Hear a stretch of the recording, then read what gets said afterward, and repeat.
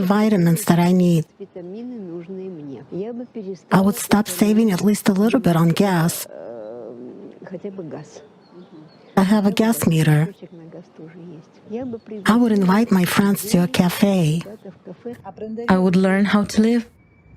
Because these days, with what we earn and the way we live, you're not living, you're surviving. Imagine having an official work schedule of 4 days a week for 4 hours a day, and you earn a decent salary. In addition, you receive an unconditional basic income and free housing. Education is free and of excellent quality anywhere in the world. You can acquire any professional skill and join any team across the world to work on projects that benefit society as a whole, or choose not to work at all. What would you do? I would still work. I love my job. You know, I work in visual effects and it makes me happy. So I think I would still work, and, you know, whether that's paid a certain amount or not, I would still go in every day, or 4 days a week would be great. I would love to work for huge organizations that will probably study some super global issues. Well, you know, I'm an industrialist and a producer. I'm a creator. Maybe I would do something, I don't know, maybe make some goods cheaper.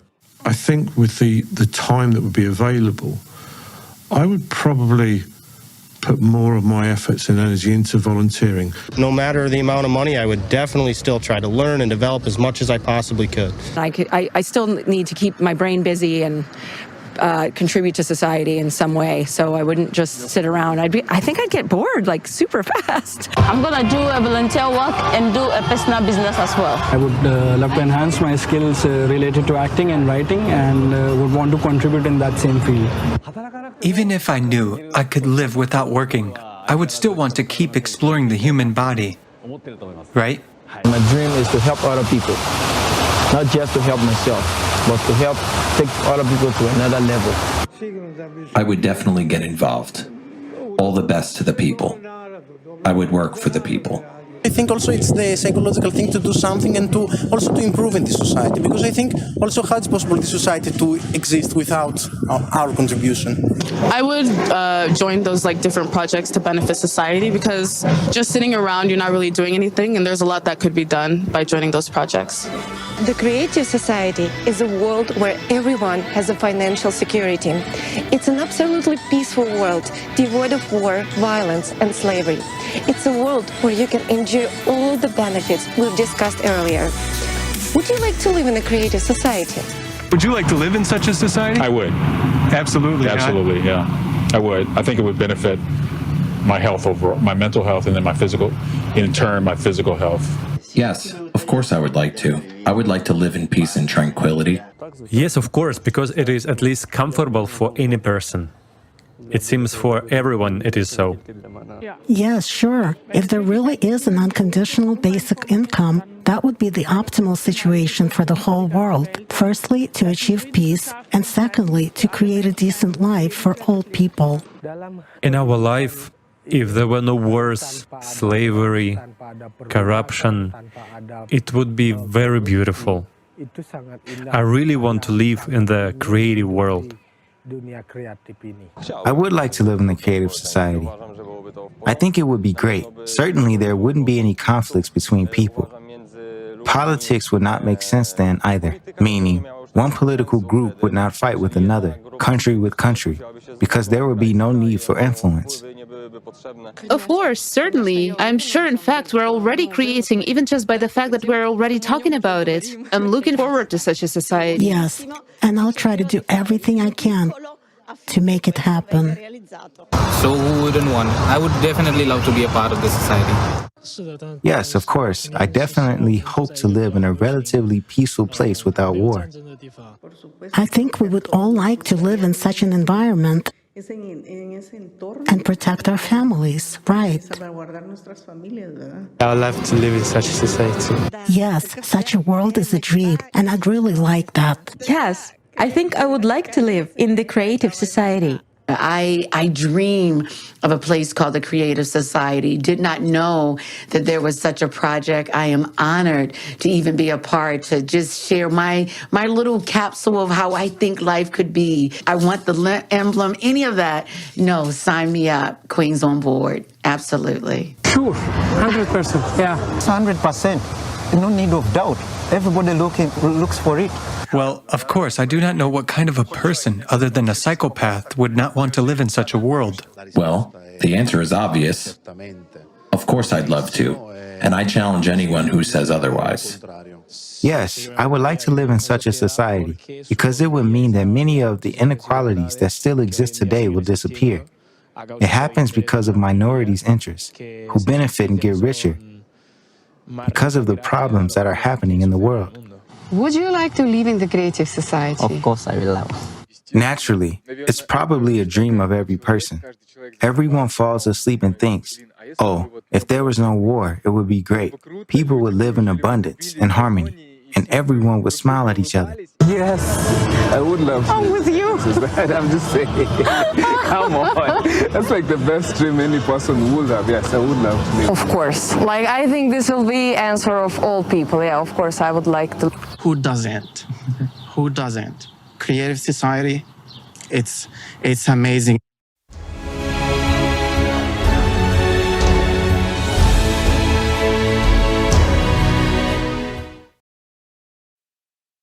Amazing. What you have seen is only a small part of the responses from people around the world in recently conducted social surveys initiated by the participants of the Creative Society project in preparation for the forum, Global Crisis, There is a Way Out.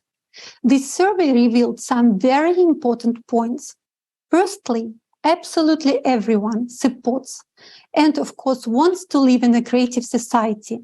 Secondly, even with all the benefits, such as free, high-quality healthcare and education, no utility bills, debt forgiveness, no taxes, and a guaranteed universal basic monthly income of $10,000, most people plan to improve their lives and the world around them even further.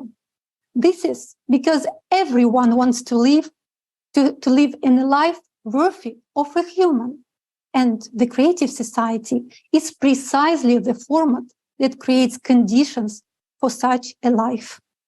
This once again proves that the creative format of society is the format which will restore our sense of humanity and will promote the development of the inner potential of every person, because the conditions in the society will be completely different. Yes, Halina, absolutely. And this shows how much on the same page we are. And have you ever thought about how in today's consumer society, people's minds are consumed basically with thoughts like paying off debts, paying off the loan, how to find money to feed the children, or how to even afford medical treatment, basically how to make ends meet. And wouldn't it be better to actually think about pleasant things like what kind of education would you get if money wasn't an issue, or how would you spend your 10K a month on conditional basic income? Now, that's a great thought, right?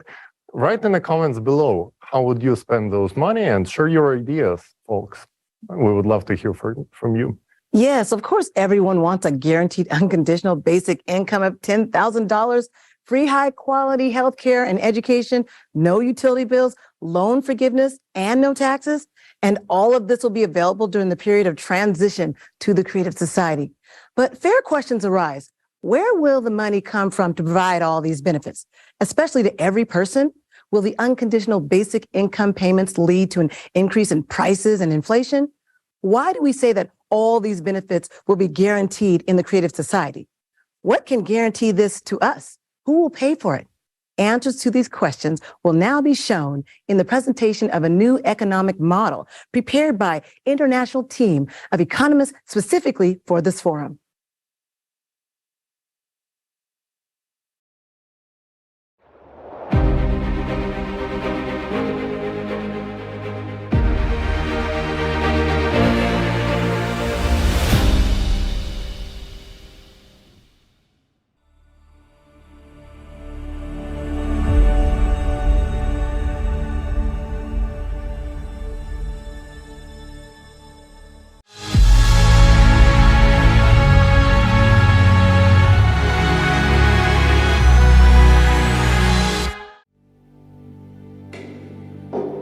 transition period to the creative society, each person will have universal basic income equivalent to $10,000 US, free housing at least 650 square feet per person, free healthcare of the highest quality, free education for a lifetime, safety in every part of the world, work 4 hours a day, 4 days a week, paid vacation for 2 months a year, equally high salaries across the world, no taxes for individuals, small and medium-sized businesses, fixed prices on all goods.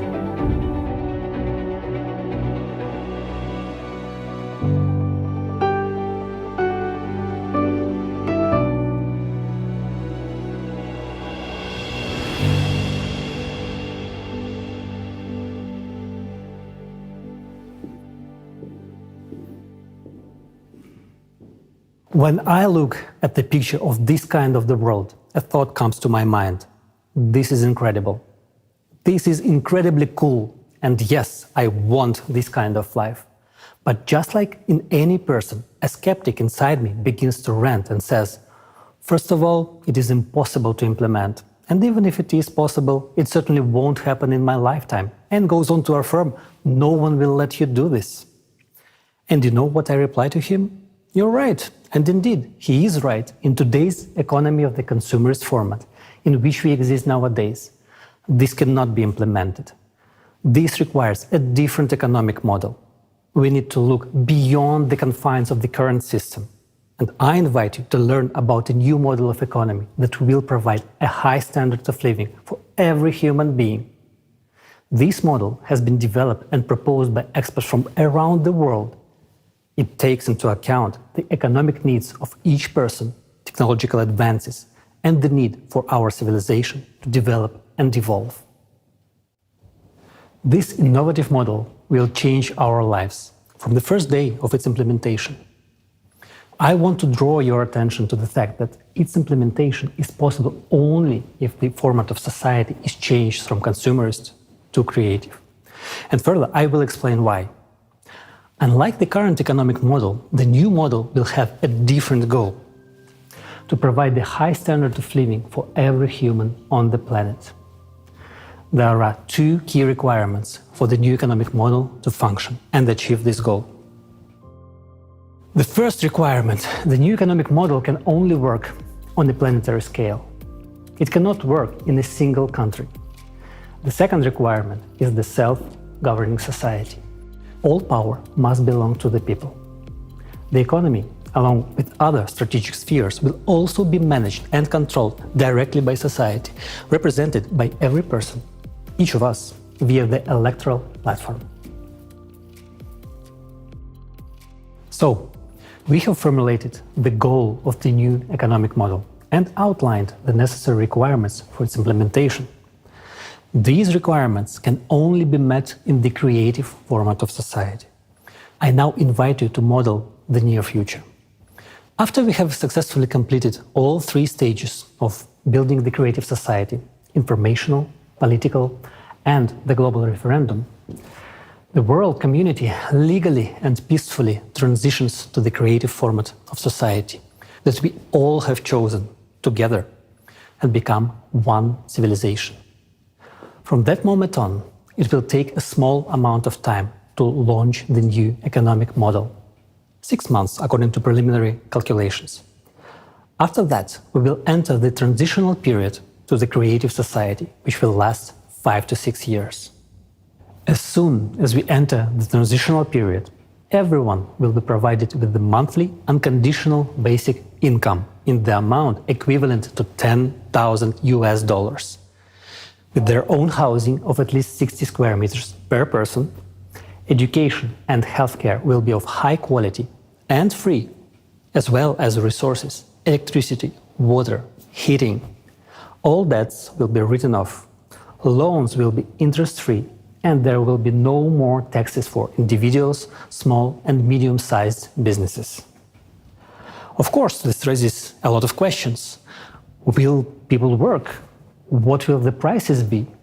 Will there be inflation? And the most common and important question: where will the money come from? So let's take it in order. Where will we get the money from in the transitional period to the creative society? In the new economic model, money will be created by a single fund for global financing, which belongs to society and serves its interests. The single fund for global financing will only serve the function of creating and redistributing funds. It will not accumulate money like the funds do today, nor will it make money as the banks do in the consumer model of the economy. There will be no banks in the transitional period to the creative society because there will be no need to keep money, because money will be exclusively digital. In fact, there will be no money in the conventional sense of the word. These are just numbers and equivalent for exchange. That's your assets. You can exchange them for something, a product, a service, and so on. The more the economy grows, the more means of exchange, what we now call money, are created. In contrast to the consumerist format, all financial transactions will be open and transparent to everyone. The task of the single fund for global financing is to supply the right amount of means of exchange at society's request. How will this work? Society decides what needs to be improved, created, and what projects and initiatives to implement. Experts will use the artificial intelligence to calculate how much money is needed to achieve those goals. And the single fund for global financing will create the necessary amount of money. If there is a request for the implementation of a project in a village, city, or country, an application is submitted to the electoral platform. For example, if a city decides to replace its asphalt pavement, it submits a request and funds are allocated for this from the single fund for global financing. It's just like in the family. You know what everyone needs and you allocate money from the family budget to buy the necessary goods, pants, sneakers, a piano. It's the same at the city and global levels. The only difference is that our budget as a society is not limited. We can spend as much as we want if there is something to spend on and we need it. This approach does not limit the development of the economy. The economy develops and our opportunities increase. In the new economic model, there will be no budgets of cities and countries. There will be no such thing as state money either. The only place where money can accumulate is your personal account. And you yourself dispose of it as you please. If a country, city, or village has a budget, there will inevitably be those who will try to make a profit from that budget, local officials and others. And when there is no budget, it cannot be taken away. And this is the answer to the question of why there will be no corruption, theft, and bureaucracy. There won't be a situation where the asphalt pavement was changed last year and this year it is changed again, and someone makes money on it. It will not happen because the monitoring system will guarantee the transparency of all operations. Monitoring that the money allocated has been used as intended will be done with the help of technologies that already exist, such as the multipurpose complex Voskhod. You won't be able to buy building materials for a higher price than those that are sold everywhere, and everyone can see their price. How is it possible to steal if what you buy and sell can be seen immediately? Money flows are transparent. Anyone can see what every penny is spent on. Now, in the consumerist format, this information is hidden. But in the transitional period to the creative society, it will be available to everyone. You can see exactly how money has been spent in any part of the world, regardless of where you are, because society's money is your money. For the convenience of transactions and complete transparency, a new single monetary unit will be introduced, which can be used anywhere in the world. It will belong to society and be created by the single fund for global financing. It will be digital. It will not be possible to seize or freeze it, and it will not lose value. You cannot lose digital money, it cannot be stolen, and its flows are completely transparent. From the first day of the transitional period to the creative society, an exchange of existing currencies for the new monetary unit will take place. All savings, capitals, and assets of people and enterprises will be converted into it. Why will the single currency be digital? Because firstly, it guarantees the transparency of all financial transactions. And secondly, with modern technology, there is no need for paper money or documents. Digital money is both environmentally friendly and convenient. A person doesn't need to carry a wallet, a passport, or a plane ticket. No chips or third-party devices are needed. A person can be identified by retina or a fingerprint. All this information will be stored in a single database that would be under the control of society as a whole, rather than individual countries or special services, as it is today, where everything is fragmented. This high-tech approach would simply eliminate any illegal activity. It will be impossible to engage in stealing or money laundering. It will all stop. In the creative society, a person has nothing to fear or hide. They are absolutely open and free. Everything starts with a clean slate. The key mechanism of the new economic model will be a limitation of wealth, which is the limit of maximum wealth per family that we will set as a society. At the present time, the recommended amount is $10 million, and it is confirmed by recent research. This is the total amount, including all movable and immovable property, all the assets and liabilities of each family member. This amount is more than enough for a comfortable, prosperous life, but not enough to gain unlimited power. When a person's wealth goes over the set limit, the excess funds simply disappear. They are not credited to anyone's account and are essentially written off. We are used to thinking in terms of the economy of the consumerist format, but here you have to understand that this is a different form of settlement, not the usual banking form. Therefore, money is not accumulated. When society needs money, the single fund for global financing simply allocates the necessary amount, which goes into circulation. Society is financed without limitations for as much as required for its needs. In the transitional period, money is needed as an exchange fund to limit the wealth so that humanity or a group of people would not build empires and usurp power again. This would create a high standard of living for all people. Let's summarize. In the consumerist format, money is a means to retain power. People try to accumulate it, hide it, take it away, while in the transitional period to the creative society, money is a tool to achieve society's goals. And money is needed only during the transitional period to the creative society, as a temporary measure for 5 to 6 years, and it will not be needed in the future. And later we will explain why. Nowadays, they say that the problem is not money, but its quantity. As we have already understood, in the new economic model, there will be no such problem. But the question is different. Will it lead to inflation? The answer is simple. There will be no inflation at all. It is impossible. In the current economic model, this would indeed lead to skyrocketing prices, hyperinflation. But in the economic model of the transitional period to the creative society, this simply could not happen. Why? Because prices would be fixed worldwide by law for all resources, goods and services. They simply cannot be raised, and this means that inflation cannot be created. But it raises another question. At what level will the prices be fixed?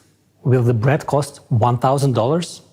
Well, if you make that decision, of course it will, because we will decide as a society anyway.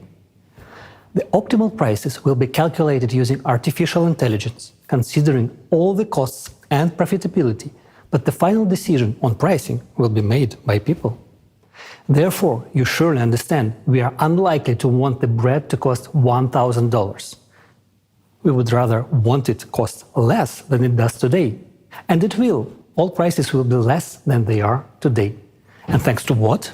Because there will be no interest on loans and taxes for medium and small-sized businesses included in the prices. Electricity, water, and gas will be free. There will be a single economic environment in the creative society. And the absence of borders means no taxes on exports and imports, no duties, no excise taxes, and no customs duties. The introduction of robotics, fuel-free generators, and smart logistics will contribute to lower prices for goods. At the same time, quality standards will be equally high for the same goods all over the world. For example, the same hamburger that today costs $6 in America and $1 in Romania will cost, for example, 40 cents worldwide and will be equally delicious and juicy and healthy. Tasty and healthy food will be available to everyone. Right now, in the consumerist economy, 8 billion people is a lot. And in the creative society, 50 billion won't be enough. But even in the transitional period, we will not need to add worms, bugs, and other insects to our food, because the production of organic and quality food will increase many times as new technologies are introduced, such as vertical farms, which we already have now, but it is not profitable to introduce them in the farming in the consumer's format. And in the new model of the economy, it will become completely natural. Today, despite the addition of insects to our food, 2 billion people are starving. And in the transitional period to the creative society, there will be neither hungry nor poor. I am already anticipating your next question. Such a rapid improvement in people's living standards and purchasing power, including an unconditional basic income of $10,000, lower prices and free utility services, won't all this lead to a shortage of products? It won't, but friends, the truth is, not everything is going to be so easy. You will have a new headache, where to spend the $10,000, because the selection of goods and services will be huge. In the transitional period to the creative society, almost immediately you will see a huge increase in economic growth, because people will have enough money and there will be an unconditional basic income, which means that the purchasing power will increase many times over. And this is a massive boost for trade turnover. Moreover, ideal conditions will be created for manufacturers and business. These include interest-free loans, no taxes for small and medium-sized businesses, free water, gas and electricity, access to the latest technology, and most importantly, a great demand for their goods and services. This will be a huge stimulus for them to create more goods, develop and expand. The new economic model is a real paradise for consumers and entrepreneurs. First of all, the absence of taxes for small and medium-sized businesses means not only a reduction in prices, it also means economic freedom. All the money you earn is yours and you are free to spend it as you like. No one will be able to take them away as it is done today through taxation. Taxes will be simply not necessary because there is a wealth cap and funds above a certain amount are already directed towards the needs of society.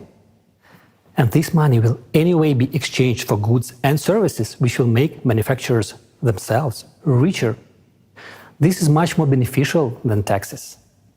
Secondly, loans for small and medium-sized businesses will be interest-free. You can take out a loan and develop your business, but this does not mean that you can borrow without limit and not pay it back. Obviously, there will be a mechanism for control. Of course, you have an obligation to repay the loan. No one will allow anyone to live off their back. It is not good for someone to live off the president's back. And considering that each person is the president, you cannot get a free ride on anyone. But on the plus side, no one can get a free ride on you. And thirdly, another key benefit for business is the economic model itself. It will be structured in such a way that any entrepreneur will always know what is in demand. This will be possible because we will use a planned economy model, which will be calculated using artificial intelligence on a global level.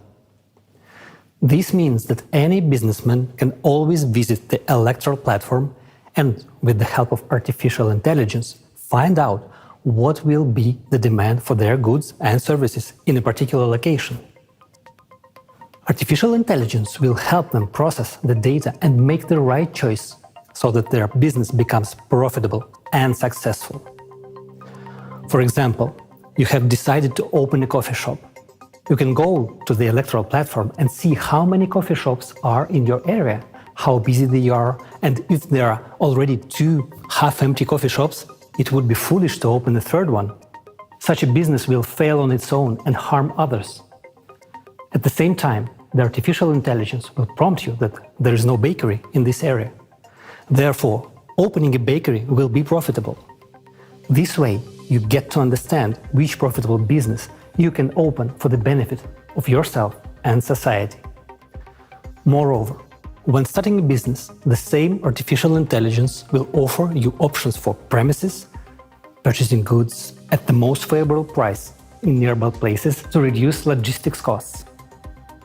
It will connect you with a logistics company, calculate the required loan amount if one is needed, and also calculate the cost of necessary repairs of the premises. Find the companies that will do the repairs at the most advantageous price.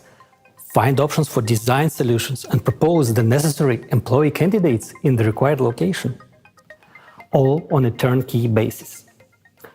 At the same time, it is you who chooses from the options suggested by AI, and all final decisions are up to you. The same artificial intelligence will calculate how much time it will take from the moment you apply on the electoral platform for your business to start making a profit. Additionally, the AI will calculate the necessary number of employees and help you draft their schedule. This is very useful considering that the work week will be 4 days, 4 hours a day, meaning that in order to cover 12 hours of daily work for that very coffee shop, 3 people per day are needed per shift. Of course, after this, many people will say that everyone will become an entrepreneur. They won't, because running a business requires a certain character, motivation, responsibility, time commitment, and most importantly, organizational skills. For many, and this is the overwhelming majority, it is much easier to go to work 4 hours a day, 4 days a week, receive a good salary in addition to the universal basic income, and enjoy life, rather than continue developing their business and work on it almost 24 hours a day, despite all the help from AI. Even if artificial intelligence does the calculations for you, it's still up to you to do the work. AI will help you launch the business and assist you in the process, but it is you who will run the business. Communicating with customers, overseeing production, the responsibility for all this will be on you, right down to picking out the design, starting from the smallest details in the process of launching the business. There is no getting away from it. You will be engaged 24 hours a day, despite the simplicity and ease of the process. And it is up to you to decide whether to work 4 hours a day, 4 days a week, or to be an entrepreneur. Some people want to earn more, while others are satisfied with their salary and a free, wonderful life. Naturally, all of these conditions, such as no taxes, interest-free loans, understandable demand, etc., will have a positive impact on increasing wages. Wages will need to be increased regularly because companies will need skilled workers to meet the growing demand for goods and services. Since unconditional basic income allows even those who used to be low-income individuals to purchase quality goods, there will be an increase in the number of companies needing employees to meet this demand. For example, let's consider a medium-sized business. A person has an enterprise with 200 to 300 employees and a turnover of several tens of millions of dollars. They don't have to pay taxes. All the money earned belongs to them. And of course, they will raise wages, because competition for specialists in the labor market will be high. While unemployment will inevitably increase in today's world, in the creative society, on the contrary, there will be competition for good workers. They will be needed. And we come to another often asked question. Will people want to work if they already have a comfortable life provided by universal basic income of $10,000? People will still work because a $120,000 universal basic income per year for a person is just an average level of prosperity. Few people want to be in the middle class. People strive to live better. For example, if a person wants a new good car, then to buy it, they will have to live on just their basic income for several years. Wouldn't it be easier to go to work to buy their dream car faster? In this case, a person could earn an additional $5,000 to $10,000 or more per month, and in a year they could save up for their dream car and drive it to the job they love. You will also want good watches, a good phone, and a new laptop. Why? Because you have the opportunity to buy them. You will want to go to a good restaurant. You will be too lazy to cook, and you will go to a restaurant near your home to eat there. This requires money, and this is a good incentive to work. Not to mention that the transitional period to a creative society implies working for 4 hours a day, 4 days a week, and having 2 months of paid vacation and high salaries worldwide. Furthermore, thanks to the implementation of new technologies, boring professions and hard labor will gradually disappear. People will have much more interesting work to do because there will be many new professions that will reveal their potential and talents. Everyone will be able to easily and freely learn a new trade or train for a new profession. Thus, we understand that people will have all the conditions to earn themselves a good house and even more than one, any car or real estate. And then this question arises, what about private property? Everything a person earns, up to the wealth cap, belongs to them, their house, their yard, their car, and so on. An entrepreneur's private property may include a store, service areas, manufacturing, restaurants, cafes, and the like. But all minerals and resources of the earth will belong to the entire society. It is thanks to this that electricity, water, and gas will be free for people and small and medium-sized businesses. Thus, the new economic model creates all the conditions for the maximum development of both businesses and entrepreneurship, as well as the development of every individual and society as a whole. One more reason why the world economy will become many times more efficient in the transitional period to the creative society is the use of a planned economy at the global level.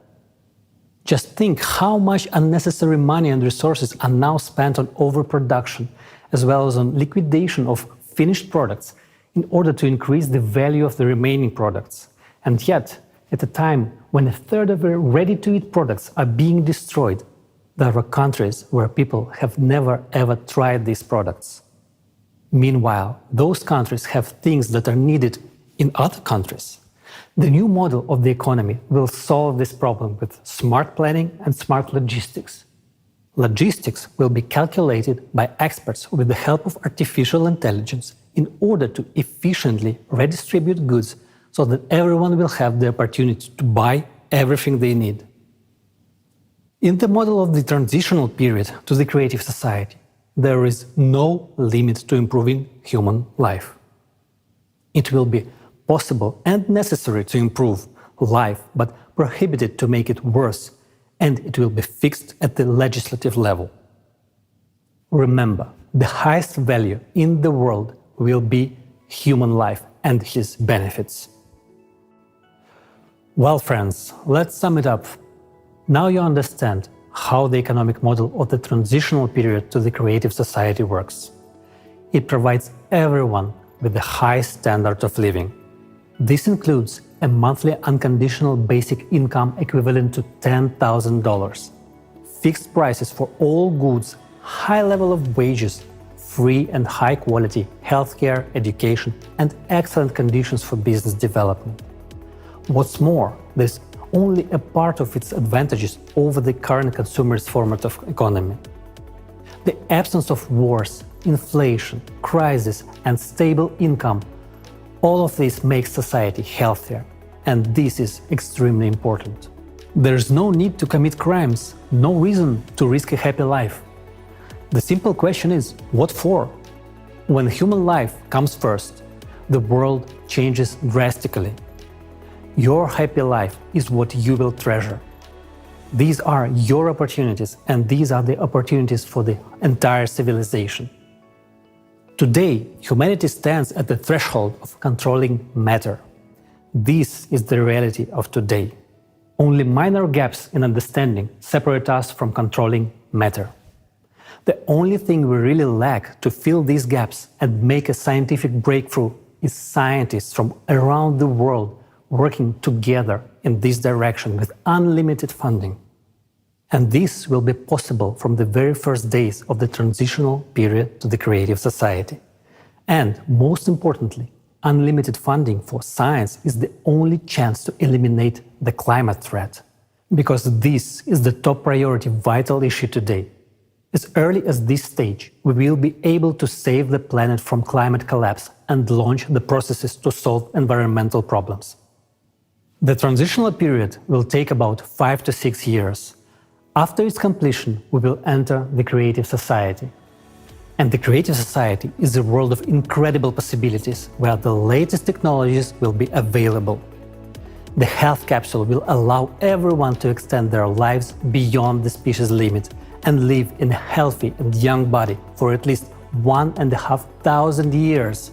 The replicator is the technology that will enable us to create anything from the tiniest particles, manipulating matter at the quantum level. These technologies will be in every home. And that's the answer to why we will no longer need money. The creative society solves all our economic problems and opens up a new world of incredible opportunities where you can unlock your true potential. If you want to live in such a world, it is now important to act together with millions of people. You and I are now launching a worldwide demand for the creative society, which will very soon become the main trend of humanity. If each of us takes an active part in this first and most difficult stage of building the creative society, the stage of informing. In one way or another, each of us is suffering in the economic model of the consumerist format. But we are searching for a way out within the familiar paradigm. However, the way out is only in the creative society. Therefore, for those who understand what the way out is, it is important to tell others about it. Creative society will open up perspectives for growth and development of each individual and of society as a whole. This is what will make us free. In the consumerist format, there can be no real freedom for a person. There's always the exploitation of the majority by a few individuals. But even those few individuals are themselves enslaved by this format. Therefore, not a single person has freedom in the consumerist society. It is only in the creative society that the person can attain true freedom.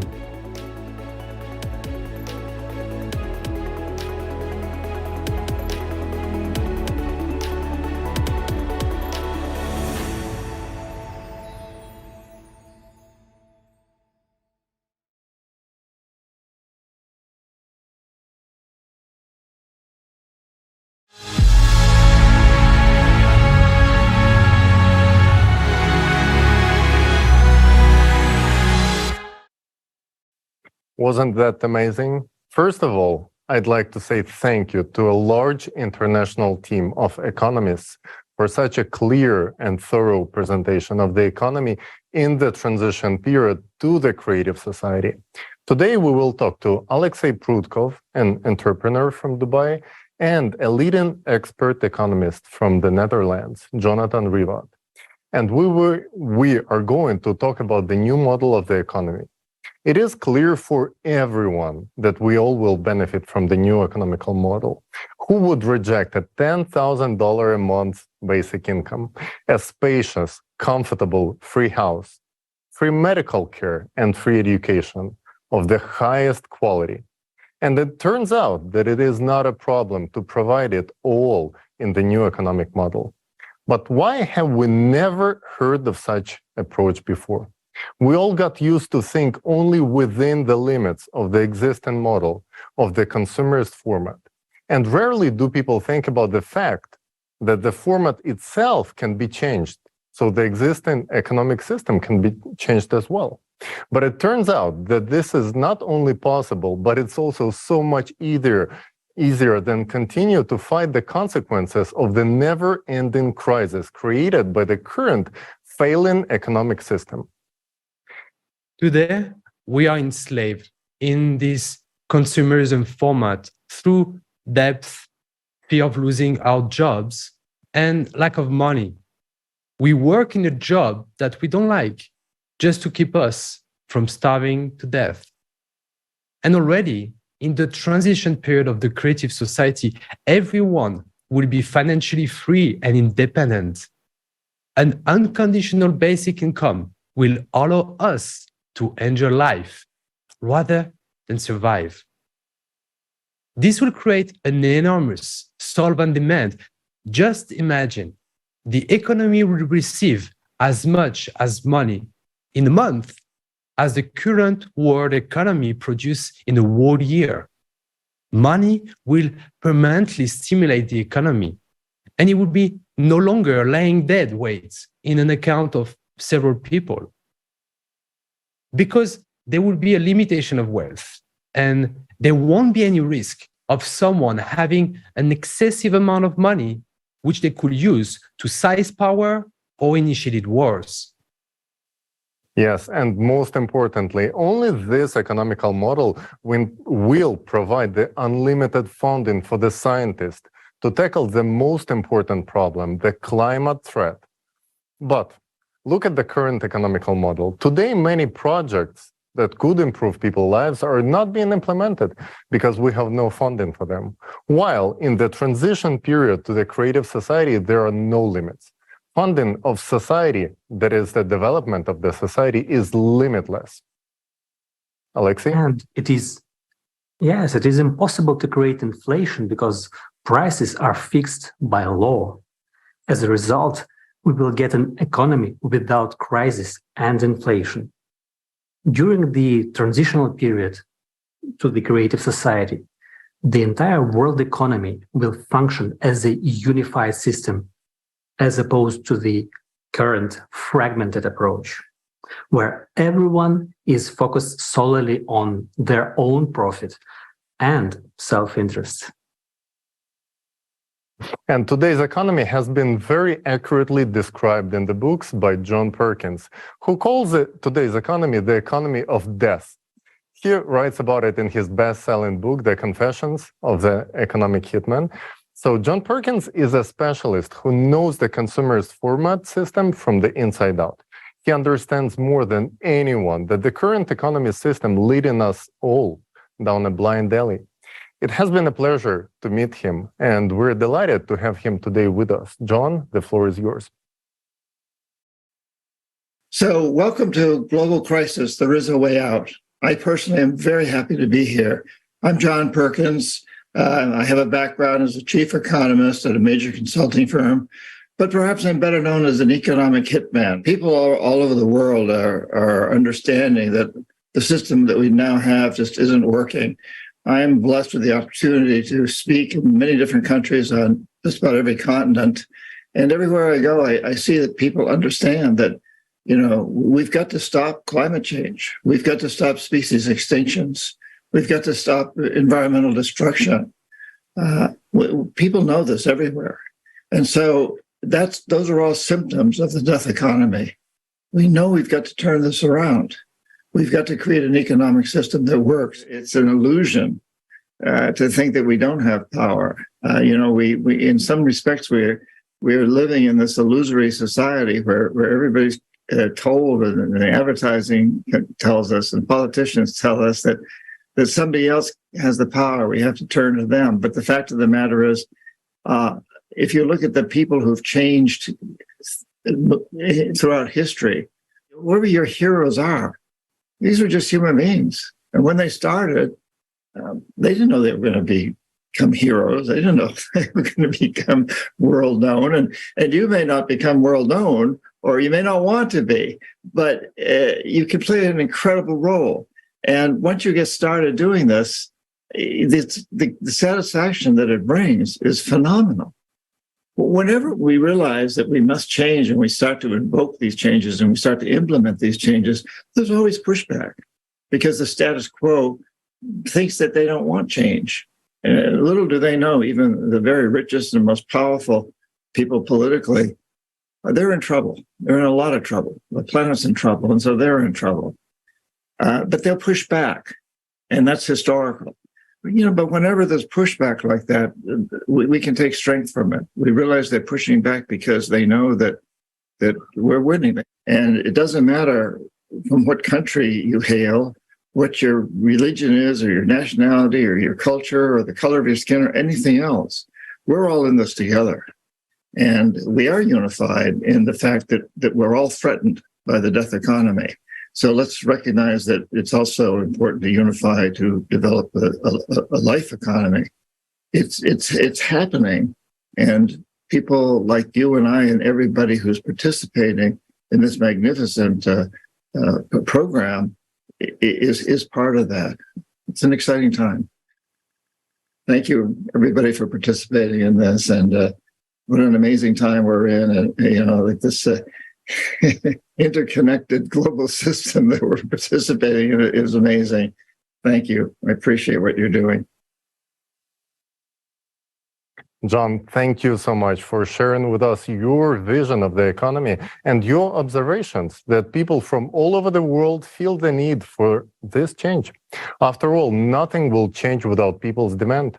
It is very encouraging to see that people who really understand the economy realize that we need creative society where the economy will improve everyone's life, and it will create the conditions in which we can truly live rather than just survive. Yes, to achieve this goal, we will use global level planning with the latest AI technology. Today, corporations are using economic planning at the state level worldwide, and it is yielding tremendous results. Through successful and effective planning, the income of some corporations becomes greater than the GDP of entire countries. Just imagine the results we will achieve when planning is done globally by using AI, and it will be aimed at a single goal: improving every human's life. Yes. Today we can build a new economy because we have all the technology to make it happen. Having these technologies will allow us to implement true self-governance in society. Modern humanity has never had such experience because of the authorities. They have always been there, and the power in the hands of a few will always lead to some kind of overindulgence and manipulations for the personal financial gain. This is done through shady schemes and withholding of information from the general public. In the transition period to the creative society, all financial information will be transparent and open to general public. We will be able to implement this by using the latest technology that will control and monitor any illegal money laundering schemes. This will make all illegal activities impossible. Simply put, corruption will be eradicated. And the best part about this, that we don't even have to invent this technology. It already exists. This is the Voskhod Multipurpose Complex by XP Energy. Stay tuned, because we will talk about this technology in details a bit later. We have everything we need to make our economy today function in a different way. The only thing that's missing is the creative society. Yes, and I was struck by the fact that in the economic model of the transition period to the creative society, prices will go down. Never in my life have I seen prices go down. I haven't even thought it is possible. It turns out that not only will prices go down, but the quality of goods will improve.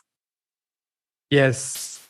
And the main factor for reducing prices in the transition period of the creative society will be free energy. And the second key factor is the absence of taxes. Today's prices increase due to inflation, as well as ever-increasing taxes will make up a significant portion of a product's price. Yes, Jonathan, I totally agree with you. To illustrate this more vividly, we can take a look at the very simple example. Let's take that bun from that hamburger that we talked about in the video. Why is it so expensive? After all, it's just flour and water. How can it cost $2? Did you know that if you take out taxes out of the price of that bun, it will cost 3 times cheaper? So how does this tricky taxation scheme work in the consumerist format economy? Let's take a look in details. In order to grow the wheat used in making of that bun, you have to rent land. The farmer pays tax on that land. Then he needs a tractor to work on that land. Then he has to pay another tax, the value-added taxation, VAT. The cost of the tractor also includes several other taxes, such as invention tax, licensing, and the VAT on each part of the tractor. The tractor needs gasoline to run, and the most of the price of the gasoline, again, taxes and other duties. So next, farmer needs seeds and fertilizers, for which he again pays taxes. He then hires people to work. He pays wages and taxes on the wages. And the people that get their wages also pay taxes on them as well. The tax payment doesn't stop there. The farmer delivers the grain to the grain elevator and pays tax. Next, the grain has to be processed into flour. This requires energy, the price of which includes taxes apart from VAT. Then, you need a vehicle to transport the flour to the buns maker. Its price already includes a lot of taxes. Plus, you have to fill it up, which incurs yet another tax, and pay the driver for his work, who also pay tax from his salary. So the flour goes to the bakery, for example, a small private bakery. Even if the bakery owns the building, they still pay land tax in addition to energy, to gas and electricity bills. And we already know that there are taxes on these too.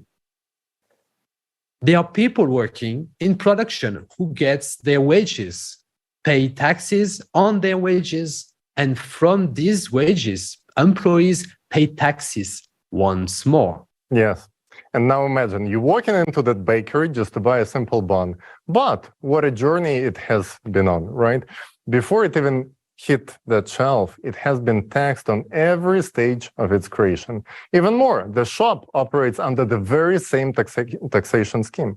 So you buy in this taxed bun and you pay the shop tax from your hard-earned wages, which already has been taxed, by the way, as well. So it looks like some kind of nesting doll of taxes all the way. And God forbid if that bun crossed any borders on its way to that shop, because then you will also have to pay the delivery tax, the taxation custom fees, and so on. At this point, you should ask yourself, is it really just a bun or some Trojan horse of taxes? It's amazing to think about the journey that a simple bun has made, with taxes being just another ingredient in the recipe of a consumer society. You know, even bakers who are dealing with dough all day have most of it being taken out of their pockets after paying all those taxes. I guess we all can agree that it is time for a new recipe of the economic model where individuals together with small and medium-sized businesses will be free from taxes. And you will have to forget about this bitter taste.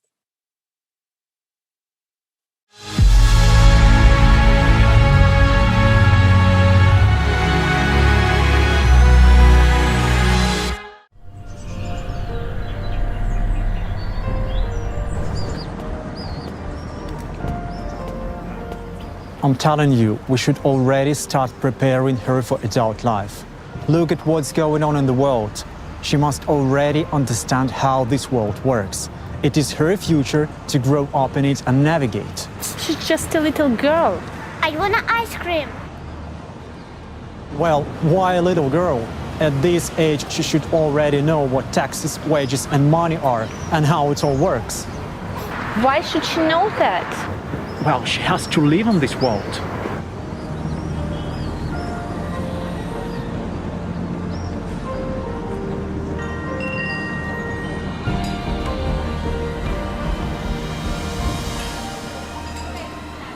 Daughter, you must know, understand, and navigate in this world. So look, here is what taxes are.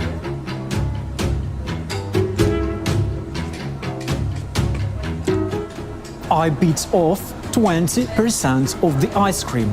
This is what they call VAT, value added tax of 20%.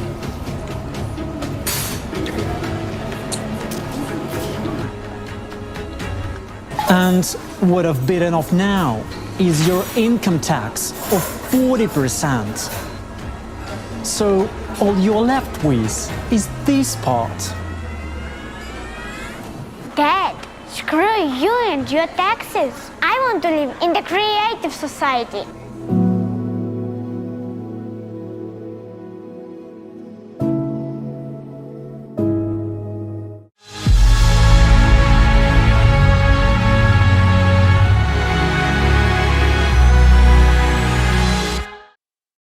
Well, that ice cream analogy really gives us a taste of the crazy world we live in. I'm really tired of this bitter flavor. I'll never look at the ice cream again without thinking, screw you, consumer society. We all want creative society. Consumer society is funny at first glance, but it's hard scoop to swallow. Even a child understands the unfairness of it all. And we really need to change the format to the creative one. Yes, from the first day of the transition period into the creative society, everything will be different. Prices will go down because there will be no taxes for small and medium-sized businesses. Electricity will be free, resources will be free, the license will be free, because all the advanced technology belongs to the society. Just imagine how this will change people's lives. For example, instead of conventional methods of growing wheat, a farmer will be able to grow it on a vertical farm, which allows to increase the yield by 600 times per square meter. As a result, we will get flowers, which is many times cheaper. Because there is no need to rent land, no need for tractors, no need for petrol, no need for extra water, because it's actually a closed cycle. The only things you will have to pay are fertilizer, the grain fund, and the staff salaries. Can you imagine how this changes the way we produce food? It will become a higher quality without the use of pesticides and harmful substances. And it will be also significantly reduce the burden on the environment, which will stop exhausting the earth with huge arable lands. And here's the answer to the question of why the prices of goods will go down while their quality will only improve. Absolutely right. And these fundamental changes will transform every sector, because in the creative society, everything will work for the benefit of the people. According to the law, no one will have the right to make life worse for anyone, and there will be no point in it. The conditions will be created in such a way that by improving someone else's life, you will ultimately improve your own life as well. And our children will be the first generation to grow up in a society where it will be natural. This is our responsibility, and we have the power to make it happen. So now you know what benefits are guaranteed to every person in a creative society. And you also know that it is economically possible. For all the advantages we discussed to become a reality, it is necessary to adopt this economic model worldwide. Its implementation is only possible with a change of society from a consumerist format to a creative one. Only in this case will it work. We have just received an answer to a crucial question that is often asked. Where will the money come from for free healthcare in the creative society? Free healthcare will be provided to every person thanks to the new technology. Thanks to the new economy. You have already heard that this privilege will be available in the creative society's transition period. But in the creative society itself, a new technology will enter our lives that will radically change people's future. We confidentially proclaim 100% health for every person in the creative society and the complete absence of diseases. And there is something else that will shock you. This is the extension of human life up to 1,500 years, thanks to the use of this technology. Yes, you heard it right. This is not a fairy tale.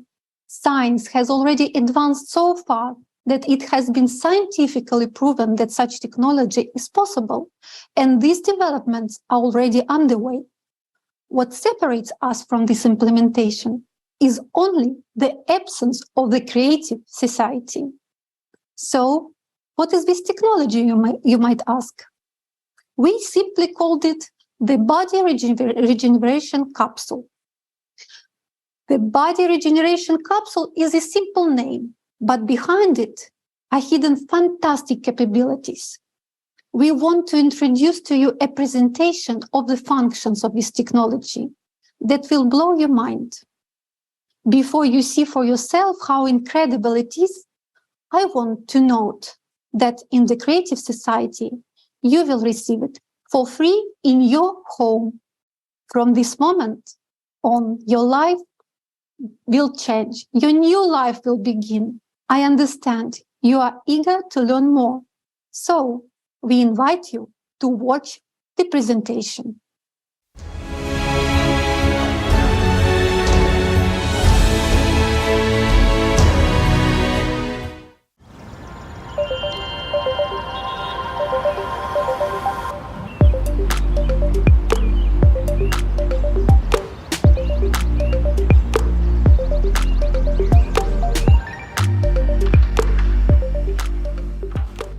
Cody, any news for me?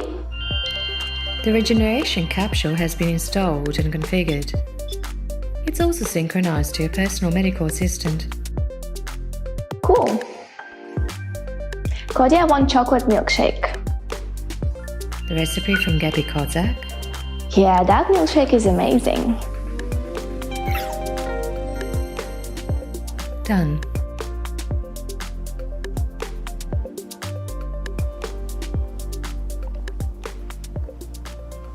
Wow, you are a beauty indeed. I see they implemented all my design suggestions. Wonderful.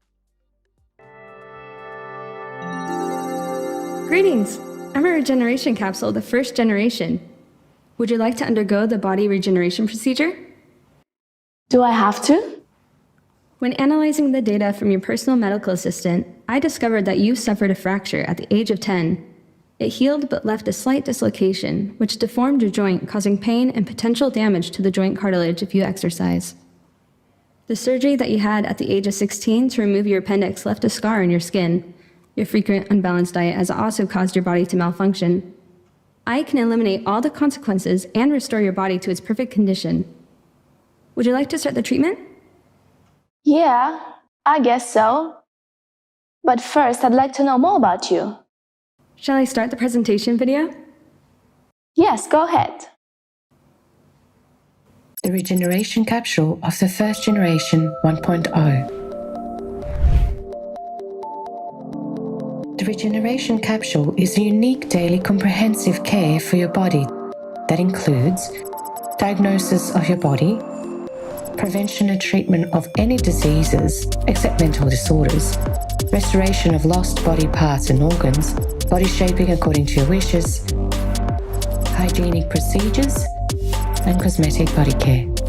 Thanks to this innovative method, you will be able not only to revitalize your body, but also to extend your life up to 1,500 years. The regeneration capsule works at the information and physical levels. At the physical level, the regeneration capsule will detect any parasites, viruses, bacteria, or toxins in your body, extract energy from them, and transform it into useful elements for you. It can urgently remove any pathological changes, such as blood clots, hemorrhages, or stones, eliminate inflammation, and restore damaged organs and tissues in the body. Thanks to this technology, there is no longer a need for hygienic procedures such as taking a shower or brushing your teeth. Epithelial particles or any dirt will be broken down into elementary particles and used as useful building material to transform your body. At the information level, the health capsule restores all the functions of the body and rejuvenates your body at the DNA level, as it contains all the information about how the body should function. The capsule only changes the program inside the DNA and corrects just one pixel at the beyond quantum level. The rest is done by organism itself according to the new information. In this way, any cell can be reprogrammed. Everything unnecessary is removed and everything necessary is added. Thanks to this technology, you can change your appearance, change your height, weight, body volume, and set a program for the regeneration of limbs and organs. By changing information at the beyond quantum level, you can make a cell, as well as the entire body, rejuvenate and live a long life. Moreover, the whole process takes place at the micro level, completely painless and safe for you. Thanks to the regeneration capsule, any diseased organ can be repaired instantly, and its function will be restored. There is no need to replace your heart with someone else's to make it start beating. It is enough to run the necessary program on the regeneration capsule. Now you can choose any look you want. To transform the entire body, it takes time depending on the scale of anthropometric changes for the body to transform according to the new information in the DNA. Physical transformations in the human body take place over a period of 9 to 14 months. Start the rejuvenation and life-sustaining program in your capsule, and every day you will feel healthier, younger, and stronger until you reach the biological youthful age defined by your program. It is possible to extend human life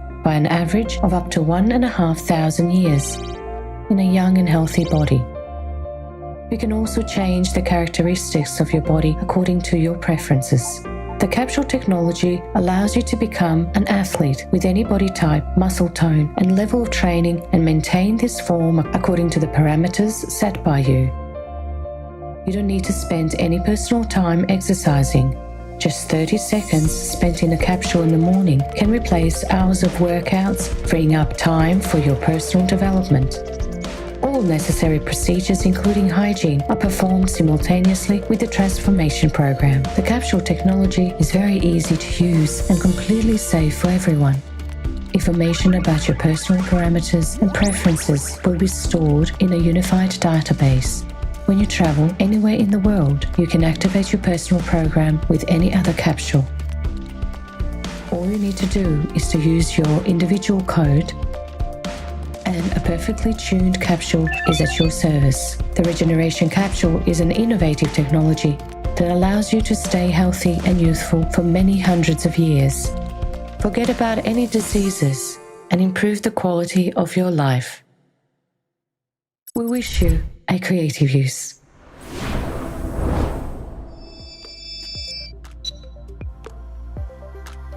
Wow, that's awesome. So you can really cure all diseases? Yes, in fact, most diseases are caused by infections. I can eliminate them very quickly. For example, Alzheimer's disease is caused by a parasitic infection.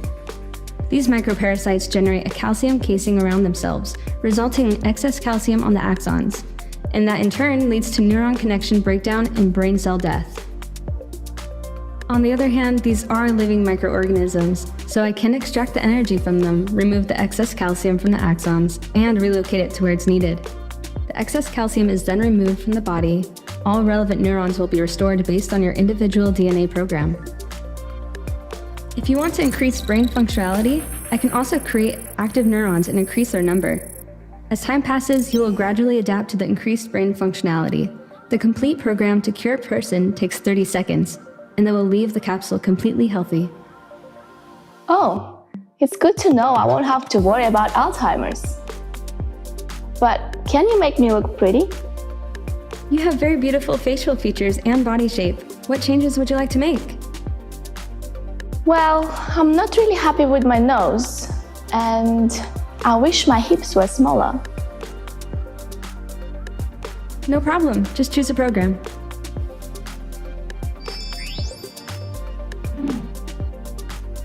Wow. So, I don't have to go to the gym anymore? Only if you like to, for the sake of enjoyment and socializing with other people. I can make external changes to your body without any negative effects on your health. For instance, if you have excess weight, I can dissolve fat inclusions in your tissues and remove any excess fat cells. This will reduce your body weight and volume, all while keeping the process fully under your control. Additionally, I can help increase your muscle mass, allowing you to improve your physical strength and endurance, as well as strengthen your bone tissue and ligaments.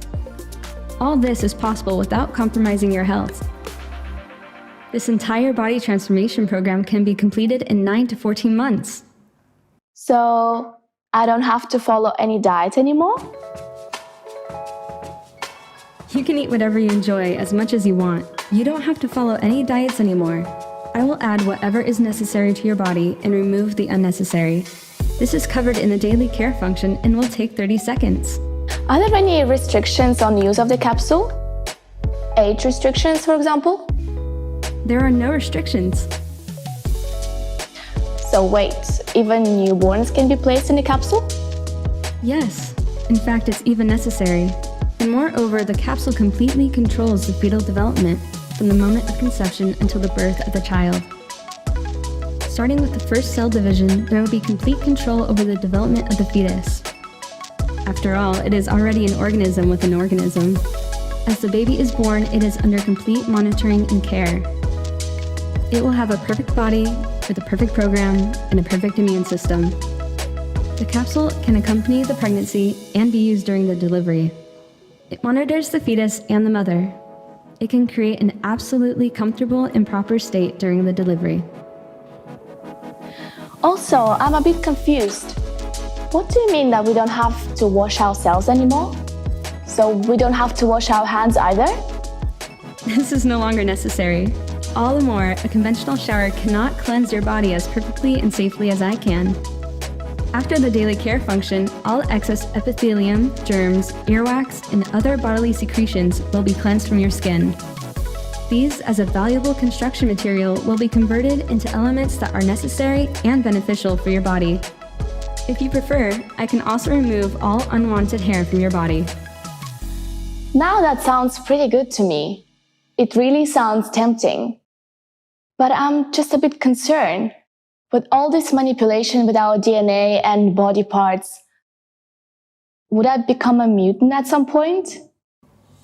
No, that's impossible. The first foundation of the Creative Society is the value of human life, which is why all my functions are set up only to improve and maintain your health and well-being. Oh, the first foundation. How could I forget? Now you convinced me. I'm ready.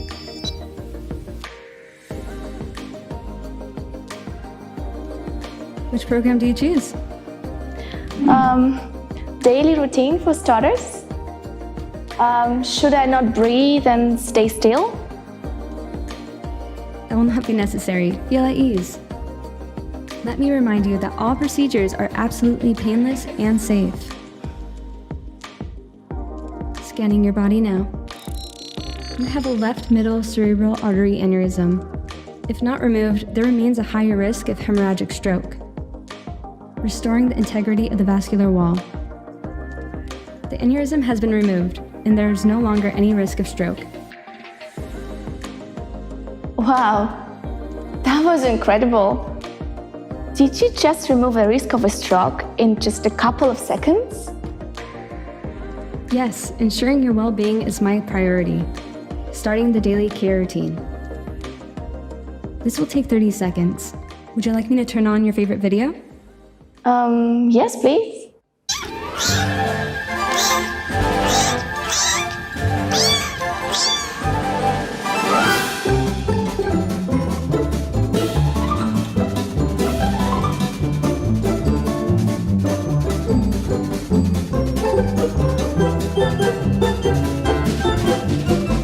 The daily care routine of your body is complete. What do you mean? 30 seconds are over. Have a great day. Feels better than after a whole day at the spa.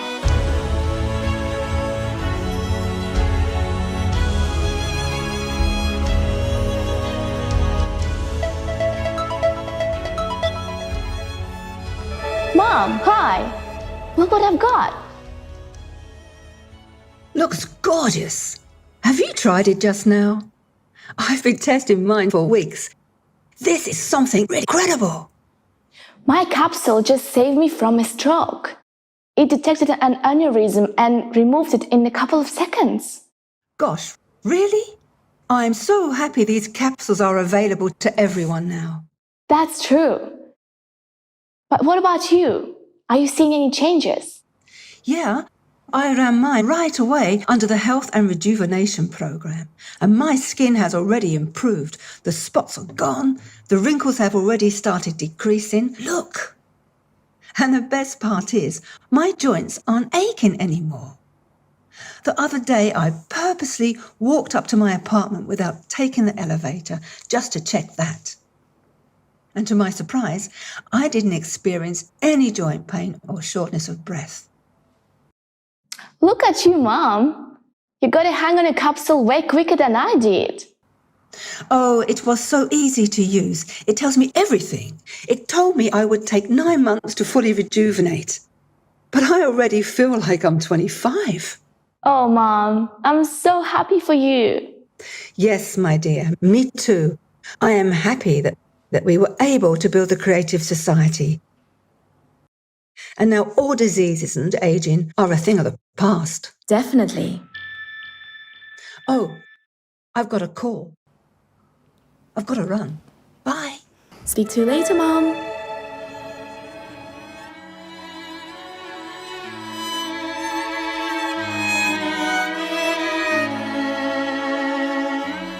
I wonder, what other amazing discoveries will our scientists make? It's breathtaking.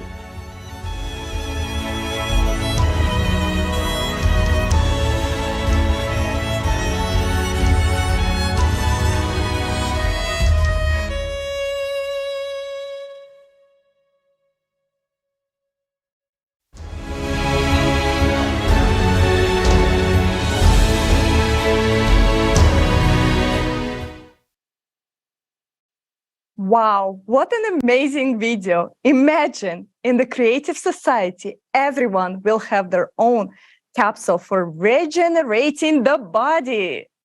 A capsule that will help our bodies regenerate and heal itself. This is absolutely incredible. If someone doesn't want to support the Creative Society after all of this information, they are simply idiots. What do you think about the technology? Yes, not only everyone will be young and healthy, but also I will be able to finally cancel my gym membership.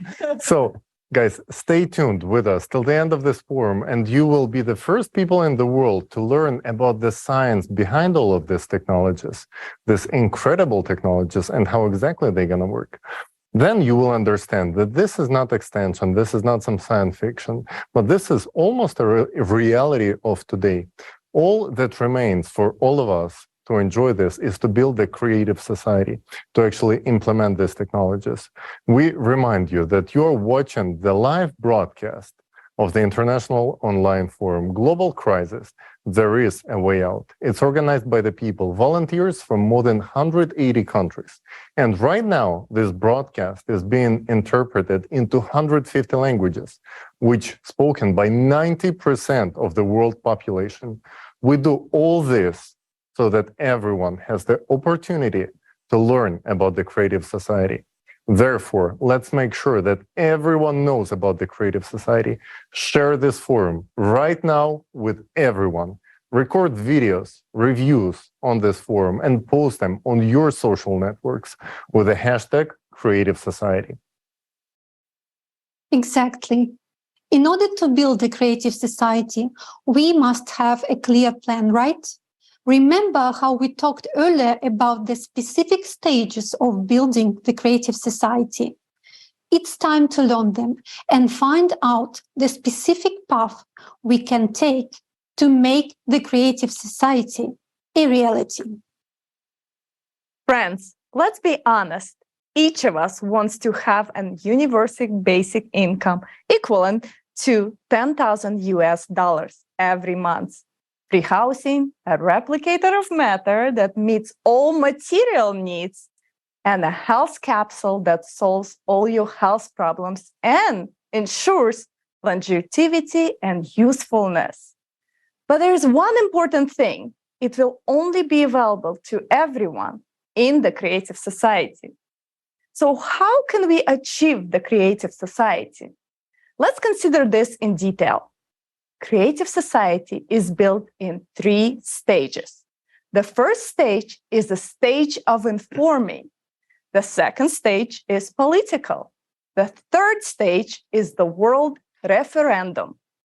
Each of these stages implies specific steps. In essence, this is the roadmap of how we get to the creative society in a peaceful and lawful way. Let's walk through those steps together. What is our first step? Where do we start, Jason? We'll begin with the first stage, which is the hardest and the most important one, the stage of informing. That's right. The first stage in building the creative society is to inform others. After all, we can only build the creative society in the whole world, which means that firstly, all people need to learn about the opportunity before choosing it. Yes, the creative society is beneficial to everyone. So if all people learn about it and truly understand its idea, then they will definitely support it. This means that people will form an electoral demand for the creative society, and then politicians will have to fulfill it since it is the will of the majority of people. And such politicians will surely be found if people as the electorate express their readiness to vote only for those politicians who will implement the creative society. Stage 1, informing. A person found out about creative society and wants to live this way. What exactly do we do at this stage of informing? First, a person informs others about the creative society. We start sharing information about creative society by all available legal means, through personal communication, on social media, by placing the creative society logo on your car, home facade, clothing, public transport, and so on. These are actions that are easily accessible to everyone, and to you too. If you want to live in the creative society, then tell everyone about it, and be sure to spread the word about the benefits each person will receive. Act as the characters from this next video.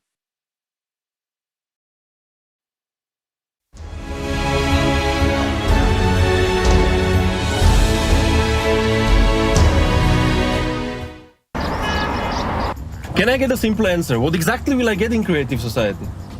In Creative Society, you won't need these papers anymore. All loans will be zeroed out, and you will be able to take a loan if you need with a 0 interest rate. And a new flat of 60 square meters for each member of the family. Healthcare for everyone, free of charge. There will be an opportunity to treat any disease, even cancer, instantly and at any stage. Do you know that we are already in the transition period to the creative society? You will have a universal basic income of $10,000 every month. Wow. You will never fear money devaluation again because there'll be no inflation. And there will be no wars. We have clean water, We have huge odds, not small. I did not know. For free. You'll be able to study anywhere in the world for free. Oh, Beatrice, when we build the Creative Society, you will have your own body regeneration capsule at home. Don't you want to be 25 again? And I'll have a replicator in the Creative Society that can make biscuits like this, but real. The Creative Society is the world without borders. It's freedom. Sweetheart, can you imagine? This is actually a new stage of evolution for our civilization.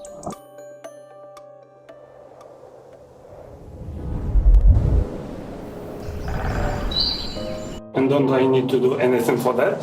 I didn't say we didn't have to do anything. We've got to inform everyone about the Creative Society, so that people form a public demand. To change the format of society to a creative one. And how are we gonna do it? You can put a sticker on your car, just like that guy. Or this guy. I'm gonna talk about it in my every podcasts. You have a lot of contacts abroad. You can start an international PR campaign to let the whole world know about Creative Society. Put a banner on your balcony. You can place information about Creative Society in your cafe. For example, like this. Show all your neighbors that you support the Creative Society and tell them what the Creative Society is. Let's take a picture of your beautiful biscuit and post it on Instagram. So what do I have to do to be 25 again? There are t-shirt layouts available on the website. So, what can I do to make this world happen? Bro, come on. You got 3 languages under your belt. Join the Creative Society Forum's translation team so that everyone can learn about it. Jane, I need a list of our foreign partners. Please prepare a sample letter of cooperation. The letterhead should have the Creative Society logo on it. How about we address the highest quality medicine in Creative Society, live on TikTok? Tonight? You're so outgoing. Every other person knows you. You can tell absolutely everyone about the Creative Society. Keep doing what you're awesome at.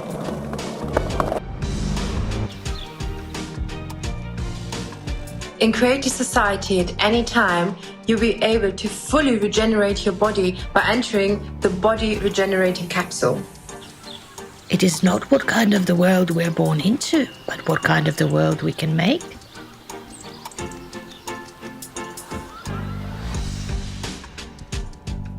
What are you doing to make your dream come true faster?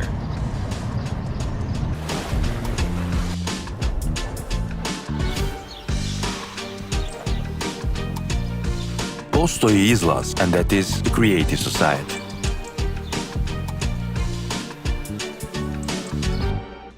Hey, guys!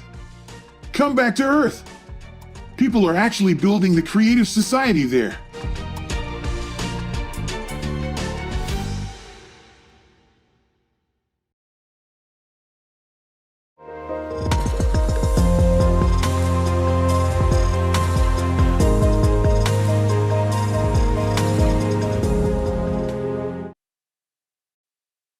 We want to tell you that this 5-minute video that you just watched was created by 15 teams of volunteers from around the world. It's a prime example of how, by coming together, people can create cool content that will help spread the information and the word about the Creative Society. Creative Society volunteers around the world are true friends whose friendship saves the world. In the same way, you can also unite with your friends and like-minded people for the common goal of informing about the Creative Society and building it as quickly as possible. For this, you can establish a coordination center in your districts, cities, or countries. The more actively and organized we unite, the more we will be able to do and the faster we can inform. Forming the electoral demand is very important. John, tell us more. So the main goal of this stage of informing is to create an electoral demand.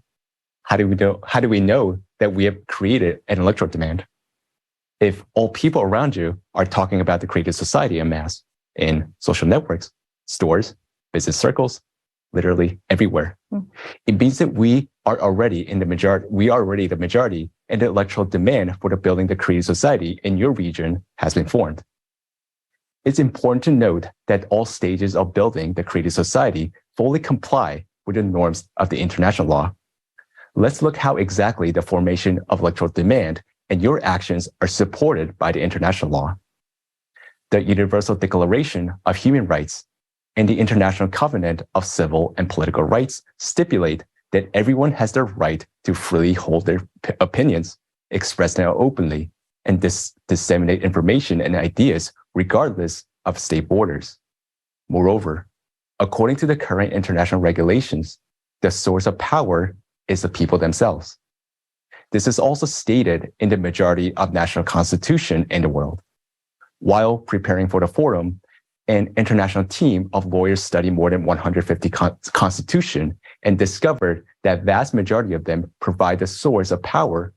The source of power is the people. This slide shows excerpts from constitutions of several countries. Do you see that? In reality, the power legally belongs to you. But how is it that we do not have effective mechanisms enabling us for exercising this power? We are already solving many issues in all spheres of life. In the online format, the only sphere hardly touched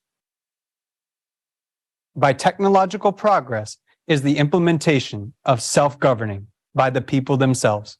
We can vote for the best movie or song or do business online and use electronic documents. But why can we not vote for the laws that benefit us? Nowadays, these laws are adopted by the politicians we elect. We want to build the creative society in a legitimate way. So we need to use politics as a tool, because it is through politics that modern society is governed. And this is why the second stage of building the creative society is the political stage. Having received an electoral demand from us to build the creative society, politicians as professionals will be able to promote and implement it both domestically and internationally. It is through politics that we can build a fair and effective legislative framework for building the creative society.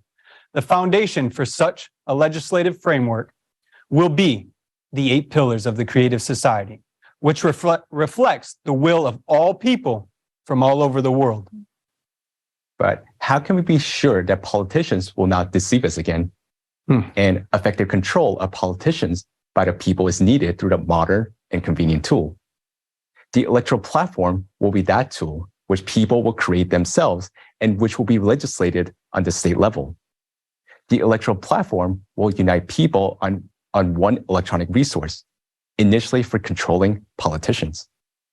Eventually, it will become the supreme governing body worldwide and return power back to the people. But let's discuss everything step by step. Creating a preliminary electoral platform. Before the electoral platform is legalized in any country, people themselves create a secure electronic resources. Let's call it preliminary electoral platform. On this platform, politicians can declare their readiness to meet this electoral demand. On this preliminary electoral platform in their country, people will be able to select the most worthy politicians, sign a contract with them where politicians agree to build the creative society, subsequently monitor and recall them if they fail to fulfill their pre-election promises. Society concludes a contract with politicians. Yeah. In other words, first people conclude a contract with politicians precisely on the preliminary electoral platform. What is this contract all about? Its purpose is to legally stipulate a politician's public commitment to fulfill the following demands of people: to incorporate the 8 pillars of the creative society into the Constitution, to adopt a law recognizing the electoral platform as the highest legislative body on the national level, to resign from their position if majority of people vote on the preliminary electoral platform. The contract is a guarantee that politicians will not deceive us. Why? Because according to this contract, people have the right to recall politicians for not fulfilling their obligations. This way, people can control the politicians they elect on the preliminary electoral platform. For the first time in history, politicians will no longer be able to deceive people who delegated their power to them.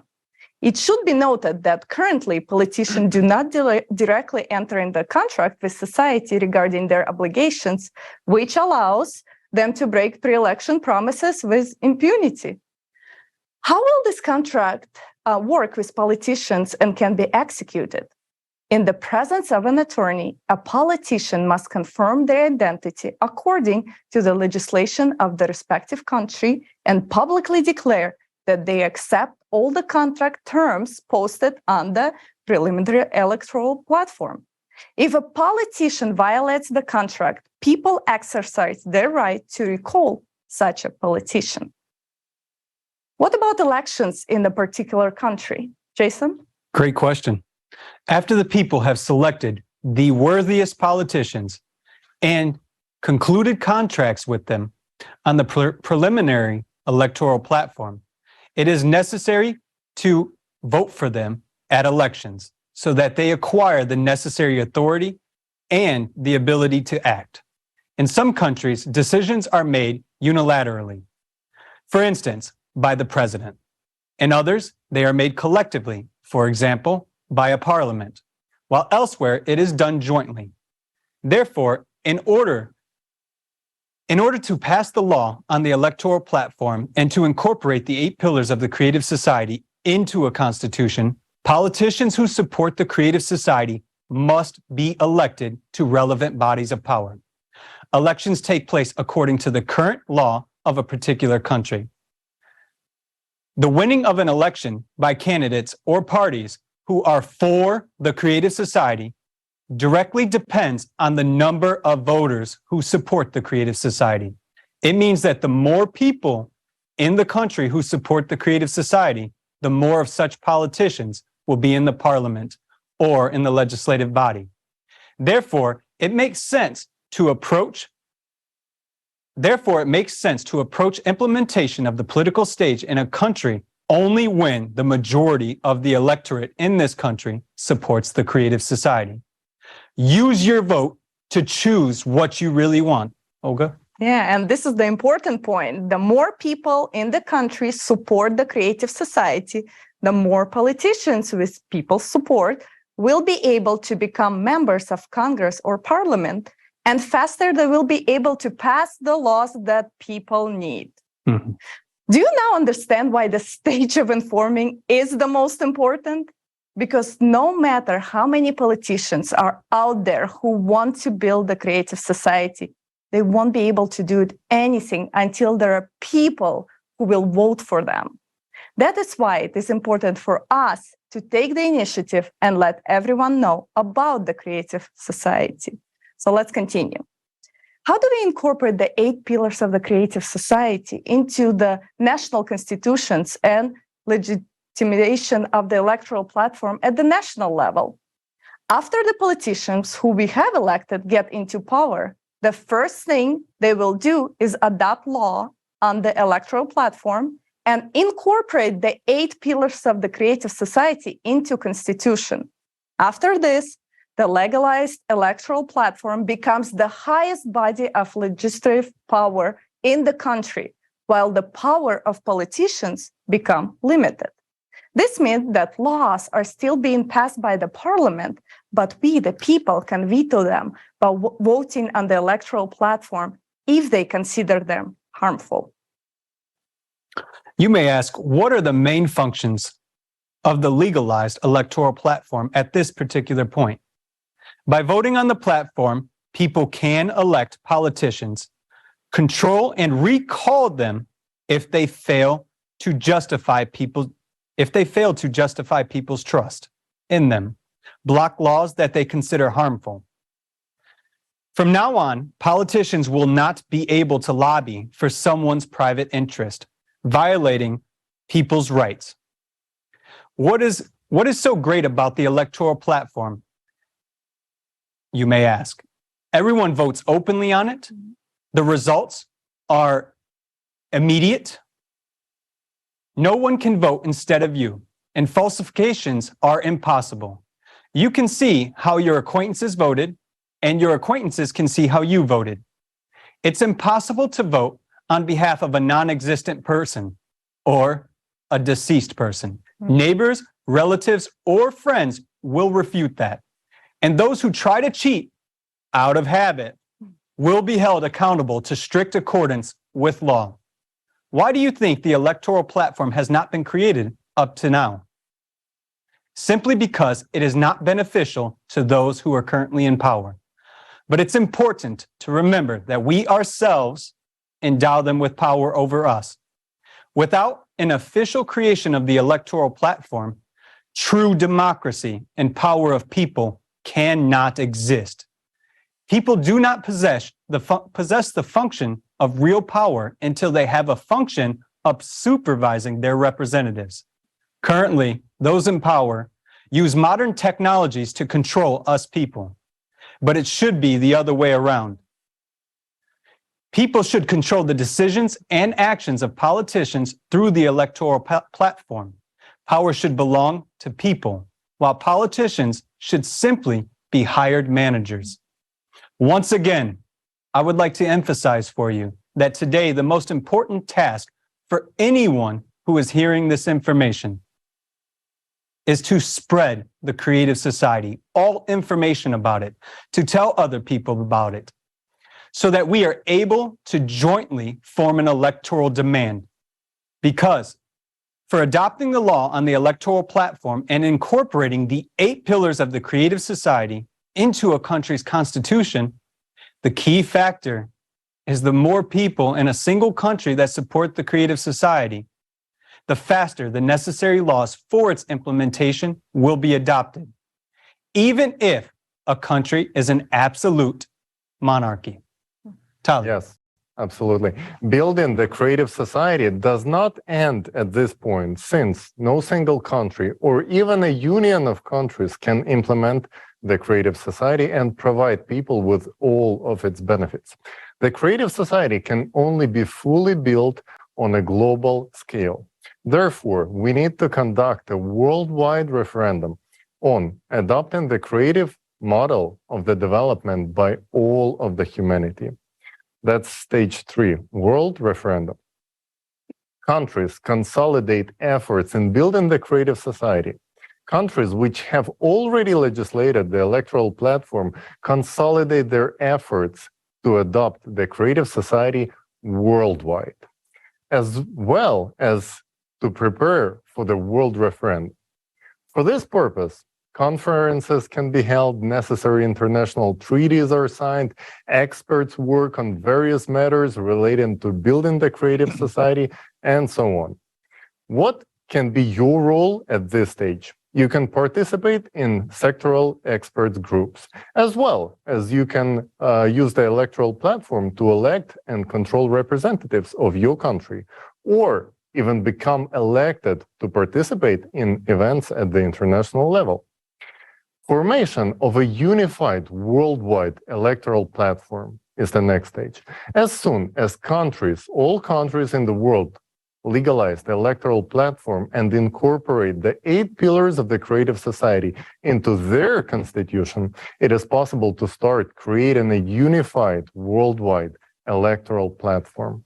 What is it? It's an integrated electronic resource that serves as a basis for all international actions. This platform unites people around the world into a single civilization and becomes the highest governing body on Earth. Who owns the Unified Worldwide Electoral Platform? The Unified Worldwide Electoral Platform belongs to entire society. It is created and controlled by the people themselves. It is not created by any private company. It is created with open source code. It cannot be privately owned by anyone, and there may be no centralized control over it. Only registered users can use the electoral platform. The electoral platform is absolutely open and transparent. At the same time, the data it contains is securely protected, technically against any falsification or manipulation. Next, conducting the world referendum. Olga? Oh, yes. A world referendum will be held on the unified electoral platform, where people will make a decision to change the format of society to the creative one on a global scale. The goals of the referendum include establishment of the creative society format throughout the world, adoption of the 8 pillars of the creative society as a world constitution, approval of the unified worldwide electoral platform as the highest authority on earth. From now on, the adoption of laws, appointments, control, and recall of all officials, as well as other important public decisions, are made exclusively by people themselves on the unified worldwide electoral platform. It also serves as legislative framework, meaning it is the only source of universally binding rules by which humanity lives. Today, we've already watched a video about how the unified platform will function.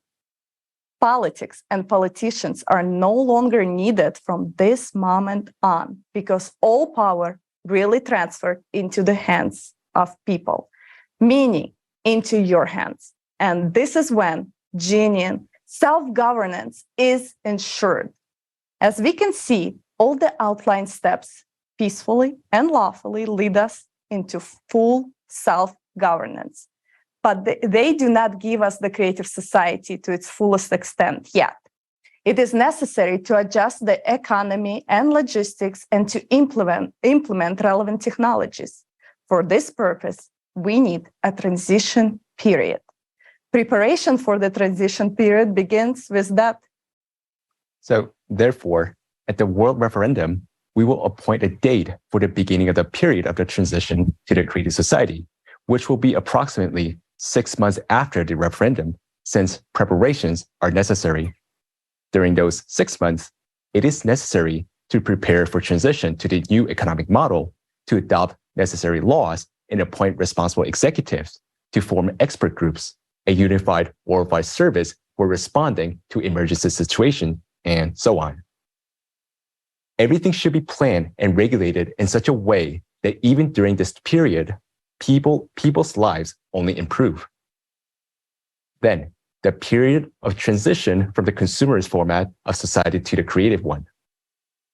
The period of transition to the creative society begins on the date of appointed at the referendum and will take 5 to 6 years. This is approximately how much time is required for the development of technologies necessary for full transition to the creative society.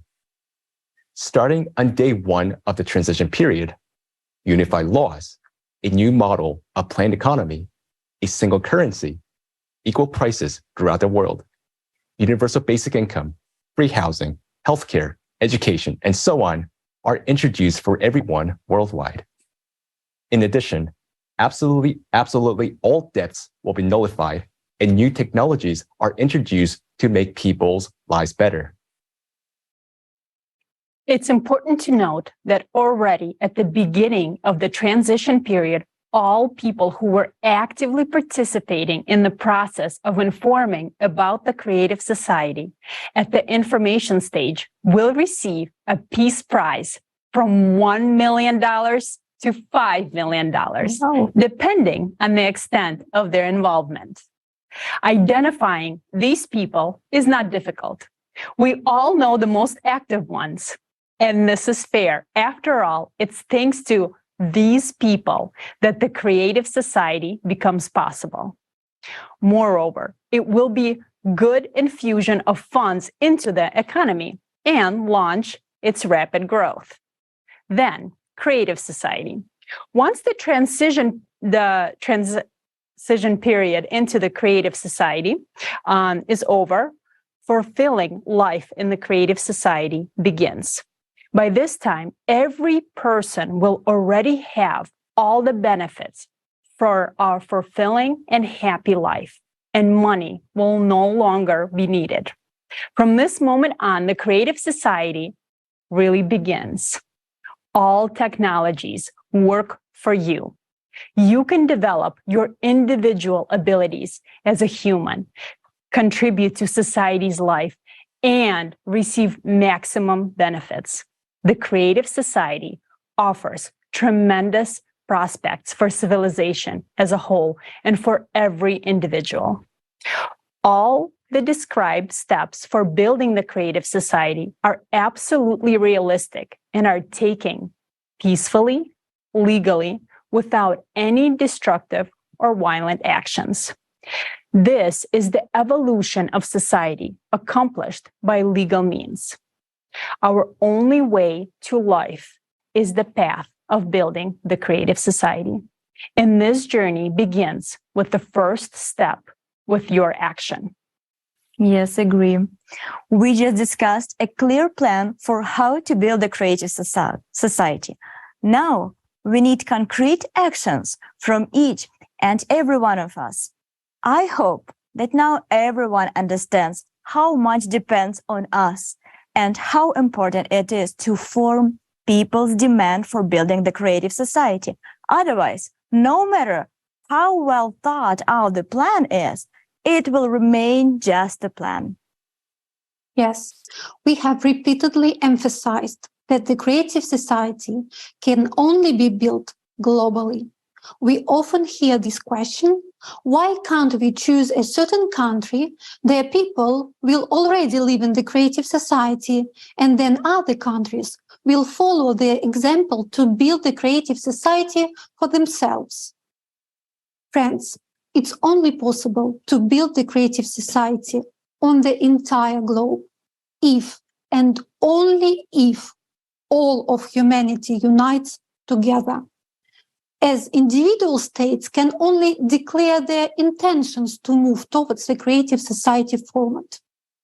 In individual countries that embrace the creative society, the social conditions of the people can be improved, but only to the extent that they do not disrupt the economy of the country. Otherwise, a country which tries to move to the creative society alone will still be dependent on those countries which do not support the creative society.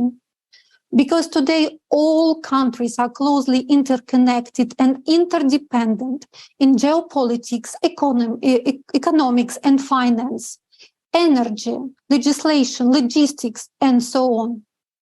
A single country cannot fully secure the value of human life because there will always be a military threat from other countries. Therefore, it is impossible to build the creative society in a single country.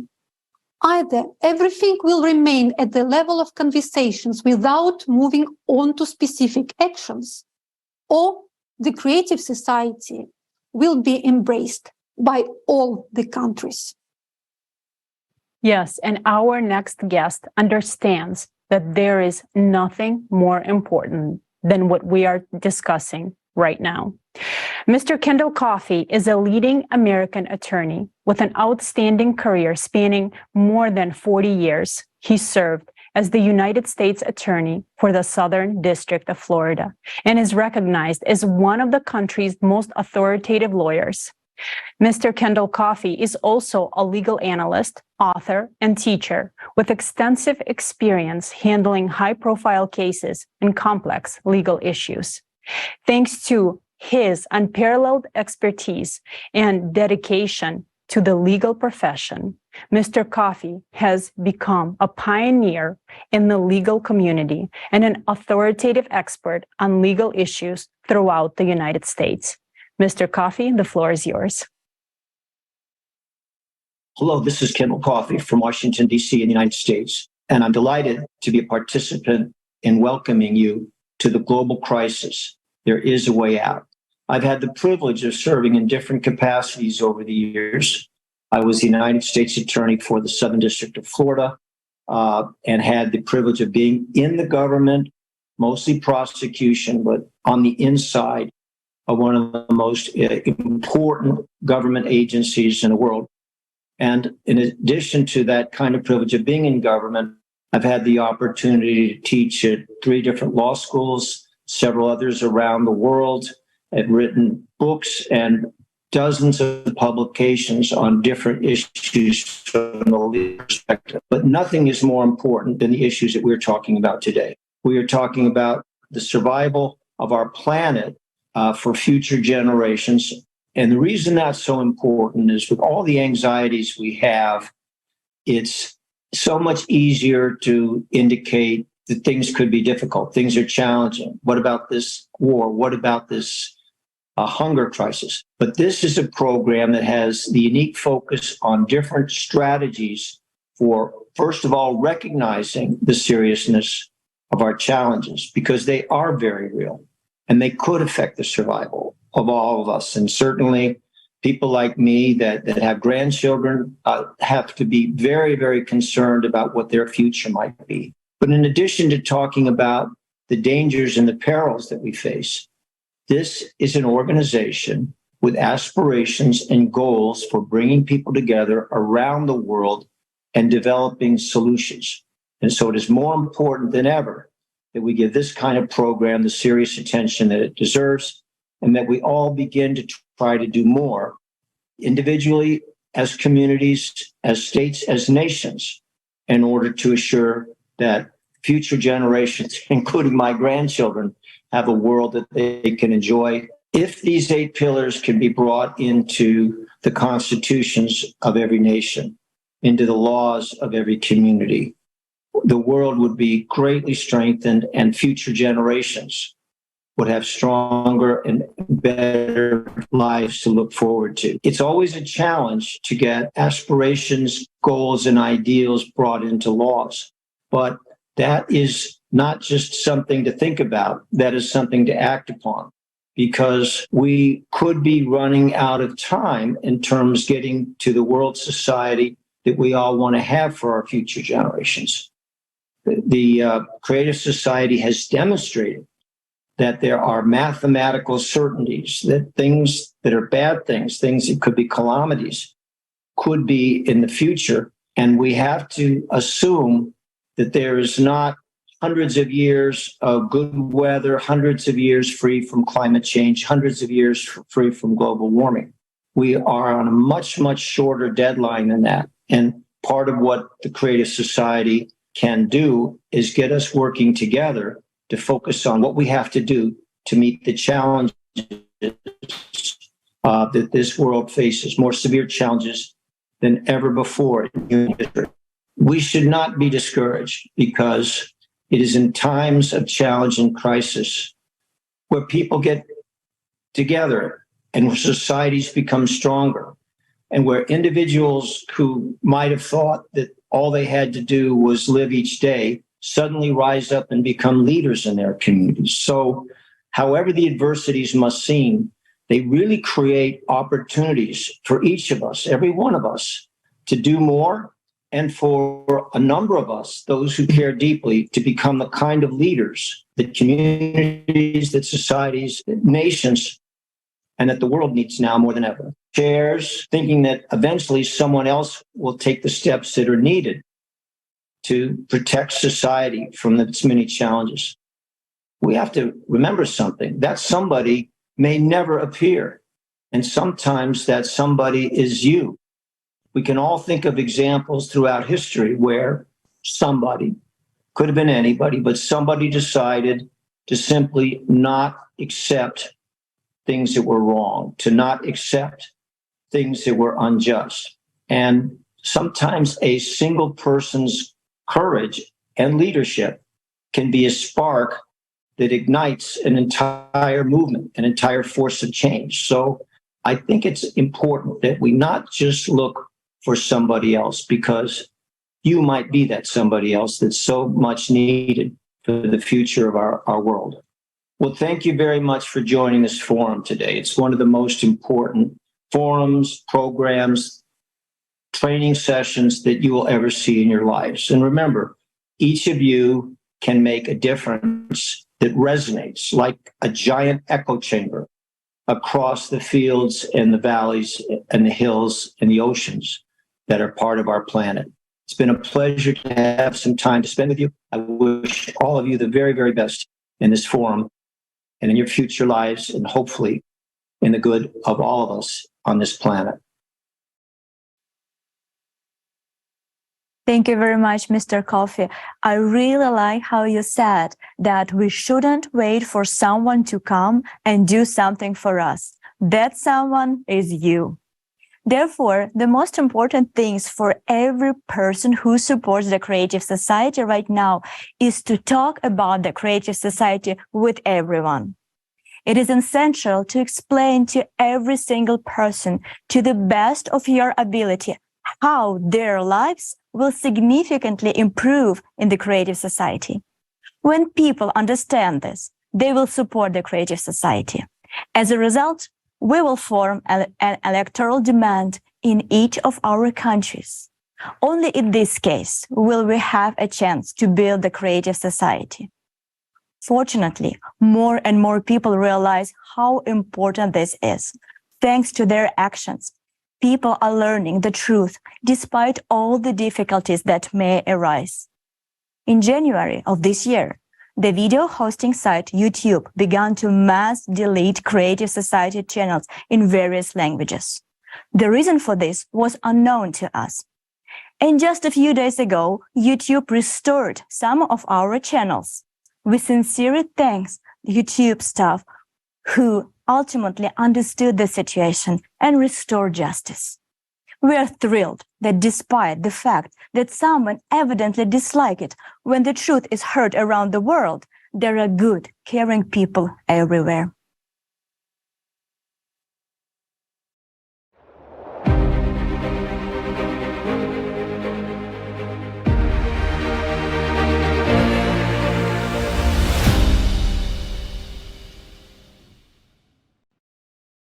The path to the Creative Society is the path to our shared dream.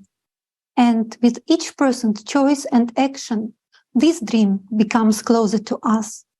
We are pleased to present a film made by participants of the Creative Society from different countries.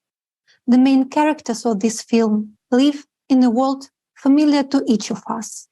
And like most of us, they suffer from the conditions of the consumer format. In the consumer format, we try to survive, adapt, and come up with 10 ways to silence our inner discomfort.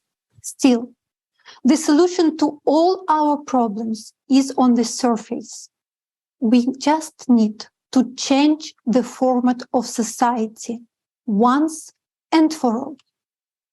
This is a story about heroic women who dared to do the most important thing for their families and all humanity, to build a creative society.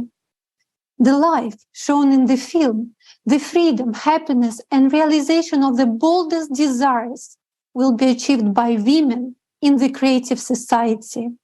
This is a story about breathtaking prospects that will open up for every woman in the creative society.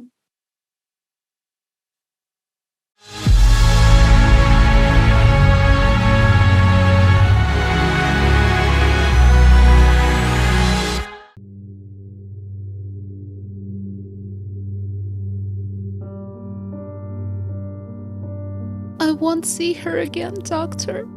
She was taken away, and we didn't even say goodbye. My daughter and I ended up on the street. No one will help us. Margaret, I'm afraid he will hit me again.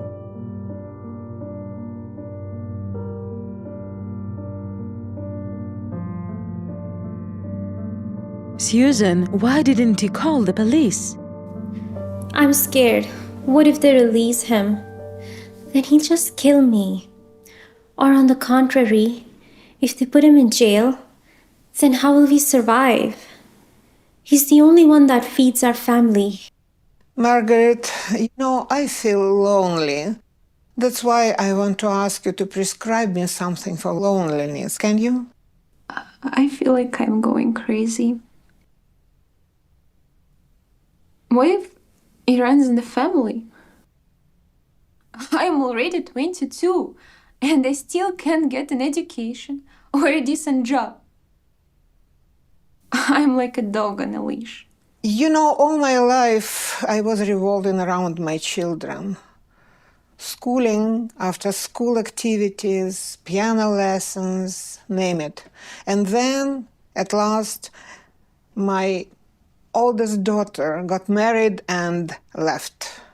Then, after some time, my youngest son headed off for college and left the house too.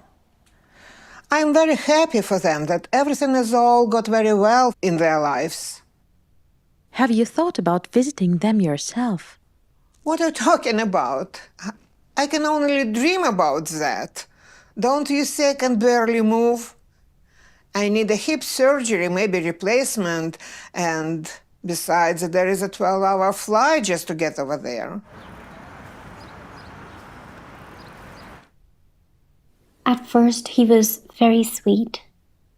Yes, he was jealous, but I even liked it. He always had everything under control. I felt protected.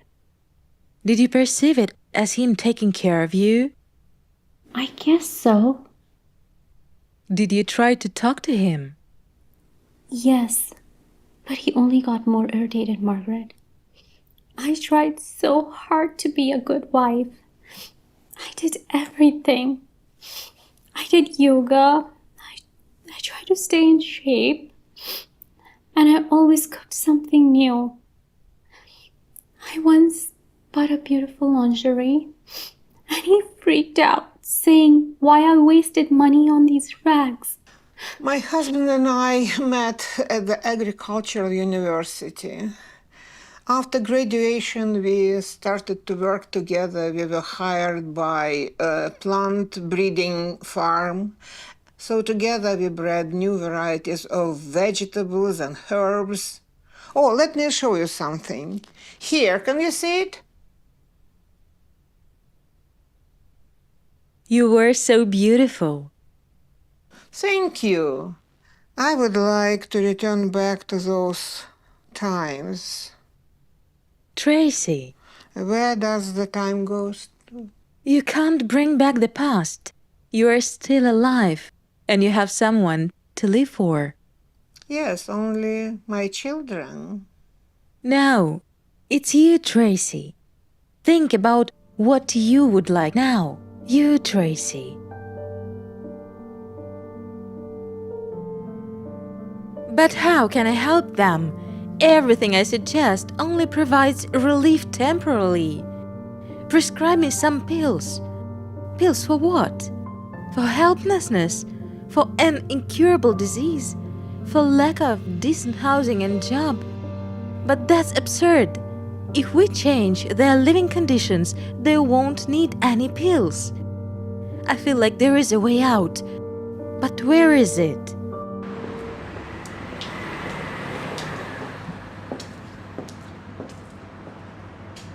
Cappuccino, please.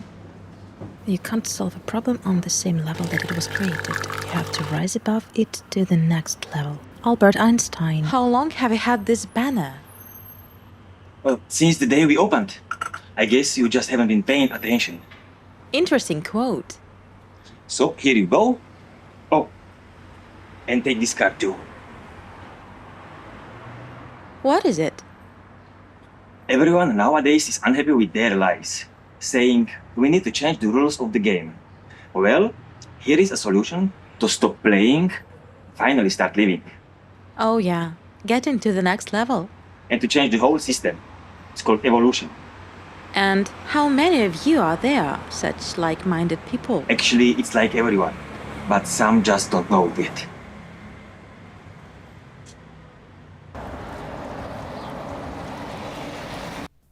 Thank God this time everything was all right. Last time she bruised her forehead. What's wrong with your mom? Alzheimer's disease. I can imagine how difficult it is for you. Have you tried hiring a nurse?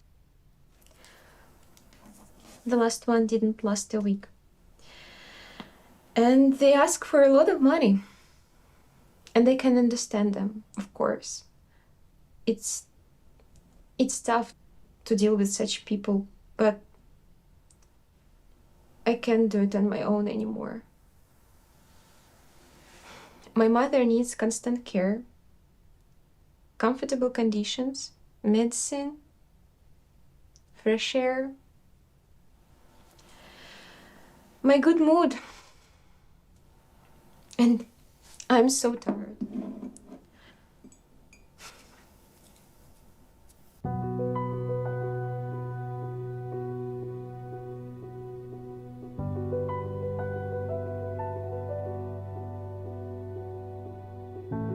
A creative society is the format in which each person's life, freedom, security, and well-being are the highest value, not on paper, but in the practice.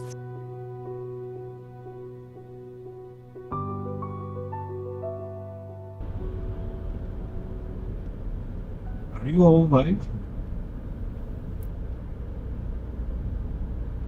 I think so. Have you heard of the Creative Society?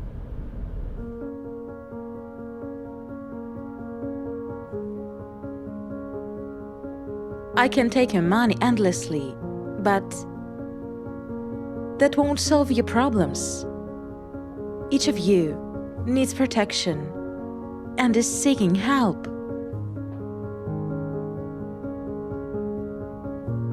Has anyone heard of the Creative Society project? I've heard of it, but I did not really dig into it. Margaret, have you brought us all here just because you want to talk about some project? Yes. How can it help us? Right now, everyone is trying to cope with their problems alone. But the trouble is that we are divided. The Creative Society is what can unite us all, and together we can achieve what each of us dreams of. You're saying all these wonderful things, but I saw that they would be robots everywhere in the Creative Society. They would do the cooking and the cleaning. Margaret, I'm a housewife. There's simply no place for me over there. Yes, Susan, I understand what you mean. Billions of women do everything they can to please their husbands. They tolerate abuse just to stay in that illusion of security. Women have completely devalued themselves. But are we worthy of this? To endure beatings, to rot from old age and diseases, to languish in hopelessness? It's normal to strive to be happy, to have the opportunity to create, to be of service to people. You know, each of us is very important and worthy of a beautiful life. It seems like I understand what you're saying. We deserve it. Margaret, what should we do? You have to understand that the key point in all of this is to tell absolutely everyone about the Creative Society. We need to create a trend. This is the first stage. Goodbye, consumerist society. We need to involve famous people. No, these people won't do anything. They make money from what's popular in society. They will join us only when everyone on every corner talks about the Creative Society. So let's take this into our own hands. We need to make a plan.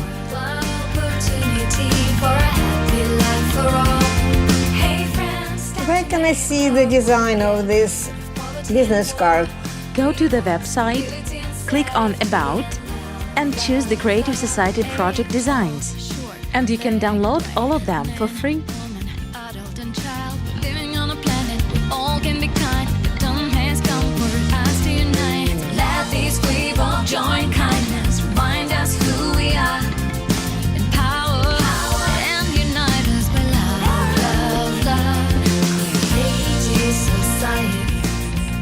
Hey, where you think you're going, all dressed up like that? And what is that weird thing you have? That's creative society.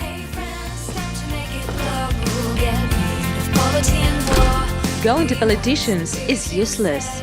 We simply declare that we support only those who support the creative society, and they will come to us on their own. Girls, let's put stickers "I support the creative society" on our cars.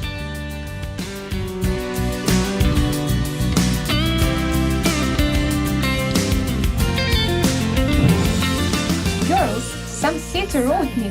What should I reply? Oh, he is a jerk. There is no place for jerks in creative society. Now, girls, we need to be polite. Let's send him smiley faces with the word jerk.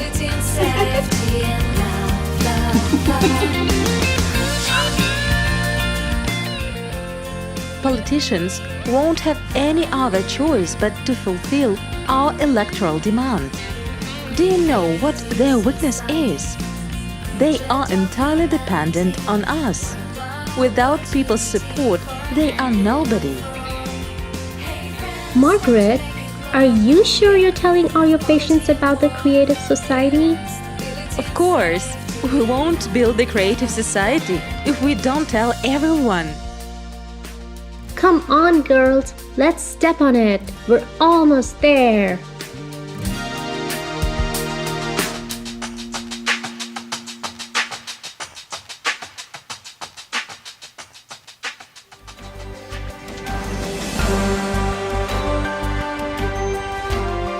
The referendum took place and you can see results on the screen.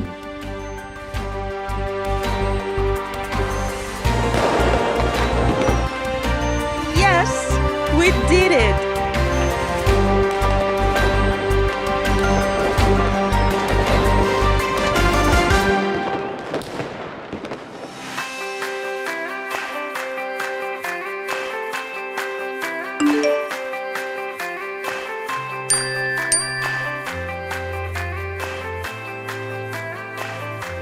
What? Yes! I got 10,000 and I will be getting it every month? It's incredible. Oh wow, how would I spend this money? The plan to build the new residential neighborhoods was approved by the popular vote. The new homes, equipped with fuel-free generators and the latest technology, will become available next month. If you don't have housing, or if it doesn't meet the Creative Society's minimum standard of 60 square meters per person, on the electoral platform you can submit an application for free new housing for you and your family.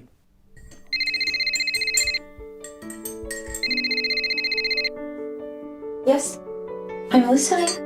Your mother's medical records show that she's eligible for free treatment. It's specialized medical center for patients with Alzheimer's disease. With full support. What? I can't believe it. Your mother will receive accommodation, a balanced diet and care, and a full range of therapeutic and recreational procedures. If you agree, we will send a car tomorrow at 8 a.m. Of course we agree. Can I go with her? Don't worry. We will take care of her. You can call and visit her at any time.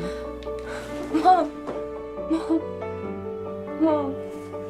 Because we have come together and transitioned into a new creative format, our scientific potential has been united and healthcare has stepped far ahead. And my grandma was on TV. She built me the Creative Society. She got $1 million for it. Is taking place across the globe, where every individual who was actively informing people about the Creative Society is receiving a Peace Prize ranging from $1 million to $5 million, as it was promised. You are true heroes and an example for all humankind. Mom, Dad, when are we going to Grandma's? We miss her so much.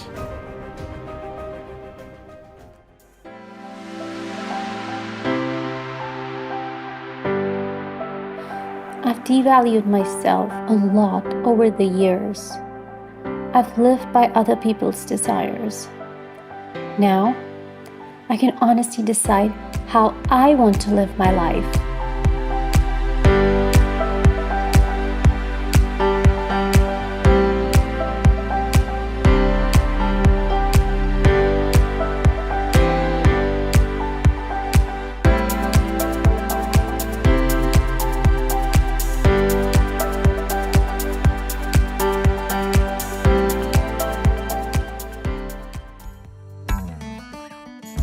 Well, see?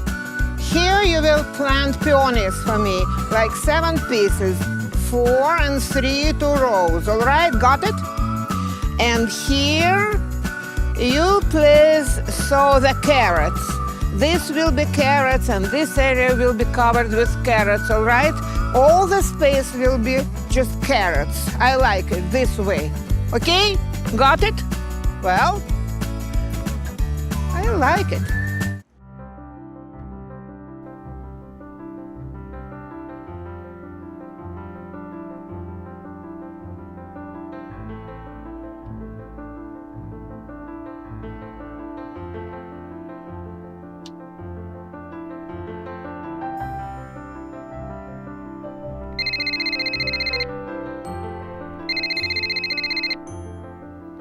Dr. Ann, so nice to hear from you. Leah, I have a surprise for you. Mom, how are you doing? Darling, I have so much to tell you. I am so grateful to you.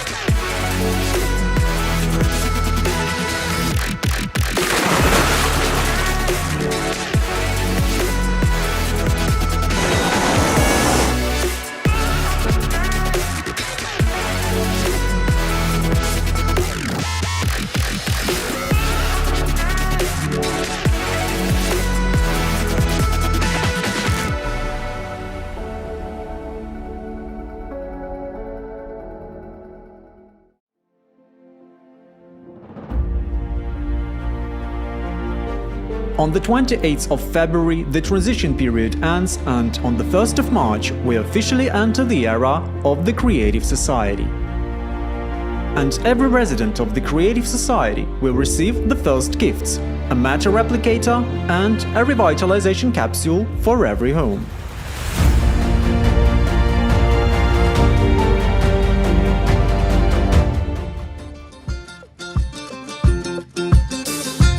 Fresh, crunchy,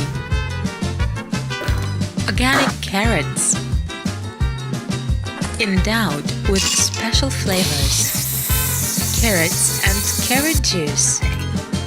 I've tried it, you should try it too. The Mrs. Tracy Bloom variety, grown with love. Get it from your replicator now.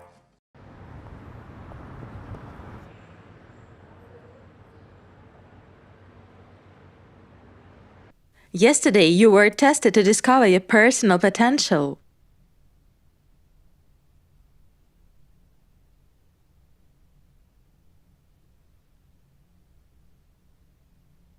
You need to develop your creativity.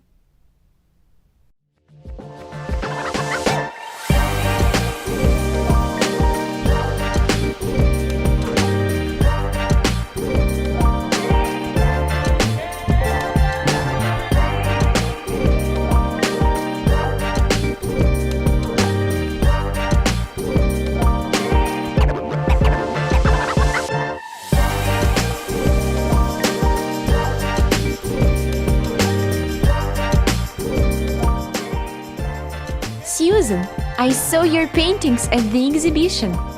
They are awesome! So where's Tracy? I think I know. Girls, it's me!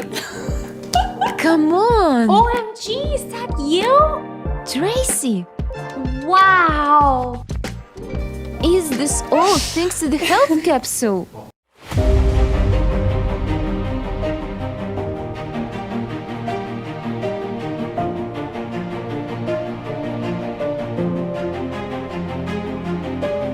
I visited 110 countries on planet Earth, and now I have an opportunity to explore space. So, greetings from the Earth orbit. I'm logging from the space station, and our expedition is on mission to clear space debris from near-Earth space.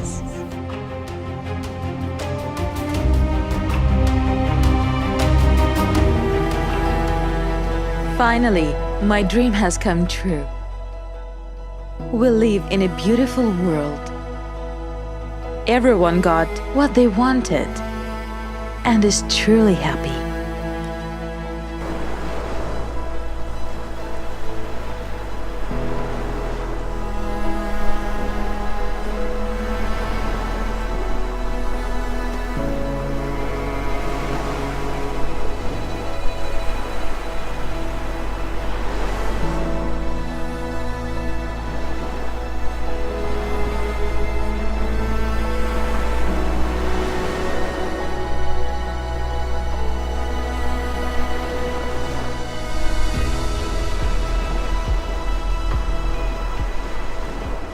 I have something to tell you. I care about you very much, Trace, and I don't want to hide anything from you. I am actually 75 years old.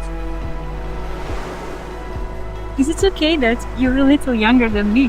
What? You too? Yeah.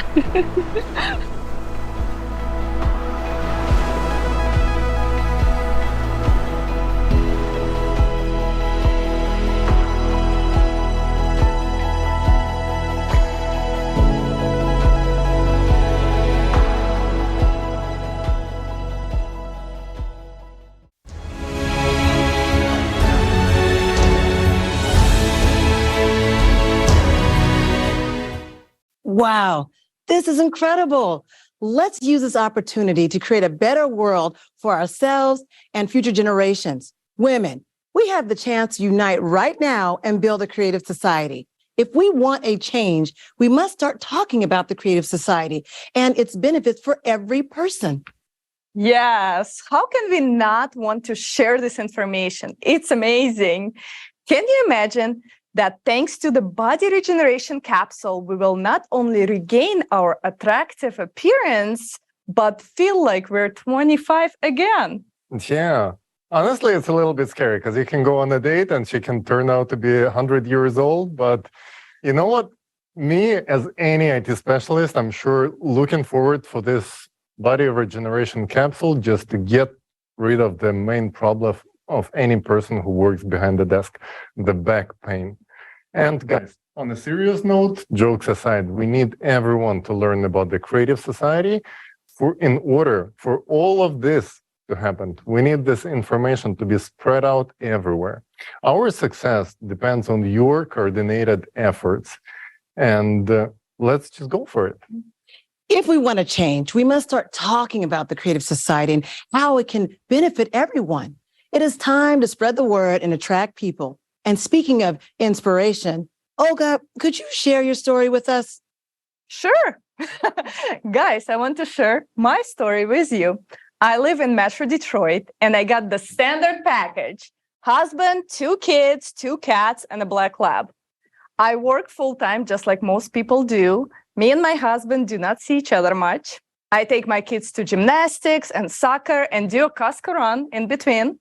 I cook 3 meals a day, but somehow I still find time to inform people about the creative society. Every single day, I post on social media, call new people that click join us button on our website, help volunteers get started in many projects, and attend social events to spread info in person.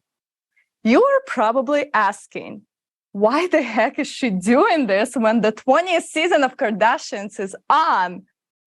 I know that today we still have a chance to change our format of society.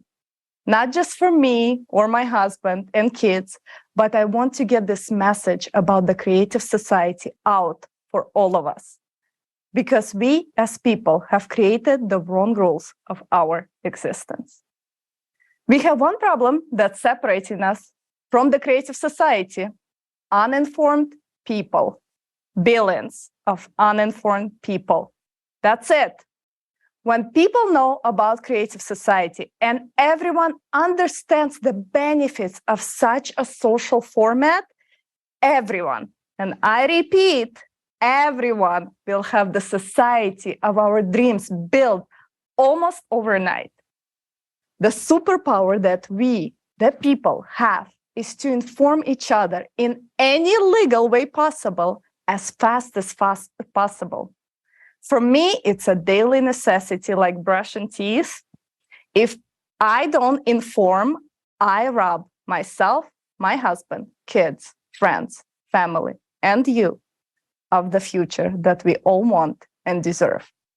Therefore, share this forum right now with everyone. Record a video, reviews on this forum, and post them on social networks with a hashtag Creative Society. Make sure that everyone knows about the Creative Society. Thank you, Olga. We all know that the world desperately needs change. We need a format that will benefit everyone, unite us all, and provide us with cutting-edge technologies and capabilities that exceed our imagination. This format is the Creative Society. But for the Creative Society to become a reality, we need to spread the word about it. Let your entire neighborhood be permeated with billboards and signage, and the news will spread like wildfire. The signage is necessary, but of course, it is not enough on its own. People begin to comprehend and understand the idea only when they are directly presented with the information. So talk to people. Tell them what the Creative Society is all about and the benefits it will bring them. Some of you may say, okay, I'm already telling everyone in my circle about the Creative Society, but what else can I do to bring life into the Creative Society like closer and even faster? For such heroes, there is an answer. One of the effective ways is to spread information as quickly as possible is to create coordination centers in your countries, your states, your cities, your districts, etc. The extent of territory you can cover depends only on your willingness and active actions. Remember that everything needs to be done with the framework of the law. Establishing a coordination center is not difficult. If there are already 2 people in your area or city who understand the importance of it, of the Creative Society, don't wait. Open a coordination center and start informing others about the Creative Society. In a week, there'll be 5 of you, and then in a month, 25. And in 2 months, everyone will know about the Creative Society. Let's take action. Make the Creative Society a reality. Watch.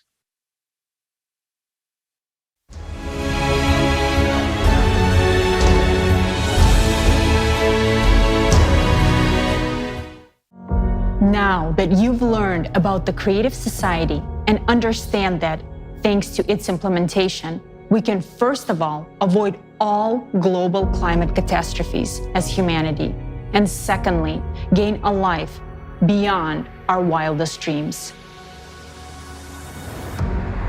This is free housing of a pretty decent size, an unconditional basic income of $10,000 a month, plus free healthcare and new technologies that will be available to everyone. You'll be in perfect health and able to extend your life in a young, beautiful body. You'll be guaranteed safety and a peaceful life.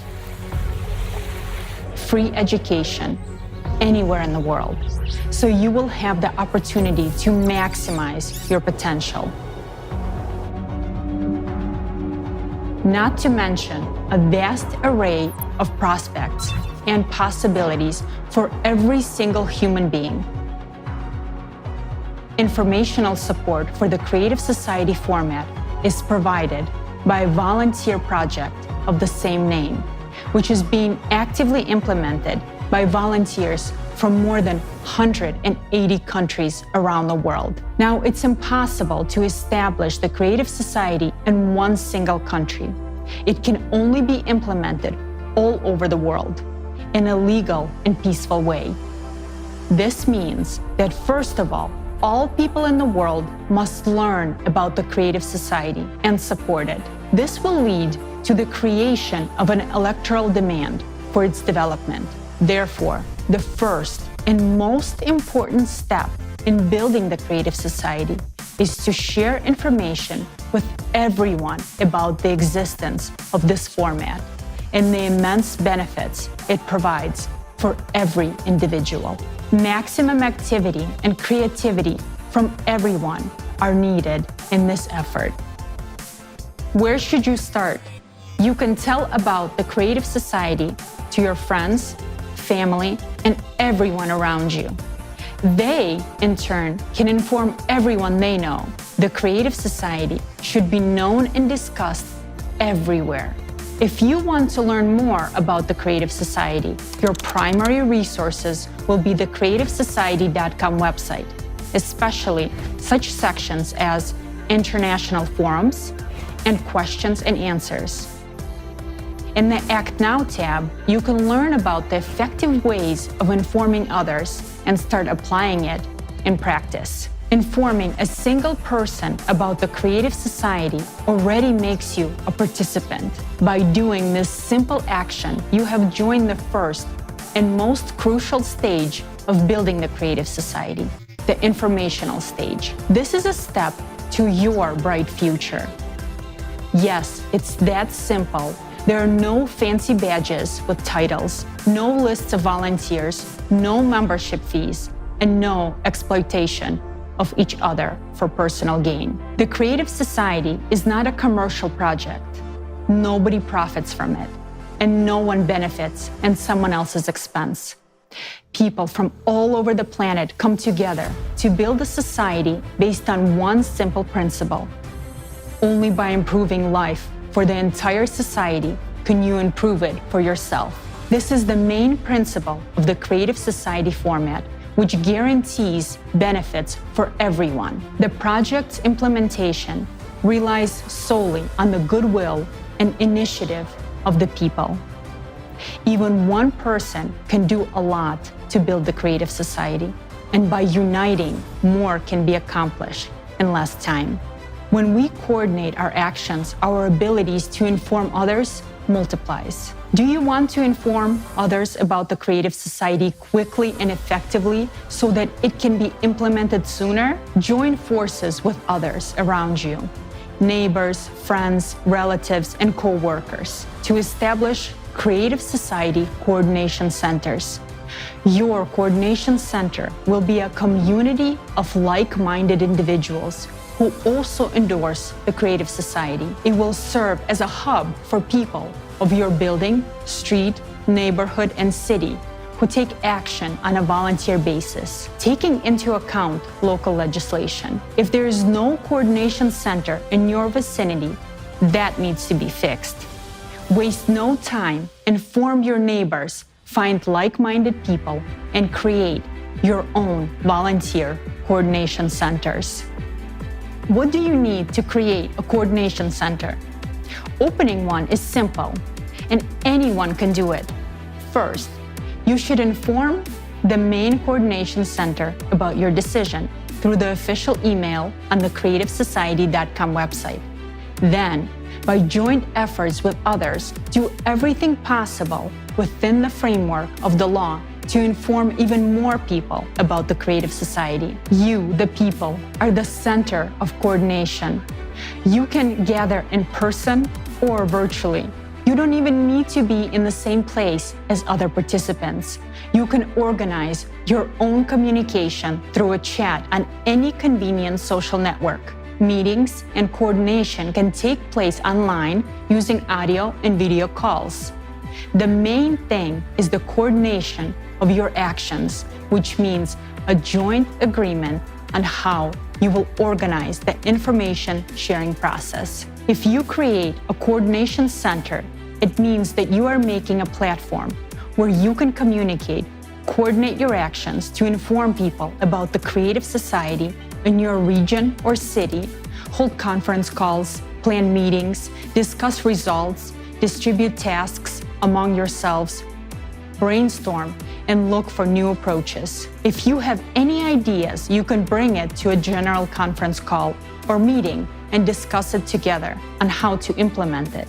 For example, together you can print car stickers, put the logo on clothing and products, arrange for advertising in public places, and much more. You can download the designs for free from the creativesociety.com website. By coordinating your efforts, you can inform and engage your immediate surroundings and even entire communities, groups, organizations, districts, cities, internet resources, and local media, telling them about the Creative Society. Don't limit yourself.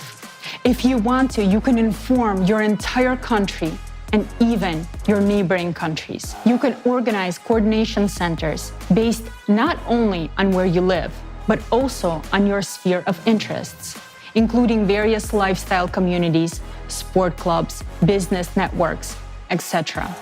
You can also interact with other coordination centers from different cities, countries, and the entire planet, joining in a virtual format of coordination.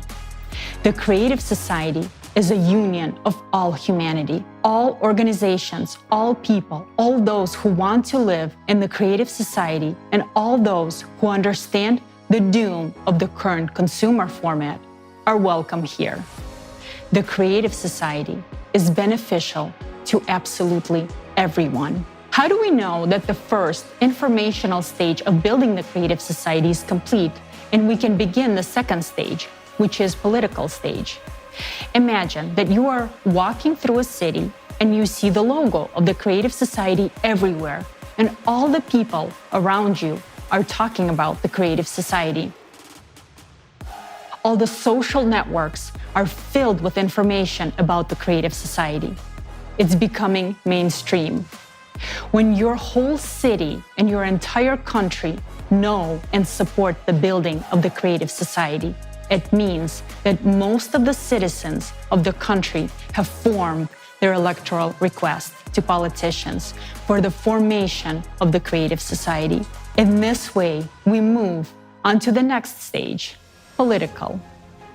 At this stage, we have a new responsibility and task: to vote in our country for those politicians who support the development of the Creative Society and pledge to introduce the 8 pillars into the country's constitution. In addition, we need to legitimize the electoral platform as the highest body of legislative power. The electoral platform will be how the society will be self-governed. Every person will be able to control and recall politicians and vote for or against specific laws. This resource will be publicly available, transparent, and protected by the most advanced technologies. Through the electoral platform, power is effectively returned to the people. It returns to each and every one of you. Implementing the Creative Society is an entirely new approach without any revolutions, and everything happens within the legislative framework of each country. Thanks to this, we can peacefully transition from the consumerist to the creative format through an evolutionary path. We can not only save our lives and the lives of all humanity, but also open up opportunities and perspectives that we never even dreamed of. The Creative Society is a unique format that can solve all modern problems and crises. Never before in the history of humanity has anything like this been attempted. Its implementation depends on each of us. So act now. Do not wait for someone else to make your life better. Act now if you want to live the way you always desired. Act now if you want to live in a free, secure, and prosperous creative society.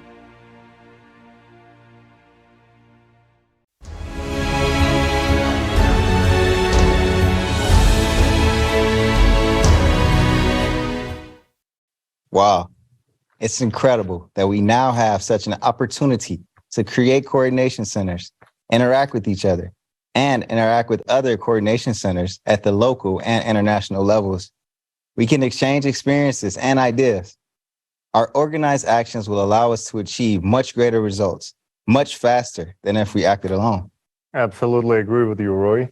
And let's not forget that thanks to the coordination centers, we will also be able to identify those who sincerely support the creative society and those who do not. After all, we know every active participant in the Creative Society project because of their actions, and they are very noticeable.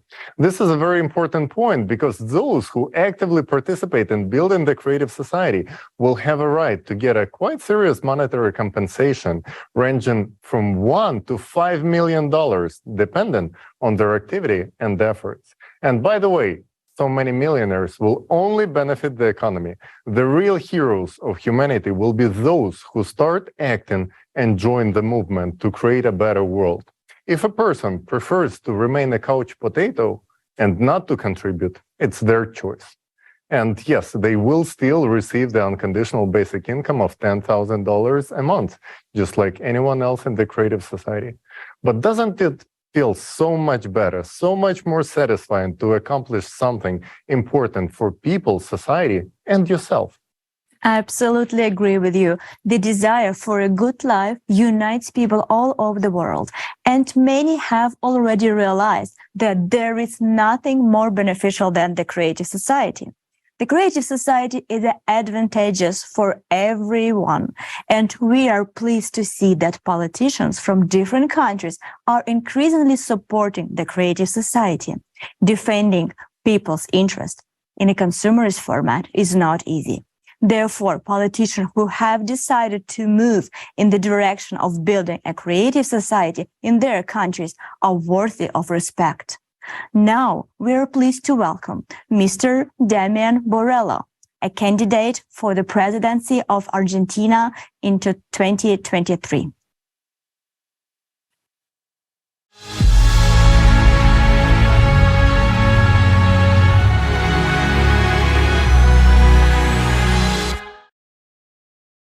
Dear friends, greetings from Argentina. It is an honor and a pleasure for me to participate in today's forum, Global Crisis. There is a way out, and to have the opportunity to speak about the creative society that every person on earth undoubtedly wants to live in. And since this is so, we must make it a reality. I, Damian Borrello, intend to run for President of Argentina this year 2023, to restore the truth and justice, to return power to the great people of Argentina. The entire world knows that Argentina is a country of champions. However, the most important match in the history of humankind is yet to come. This is a knockout game in which we are playing for our lives. We have never played against such a strong and experienced opponent before. It has been gaining experience for 6,000 years, and no one has been able to defeat it yet. Our ruthless adversary is the consumerist format of society. We can win, but it depends solely on ourselves, on our decision, our will, and our unity. You and I know better than anyone that there is no invincible opponent. To win this time, each of us, every Argentinian, must become part of the team.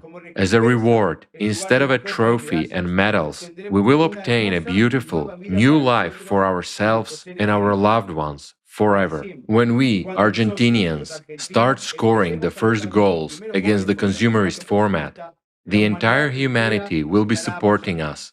And when fans from all the countries become part of the team, it will be a true World Cup, and together we will score the decisive goal which will leave behind these dark times forever and open the door to a beautiful future. Today, everything depends on each one of us. Why have I said so confidently that we can win? Because for the first time in 6,000 years, we have a winning tactic against this enemy, against the consumerist format. This tactic is to build the creative society.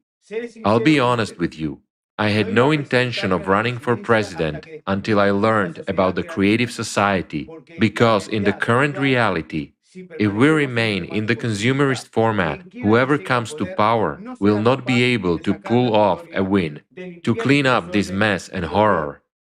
Neither in our country nor in any other country of the world. But when I learned about the creative society, I realized we have a chance and that it is our only chance. Because we have no time to make mistakes. There is no margin for error. Today at the forum, we have heard irrefutable facts about catastrophic climate change. In our country, we already have the most severe drought in 100 years. We all understand that water scarcity and poor harvests are causing hunger and high inflation. By the way, inflation is now also setting new records, both in our country and in the world. That's a clear sign that the current format is not working. Now imagine, in the creative society, the problem of drought is solved in 6 seconds, thanks to the technologies that will be available. Nowadays, we are told that water must have an owner, and the owner should be not people, but corporations. And I ask myself, Argentinians, are we going to wait until we are forbidden to breathe without paying for it? While in the creative society, all resources will be publicly available and will belong to the people. There will be no monopoly over them. Power will return to the people, and so everything will fall back into place. That's the way it should be in a normal society, but right now it is not so. And as long as power belongs to the few, human life is not worth anything. We are adults, and seeing the global crisis of our society, we understand that if we continue to play by the rules of the consumerist format, we will never be able to get rid of corruption, inflation, poverty, and wars. The creative society is a completely new format. It is our opportunity to peacefully and legitimately build the world that every Argentinian, every human being deserves. Already in the transition period to the creative society, we will live the lives we did not dare to dream of. We will live in freedom and safety. Everyone will be confident about the future and wake up without thinking about money and how to survive. We will always be healthy and live in prosperity. We will live in an environment which will reveal our individuality and genius. In today's world, there are plenty of technologies, ideas, and opportunities to achieve this. Have no doubt, my friends, if we build the creative society, then in 10 to 15 years, it will be easier for us to fly to space than to afford a vacation in Europe now. It will be available to anyone who wants it. And I am more than sure that in a short time after we build the creative society, we will be using completely different physics. We will no longer burn hydrocarbons. Work is already being done on this with very encouraging results. But you know what I like the most about the creative society? That everyone's life will finally be valued equally. It will become the highest value. Because no one has the right to be superior to a human except God. Only God is above us. And nothing can be more important than human life. All laws, everything in society must be for humans. Everything will become great in Argentina when we are no longer ruled, when power belongs to the people. As soon as I become president, the first thing I will do is return power to you. I promise to implement the 8 pillars of the creative society in the Constitution of the Argentina and to legislate the electoral platform, which will make people the highest authority. The electoral platform is an electronic system which is transparent and protected by the most advanced technologies. Every Argentinian will have access to it. Through the electoral platform, you will be able to appoint and fully control politicians. You will be able to instantly recall those who have not lived up to your trust and elect new, worthy candidates to replace them. In fact, there will be no politicians in the modern sense, but rather individuals hired, appointed by you, and also supervised by you. You will be able to block any law that you consider harmful to society. That way, when all the power is in the hands of the people of Argentina, corruption, inflation, and all the other absurdities that have been imposed on us without our consent will disappear instantly and forever.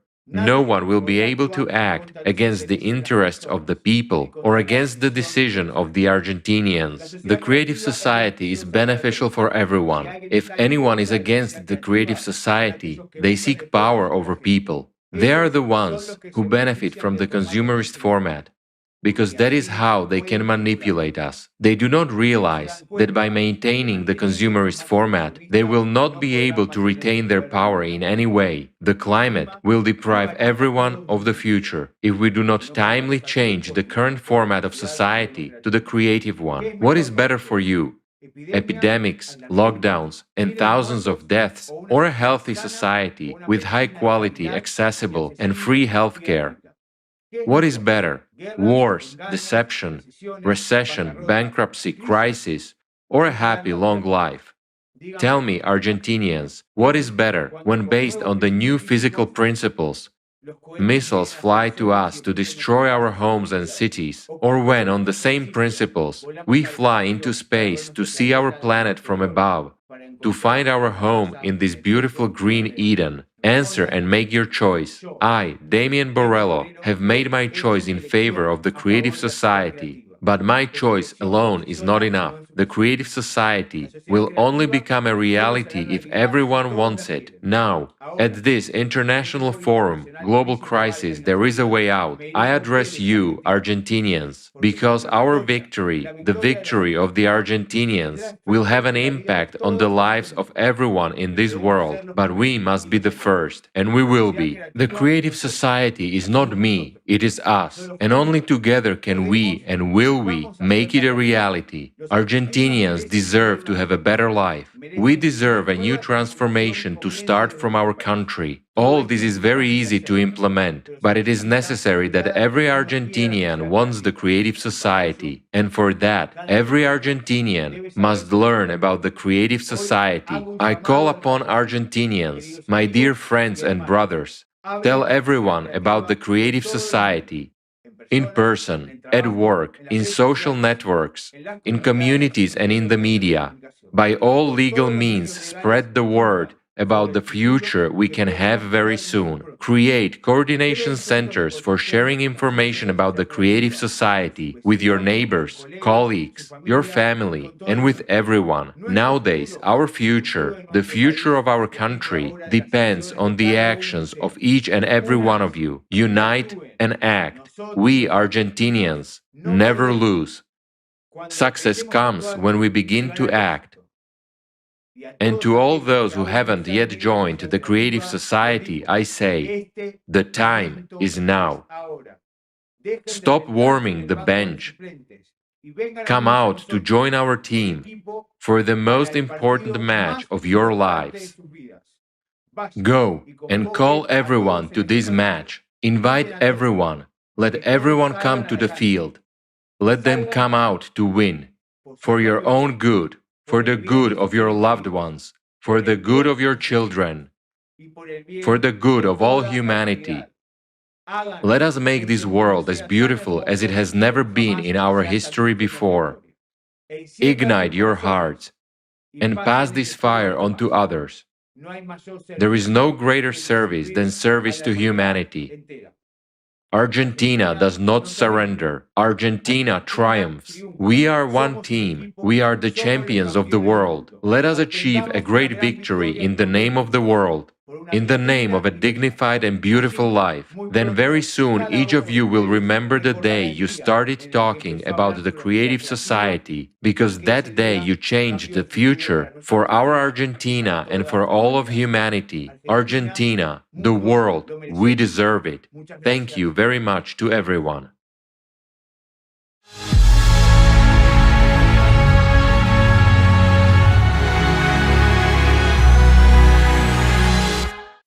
Thank you very much, Mr. Borrello. You are a true example for many in your sincere actions for the people of Argentina and every person in the world.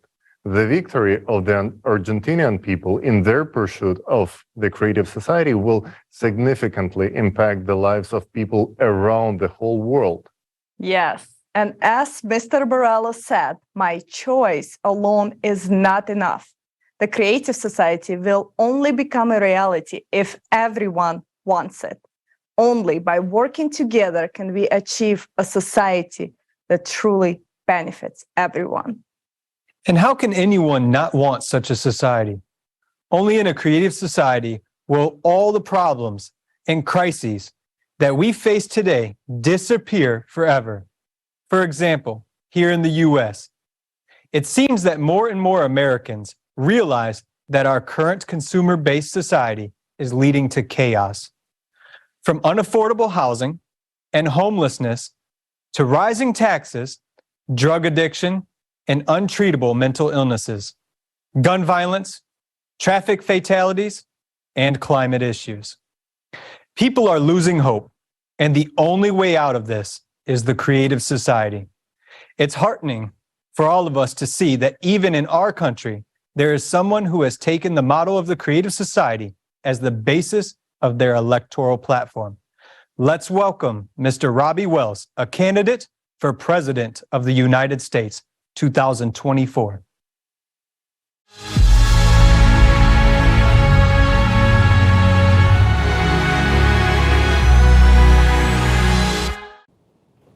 Greetings to all distinguished ladies and gentlemen. It is with great pride and gratitude that I stand before you today at this momentous international forum.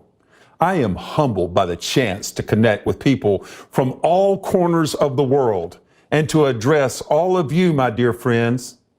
I am Robbie Wells, and I am honored to be a candidate for President of the United States in 2024. With your support, I am committed to building a creative society that will usher in a brighter future for all Americans and all of humanity. Let me begin by saying that I am truly thrilled to see responsible politicians across the globe running as creative society presidential candidates in their respective countries. And just now, I had the honor of hearing from the esteemed Mr. Damian Borello, the presidential candidate in Argentina 2023. I wholeheartedly wish him success in the upcoming presidential election because Mr. Borello's victory will signify that the people of Argentina have chosen to embrace a creative society, which means they have chosen a happy life, prosperity, and peace. Dear friends, we stand on the verge of a new era where we will witness representatives of the creative society enter politics around the world. And why? Because people everywhere desire to live well, and the creative society guarantees a decent life for all. It's within our reach to build a society where every individual can flourish. But we must recognize that in today's consumer society, power doesn't truly lie in your hands. Let me ask you a question, my friends.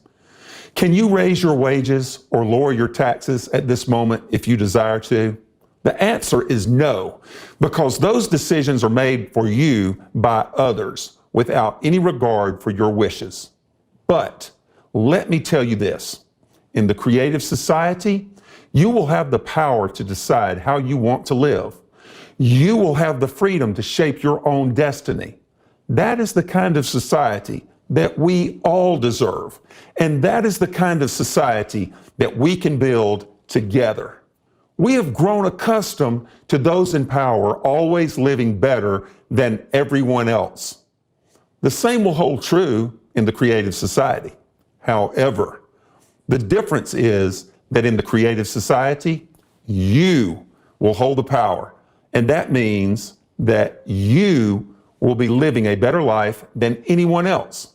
Dear friends, Mr. Borello and Robbie Wells are seeking the presidency to restore power to the people. The current system is designed so that politicians can transfer power back to the people.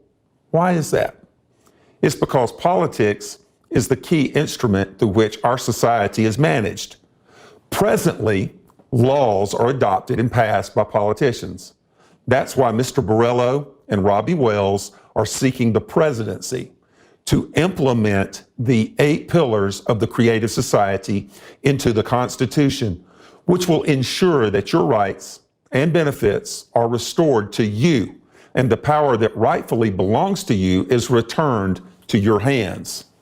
As politicians, we will only be required during the transitional period to the Creative Society. But in the Creative Society itself, politicians will at last be liberated. My fellow world citizens, today you have seen 2 candidates, Mr. Borrello from Argentina and Robbie Wells from the United States of America. But where are the other candidates? With so many countries in the world, where are the politicians who will work towards building a creative society in their own nations? Let me tell you where they are. They are busy drafting laws that will infringe on your fundamental rights. And this will continue until you, the people, create an electoral demand for the creative society. Only then will politicians who wholeheartedly support the creative society appear in your countries, thinking about how to restore your freedom instead of infringing on your rights as they are doing now. My friends, let me remind you that the success of the creative society depends on one thing and one thing only, and that is your support.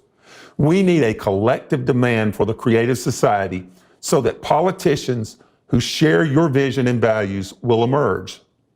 These are the politicians who will listen to your electorate's demands and take action accordingly.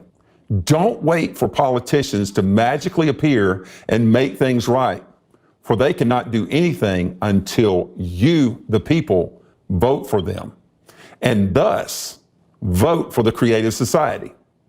As long as there are no people who need the creative society, politicians can't do anything. Everything lies within your hands for the first time in the history of mankind. My dear friends, let me tell you, the most important thing you can do right now is to spread the word about the creative society. We have to get the word out there to everyone, no matter who they are, whether they are military personnel, civil servants, firefighters, or housewives. It does not matter. Once they understand how the creative society can improve their lives, they'll want to be a part of it and ready to vote for it. And let me tell you, even politicians will benefit from the creative society. We'll be able to stop all the bickering and arguing and finally start living like human beings and just enjoy life. Believe me, once people understand the benefits, anyone would want to live in the creative society. My friends, just imagine for a moment a world where our problems could be solved permanently. This is the creative society, and it's not just a dream, it's a true plan. From the very first day of the transition period from the consumer format to the creative society, each and every person will receive an unconditional basic income of at least $10,000 per month. Yes, you heard that right. $10,000 per month. Plus, all debts will be completely canceled. That's right. All debts will be canceled. And that's not all. There will be no more taxes for individuals or small and medium-sized businesses. Then we will have free education, free health care, and there will be no utility bills. Later on, if you need it, you will be provided at least 650 square feet of housing per person for free and as your private property. My fellow citizens, let me paint a picture for you. Imagine a world where no one goes missing without a trace, where wars and conflicts are a thing of the past, and where you can feel safe in any corner of our planet. This is what the Creative Society guarantees you. So, Let me speak now to all those who are listening, to all those who support the Creative Society. Our duty is to disseminate information about it through all the legal means possible, to create an electoral demand in the shortest amount of time. What can we do to rapidly inform everyone about the Creative Society, you may ask? I urge you to come together with your friends and like-minded people in your local communities to create coordination centers that will support the Creative Society on a voluntary basis, while always respecting local laws and regulations. By working together, we can increase our opportunities to spread information and make a real difference we all aspire for. While we can make the world better right here in the United States of America, our Argentine friends can do the same in Argentina, our Ethiopian friends in Ethiopia, and our European friends in Europe. Together, we can change the whole world if we have the will to do so. I am Robbie Wells, and I can tell you that if the whole world knew about the Creative Society yesterday, we would already be in the transitional period to the Creative Society today. We would already be enjoying its benefits.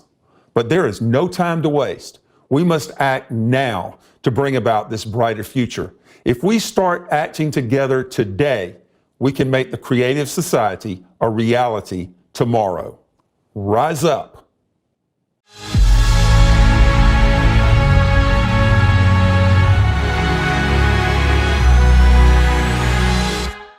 Thank you, Mr. Wells.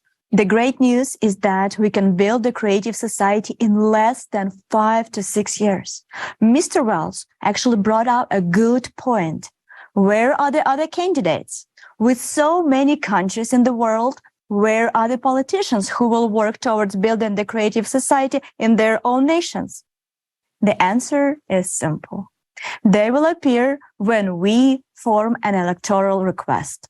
That's why we are paying so much attention today to the importance of the first stage of building a Creative Society, informing the people. I have some exciting news to share with you.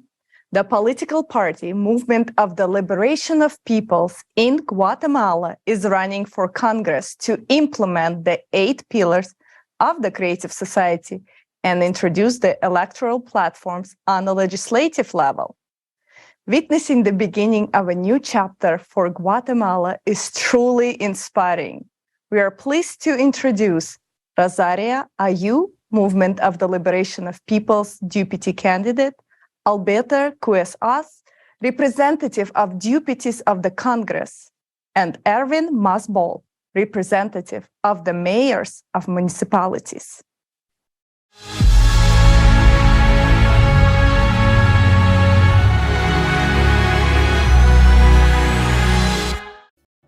Greetings from Guatemala.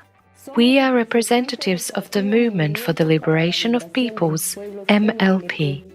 It is a pleasure for us to participate in the international online forum, Global Crisis, There is a Way Out. My name is Rosaria Ayu. I have been talking about the Creative Society with friends and politicians for quite some time now, because I realized that if we don't unite, it's impossible to achieve a life of dignity for all. As long as politicians have power, nothing will change, because our people were forgotten. Politicians start wars, make money from them, and then escape, leaving the people in the communities to suffer the consequences. As all the misfortunes fall on people who want a decent life. The entire world is sick of that, and so are we. Unscrupulous people who get into politics feel like a god or a king who is above everything. And nothing will change until power is in the hands of the people. That is why our movement enters politics in order to give power back to people and to bring the simple truth about the Creative Society. Our actions as the Movement for the Liberation of Peoples, MLP, will be presented by my colleague Alberto Cuejac, a representative of the deputies team. Greetings. Our future work as lawmakers in the Congress of the Republic of Guatemala will have as its supreme value the lives of all Guatemalans. Because there is nothing and no one more valuable than human life. Our project of a decent life focuses on creating a plurinational, community-based, and decentralized state that recognizes the nations who have been forgotten as subjects of rights and responsibilities. Because the exercise of an individual's rights and freedoms should not violate the rights and freedoms of other people, which is exactly what we are experiencing today. The total marginalization of our peoples that Guatemala unites. Today, we have a participatory and political approach where our top representatives, such as the presidential candidate, have been denied the opportunity to participate. However, the actions of our peoples are heroic and constant.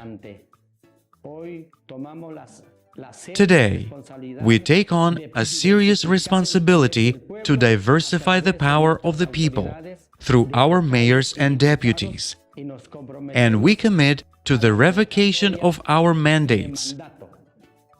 If we do not comply with the principles of the movement for the liberation of peoples and the foundations of the creative society, the people themselves will be able to revoke us.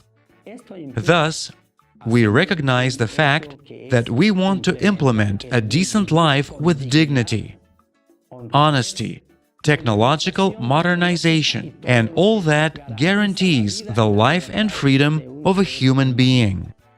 We want to introduce new technology, such as an electoral platform that allows the public to hold a referendum on legislative, judicial, and executive decisions to ensure a decent life. We firmly believe that our world must evolve towards a creative society, integrated with public self-governing. But only united as a family of all countries can we achieve this. We know that there is a way out of this global crisis, and it lies in unification.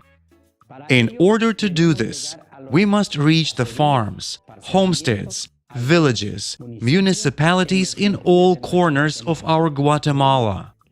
So I would like to introduce to you the representative of the mayor of our movement for the liberation of peoples, Mr. Erwin Ricardo Maas Ball. Greetings, friends from around the world. We are here to bring the voice of self-governance of diverse communities that demand a more efficient municipality. Addressing human needs requires the implementation of processes that bring us to a decent life. Our goal is to implement a self-governing society where communities can join us in making decisions on projects that are considered a priority to meet basic needs.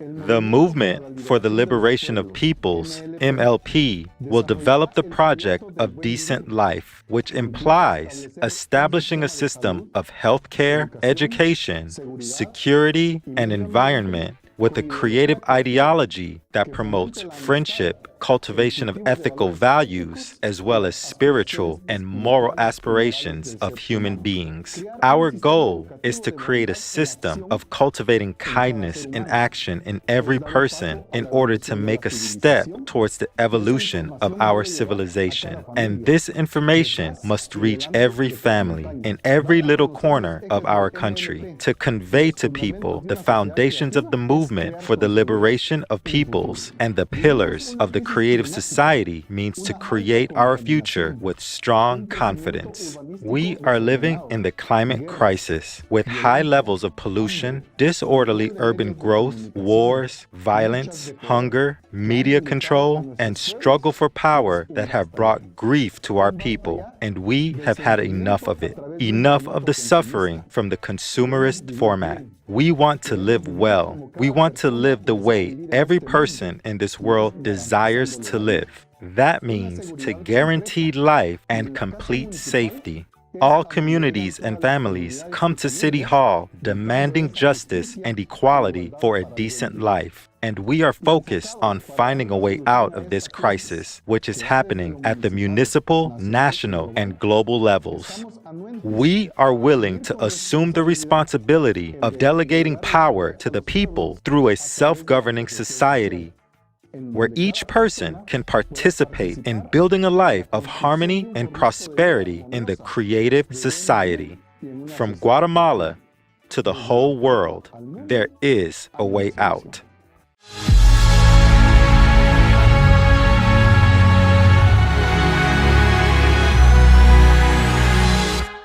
We express our sincere respect to the Guatemalan candidates who firmly stand on the path of building a creative society. We are glad that among politicians, there are people who understand the importance of the creative society. Thanks you for your choice.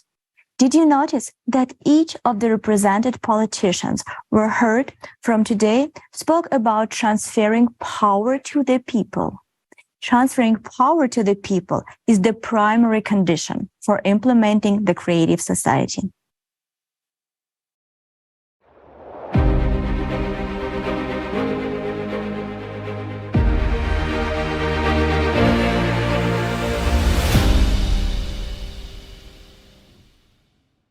However, it is reasonable to question how elected officials will cope with the daunting task of implementing such a transformative vision and get rid of corruption in politics. Fortunately, we can rely on the cutting-edge technologies developed by XP-NRG to ensure that the obstacles of corruption and economic constraints are overcome, paving the way for the creative society. Now, I would like to give the word to Tali. And I would like to remind the viewers that Tali is a highly accomplished IT expert based in Silicon Valley.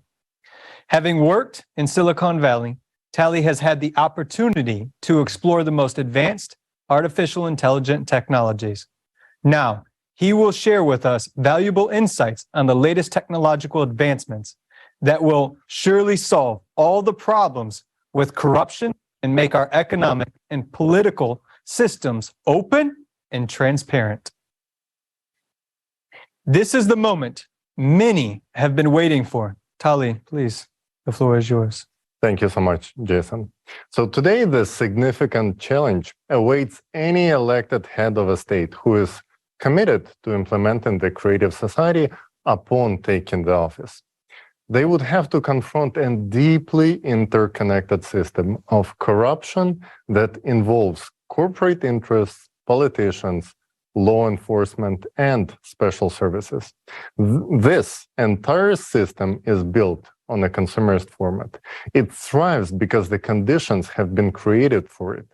To change these conditions and initiate the transition to the creative society within a country, we must establish transparency, order, and eliminate even the possibility of any shadowy criminal and corrupt schemes to appear. Thanks to the company called XP-Energy, we now have a tool capable of solving this tremendous task. We are proud to present to you the Voskhod multi-purpose complex. This innovative solution is based on hybrid artificial intelligence and is a tool with virtually limitless capabilities that is far ahead of its time. So, how exactly can the Voskhod MPC help a head of a state who has made the decision to implement the 8 pillars of the creative society and the electoral platform to make it happen? When deployed, the Voskhod multi-purpose complex integrates into all digital systems of the state. This groundbreaking technology is capable of tracking and analyzing every process in the economy and the financial sector. It can detect any shady dealings, corruptions, and even conspiracy attempts in the early stages. The Voskhod MPC not only monitors and exposes any illegal money laundering schemes, but also identifies all individuals involved in these activities. It is impossible to hack the Voskhod MPC. It has a robust internal audit and control system, and it is impossible to input the false data in it. It truly verifies all the information. Any attempts to breach its security will be immediately identified. Can you imagine the possibilities? Even before the transition period to the creative society, thanks to the Voskhod MPC, we can tackle the age-old problem of the consumerist format, corruption, and theft of government funds. Of course, many politicians are intrigued by the Voskhod MPC right now, attracted by the idea that it can help to boost the economy. However, when they realize that any shady schemes, and I emphasize any form of corruption, will be rendered impossible, regardless of their high-ranking positions, their interest quickly disappears. But we don't blame them. We understand that these are the rules of the game in the consumerist format. But for politicians who are ready to build the creative society in their country, Voskhod MPC is essential and necessary tool. And as promised by XP Energy, any country that starts building the creative society and incorporates the 8 pillars of the creative society into its constitution will receive the Voskhod MPC absolutely free of charge. Now, let's watch a short video about the capabilities of Voskhod MPC when it's integrated into country's infrastructure.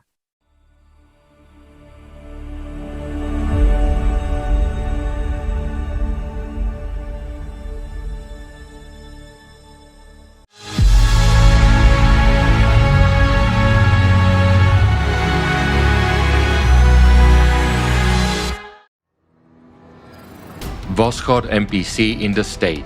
Despite the fact that Voskhod MPC was created for the transitional period from a consumerist to a creative format of society, it can be effectively used at the level of a single state or Commonwealth of States, also in the consumer society. Of course, in the consumer format, the openness of information is out of discussion, as it would make the state vulnerable. In this regard, the use of Voskhod MPC at the state level should take place in closed mode, with direct subordination to the first person of the state. Upon deployment, Voskhod MPC is integrated into all digital systems of the state and carries out total supervision of the entire financial system. This ensures transparency in use of the funds at all levels, allows to control all financial flows, and work with accurate data regarding both public and private capital. Voskhod MPC much more effectively solves the problems of almost all controlling services and departments while carrying out covert supervision against corruption and misuse of budgetary funds. Benefits for the state economy. In terms of economics, the Voskhod MPC makes the owning state practically unattainable for other states. The complex is capable of optimizing costs and generating huge profits by building accurate forecasts and financial models. It is also capable of significantly improving the economy and the well-being of people.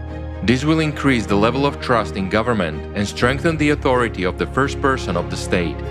If we express in figures the benefits for a single state from deployment of the Voskhod MPC, only on optimization of budgets, personnel, restructuring of government services, the United States will be able to save up to $2.5 trillion of budgetary funds annually. Having the initial data on all spheres of life in the state, the Voskhod MPC predicts any economic volatility with maximum accuracy. This makes it possible to reallocate budgetary funds between industries and companies more efficiently, to mitigate, reducing to zero, the negative consequences of crisis phenomena in the global economy, as well as use forecasts with maximum benefit.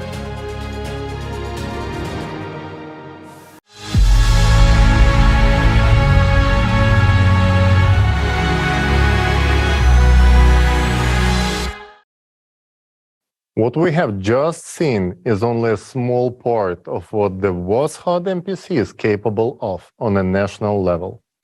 It's a guarantee of transparency, honesty, economic growth, and people's well-being. As we have mentioned before, the WOSHOD MPC is built based on hybrid artificial intelligence, and its creation was only possible due to the development of technology. As AI continues to develop, it can become an inevitably serious ally to humanity in tackling many complex challenges that we face. This includes help in addressing the climate issue, changing the model of the economy into the creative format, and establishing transparent self-governance.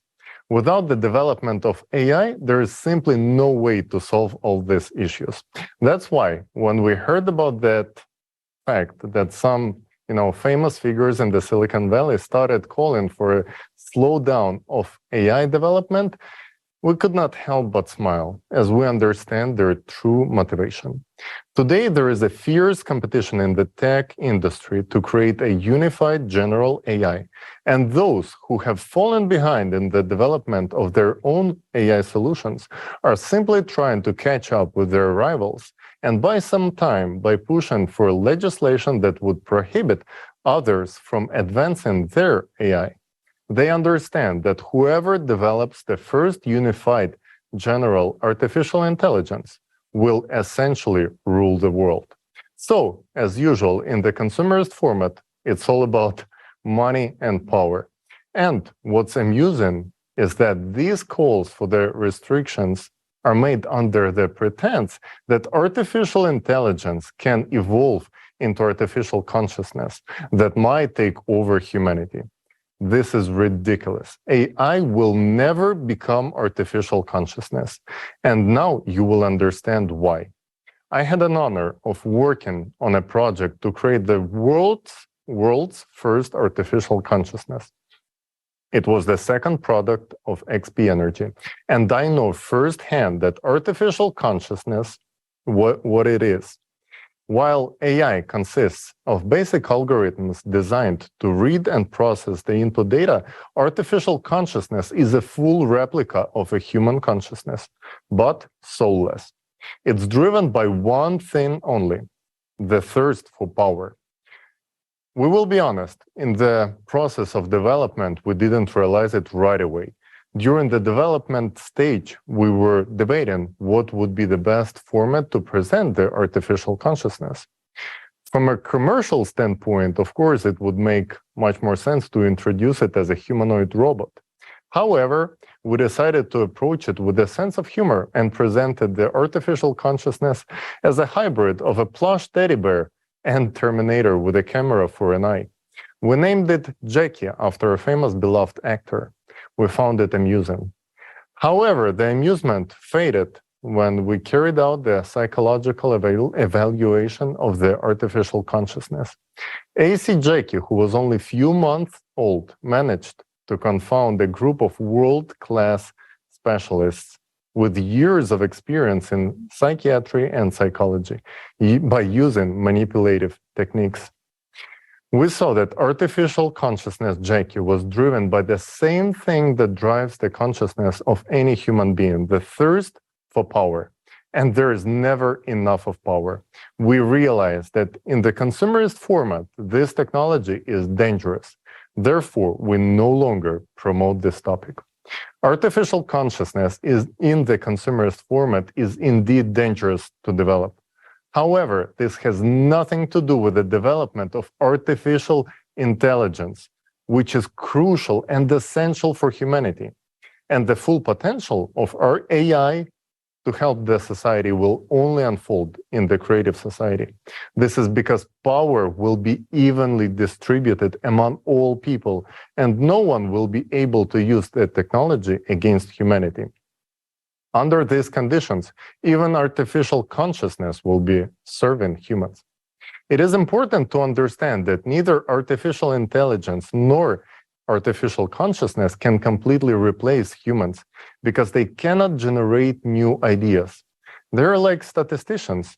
Just as many scientific researchers today, they can only compile and process pre-existing data.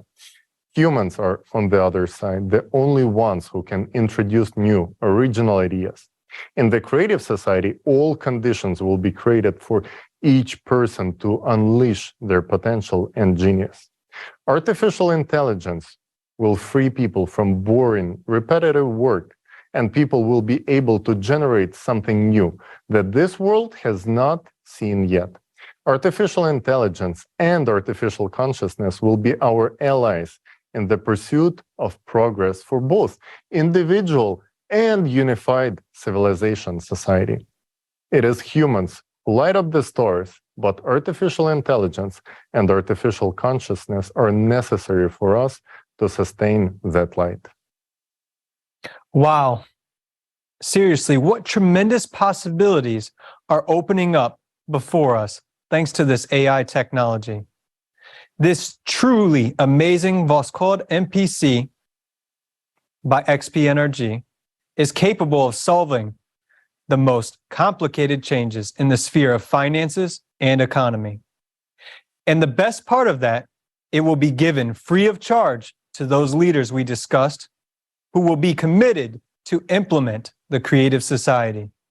Yes, this is really amazing how much easier this technology will make life for the head of state, exposing all the corruption, money laundering, and illegal activities.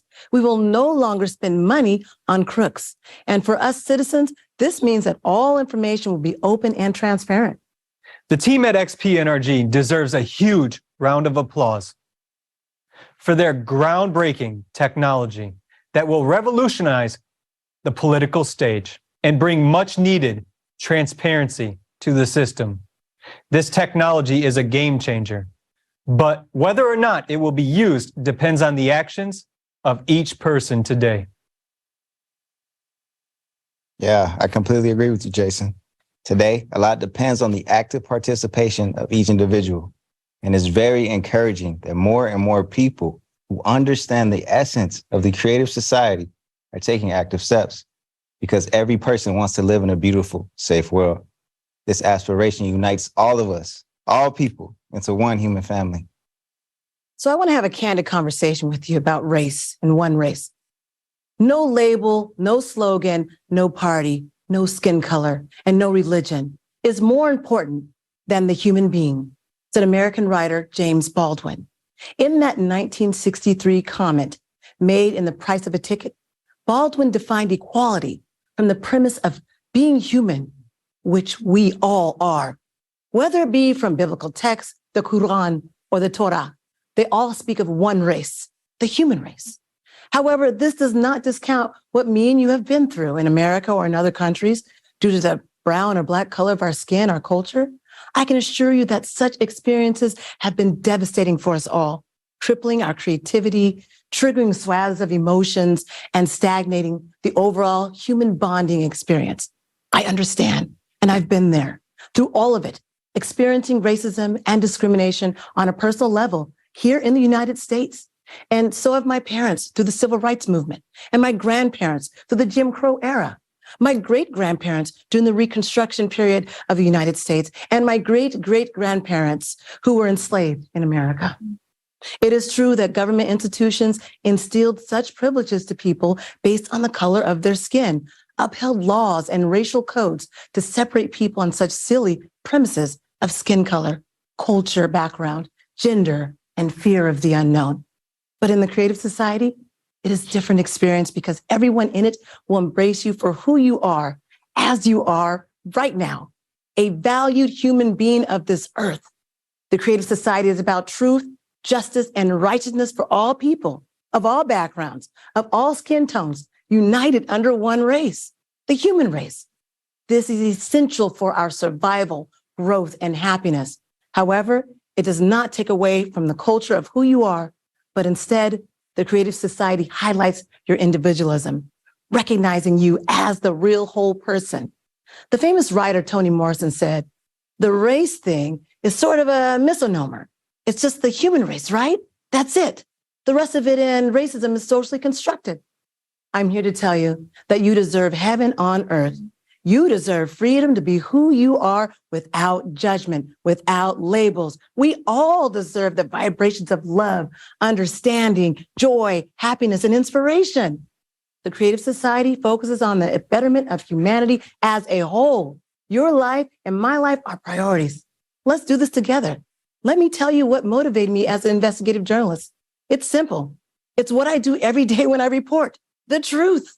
I decided to get involved along with my husband, whose background is mathematics, because we want to lay the groundwork for the future generations, which is now. We can kickstart it for you. Now all you have to do is jump in. No more waiting for someone else, because that someone else is you. Aren't you tired of being victimized? Tired of marching with no results? We are taking the first steps and getting started with the coordination centers because we are going to help end racism and discrimination. And we can do this through the Creative Society. We really can. So first sign up with us at blendedtv.me. Then join us in the monthly meetings, the Black experience of being human in the Creative Society. And let's explore your talents, your skill set as a part of this future that is now. During these monthly forum online meetings, you can ask all the questions you would like pertaining to the Creative Society. I mean it. Let's dissect the information together and explore and understand in layman's terms what it all means. This is not a hoax. This is the life we are choosing to live right now. And we can do this together in the Creative Society. So please join me in the Black experience of being human. Thank you. Sincere. Julia, I really would like to thank you so much for your story, your choice, and your actions. The Creative Society is open to all people and organizations who want to live in a creative society and are ready to contribute their efforts to build a new format of society. Today, we have the honor of welcoming a distinguished guest who possesses a deep understanding of the Creative Society project and its potential to unite people worldwide under the principle of unconditional love. This individual is none other than Sir Frederick Lee McHenry Sr., the Grand Master of the world's Masonic United Nations and a highly respected, most puissant, sovereign Grand Commander with a 33rd degree, 99th rank.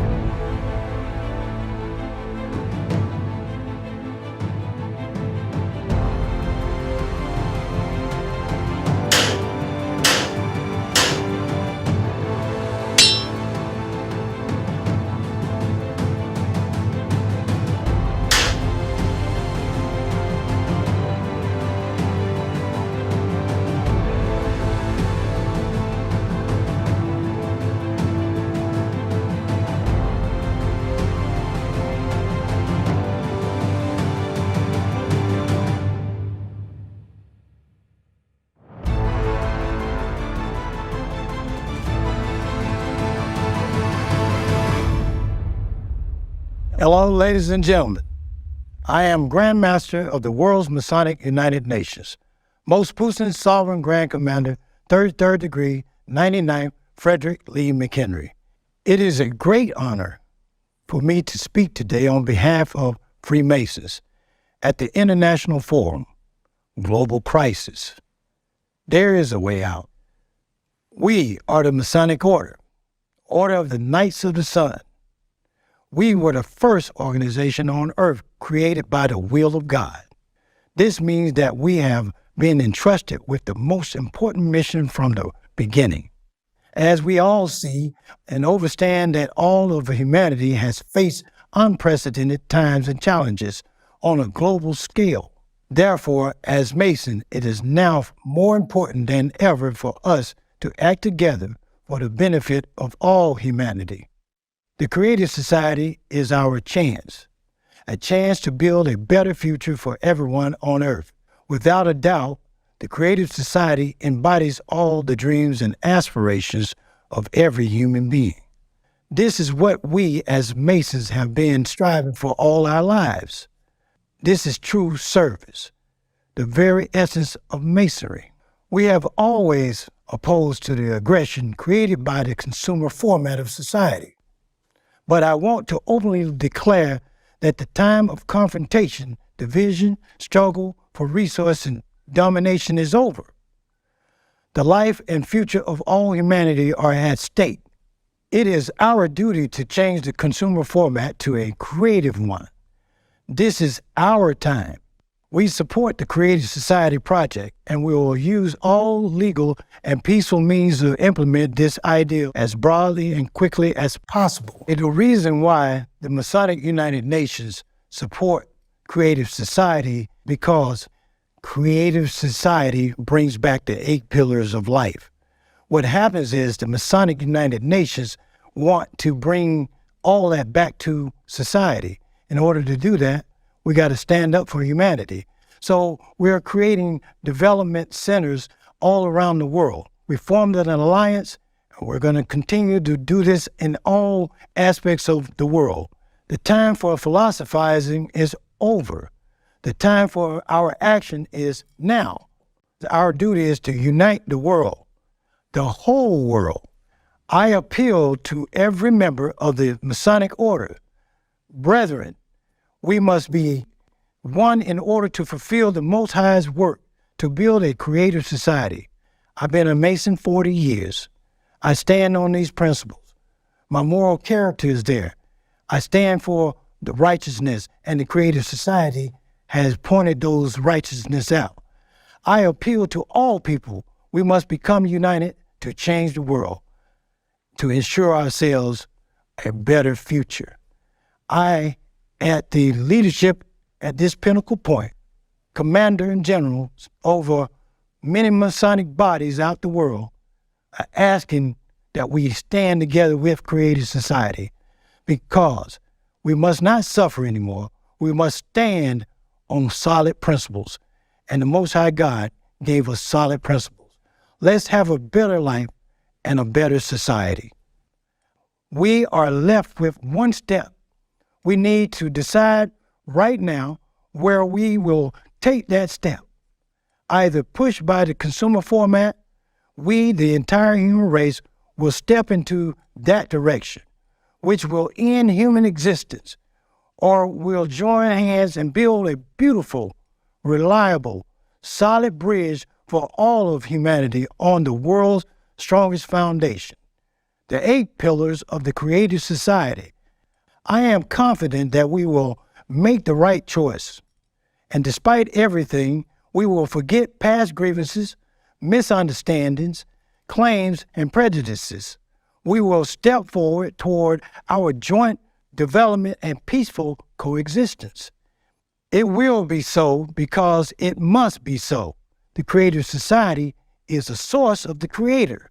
We all come from the Creator, and it's now time for us to move forward and take that bridge, walk on that bridge, stand together on that bridge, and walk into freedom, walk in love, love and peace, harmony. We can do that, and in order to do that, we all have to stand together, and we have to love one another unconditionally. I say these words because I walk this walk, because it's important for all of us. God laid this upon myself. My whole existence belongs to the Most High. And I ask all of you, ask yourself within yourself, what do we do next?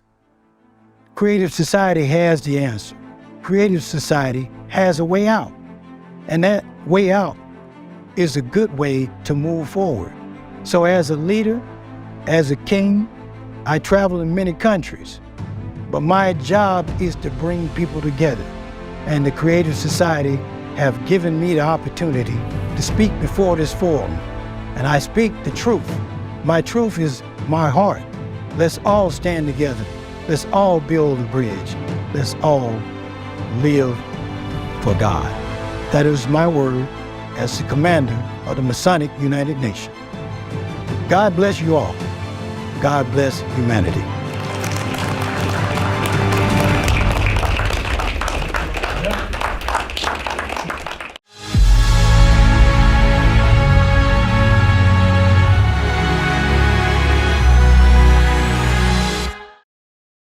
Thank you very much, Sir Frederick Lee McHenry, for your wise and profound words.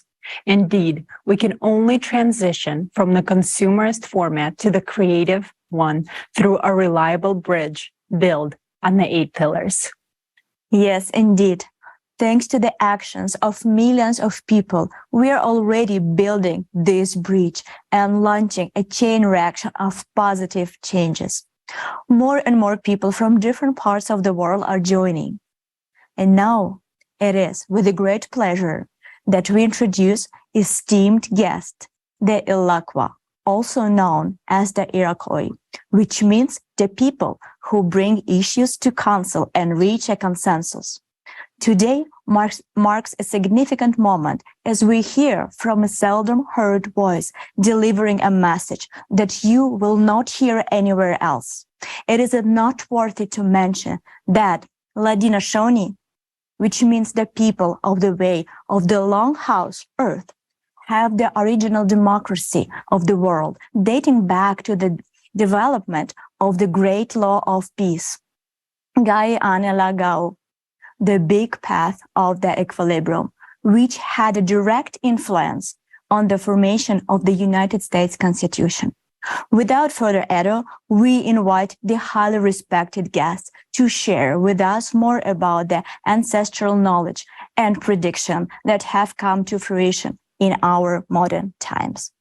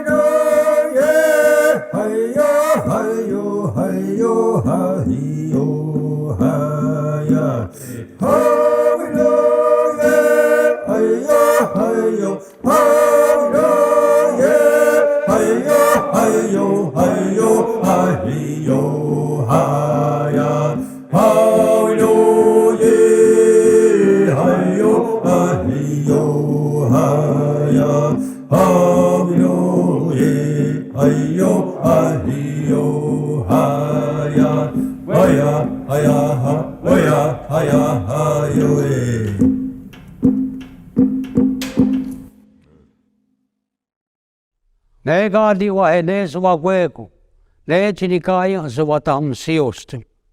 I greet you all in peace, righteousness, and strength. Welcome to the World Forum. We have some words we like you to listen to. Greetings to all the men and women of the universe. Hanyo, tesuanmug. Sego Sewguego. Sogoya Danta Yunga. My name is Songoya Danta. I am Ongwehonwe, which means the real people from the Iroquois. French titled us the Iroquois.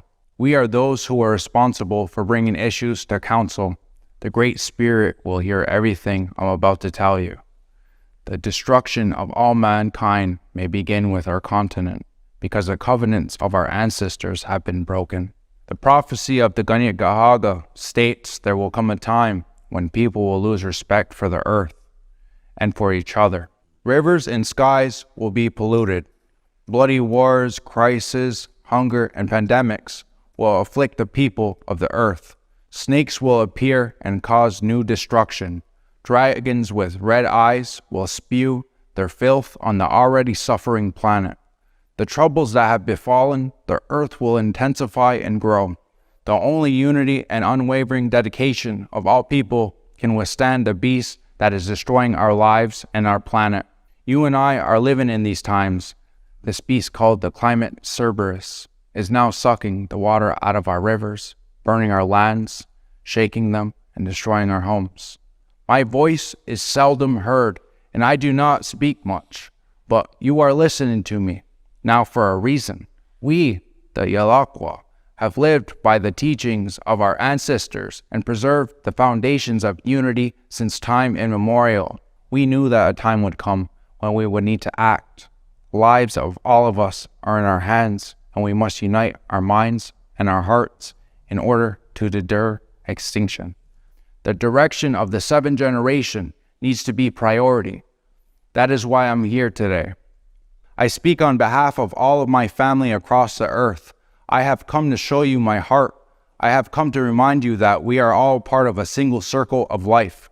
We have only two paths: to be destroyed by a ruthless beast or to unite for the sake of our life. Our only chance to truly unite and preserve our lives is to live in a creative society. Why the creative society?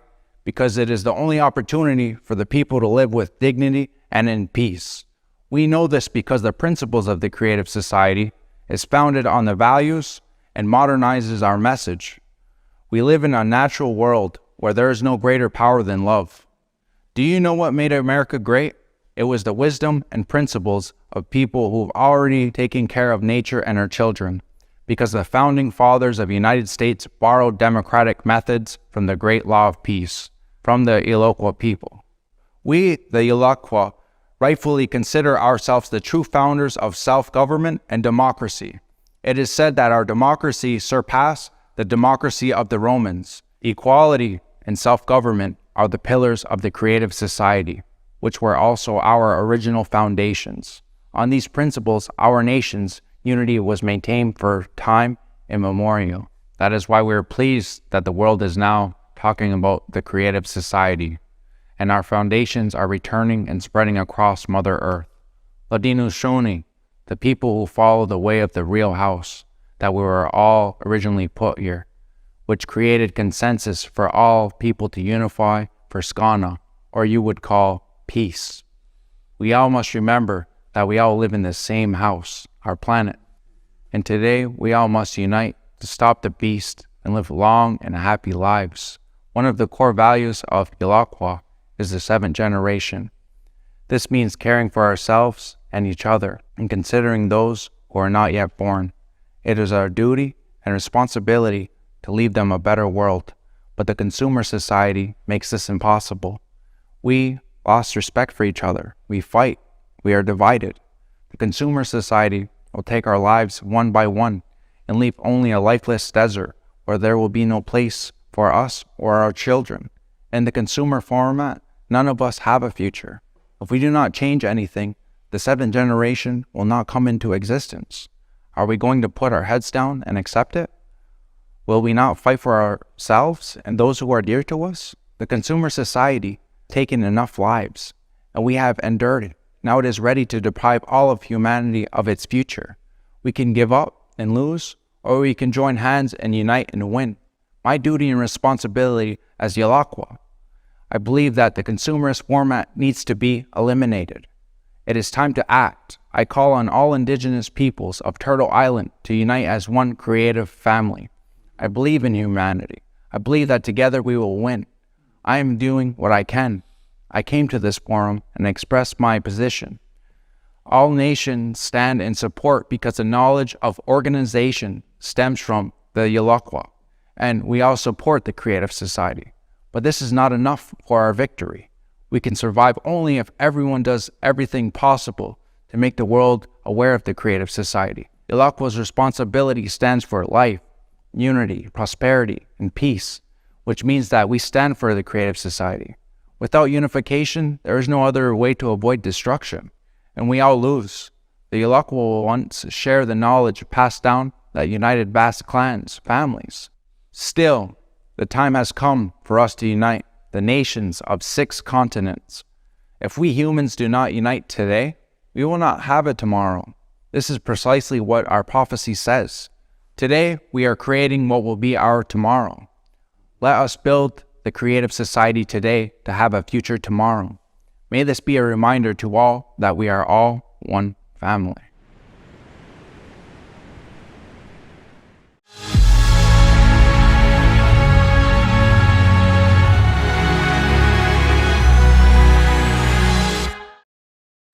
It is a great honor that Lakwa is with us today.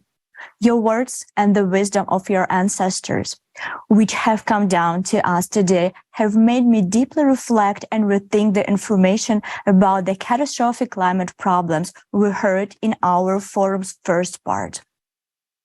You're absolutely right when you say we can survive only if everyone does everything possible to make the world aware of the creative society. Without unification, there is no other way to avoid destruction, and we will all lose. Indeed, we will all lose if we do not build a creative society. The first part of the forum clearly showed that the threats facing humanity if we do not unite.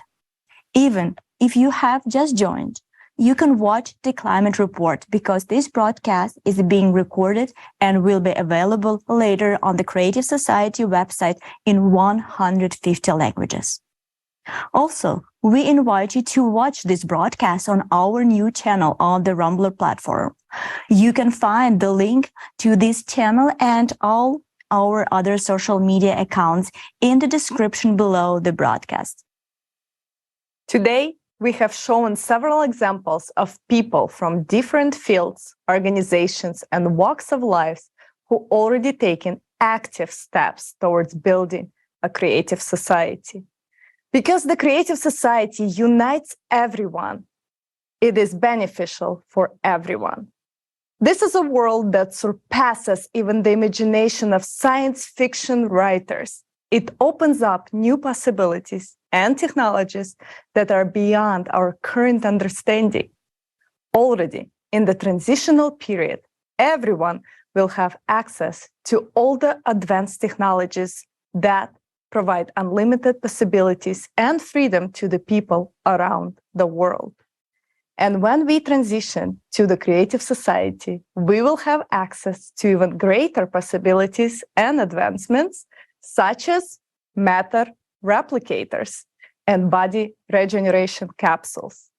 If you want to learn more about the principles on which these technologies will operate, stay with us because this information will be presented for the first time at this forum today. Dear viewers, we'd like to remind you that all the changes we are talking about today are only possible with your direct involvement. Your participation in sharing this information is crucial.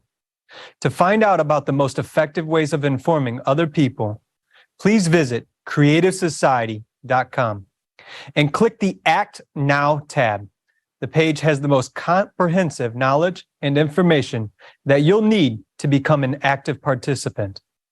And once again, we are encouraging you to not stop there, but take it one step further and organize local coordination centers in your area so that you can be a part of a huge positive wave of human unification in a demand to change the vector of development of our society. From the consumerist to the creative society, humanity needs volunteers to step forward and help save lives. Take that step and spread the word about the creative society to everyone you know, from friends and relatives to acquaintances and even mothers-in-law. Believe me, they all need the creative society. So share this form right now with everyone. Record video feedback and post it on all social media platforms with the hashtag Creative Society. Make sure that everyone knows about the Creative Society. Olga? So come on, people, let's all just grow some brain cells and start supporting the creative society. Only an idiot wouldn't want a creative society. And the following video is dedicated to this. Watch.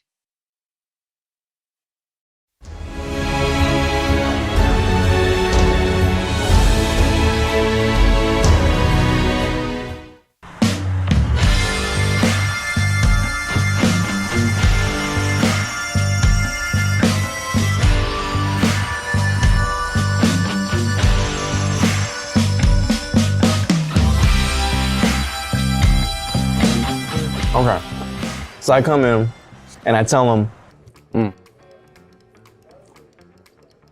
I got some news for you. One's good, and one's bad. So then he says, start with the good news. I'm like, okay. Well, the good news is that 2 girls are coming over. And he says, so what's the bad news? And get this. I say, they're both bad. Oh my God, okay. Hello? Did you get it? They're both bad. Oh, come on. What are you doing there? Yeah, sorry. I just got distracted. That's a good joke. It is. Distracted. Yeah. Okay. Says you. Well, you've been on the phone all morning. Yeah, sorry. I just found a very interesting project. What project? It's called Creative Society, and they have some really good ideas. Like every person's life should be protected. Self-governing society. Have you heard of it? No. It sounds like a cult to me. What makes you think it's a cult? What? Ain't that right? No. Look, hand it over. Just got it. Globalists. They're getting funded by Soros. It's all bullshit anyways. What's the connection? What do the globalists have to do with this if it's a volunteer project? Wait. You said volunteer? Yeah. Like working away without getting paid? Wow. Bob, people are concerned about their future. They want to live in a society where everyone is equal, where there's no wars, violence. Just live like decent human beings. Sounds like a scam for chumps. Are you kidding me? Wait, Emily, what's wrong? You didn't even bother to figure anything out. Instead, you just slapped your labels on like you always do. Whoa, what's got you all riled up? Look, if you want to save the world, go feed a homeless guy. Or adopt a cat from a shelter, or do whatever those tree huggers do. Actually, I already do that. But this isn't fixing the problem at large. The number of homeless people is not going down, and so does not the number of stray cats. Can't you see what's happening around the world? I don't give a damn about the world, Emily. Look, the world's too big to fix. You either gotta adapt, or you're gonna die. Well, I don't want to die. But I don't want to live in a society like that either. Yet in the creative society... Let me guess. In the creative society, there's gonna be pink ponies and unicorns. Yeah. You're taking it too far. Anyway, look, you either gotta pick me or your little society of creators. Really? Yeah. Well, you know what? What? In the creative society, I don't need an idiot like you. Yeah, well, I don't need you either. There she fucking leaves me. Hey man, you got a light? No, because I don't smoke. And neither should you. Wait, are you like some kind of Freemason or something? What do you mean? Let's see, you have a little Illuminati symbol. No, that's not Illuminati, that's a creative society. Don't you know who they are? Oh yeah, I do.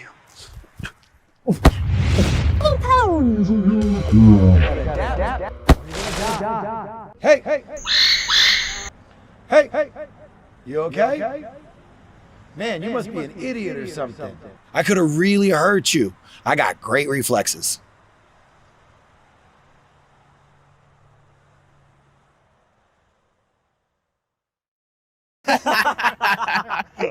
Woo! Oh man. Yo, who gave you that shiner? You mean this shiner? Yeah. See, earlier this morning, I came up to a Freemason. Yeah. And all I did was ask him for a light. But then he scowled and hit me when I wasn't looking.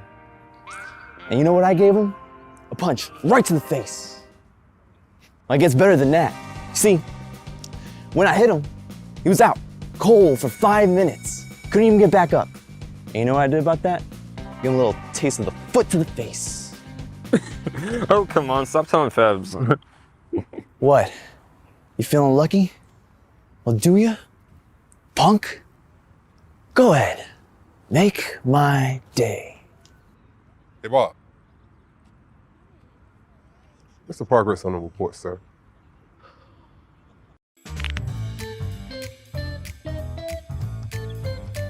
You're bunch of assholes. You all are fooling everybody. Globalness, cutness. Your society is impossible.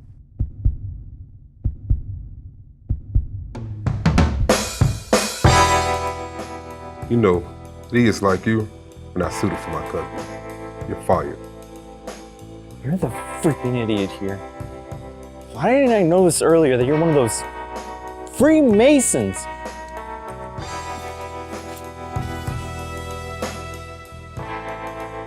Oh, come on!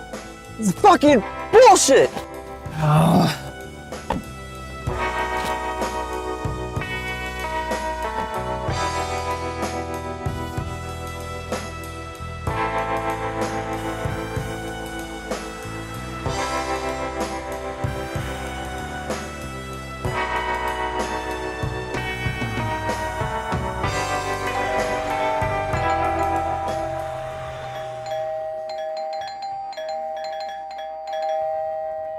Oh, hi! Where's Emily? I don't know.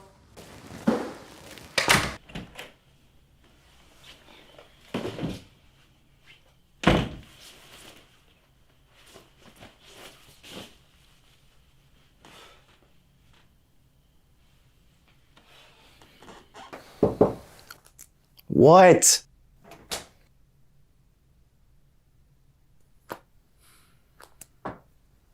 Did you two break up? Never mind about that, Mom. Why? Because of the Creative Society. Ugh. What did the Creative Society do? Everything. Crazy chicks, brainless athletes, stupid bosses. They're messing with people's minds, you know. I see. So, me too? What is that supposed to mean? I'm a Creative Society volunteer too. What? You too? So you think I'm stupid too, huh? No, I didn't say that. Well, maybe because I gave birth to an idiot. Oh, Mom, come on! Sit down.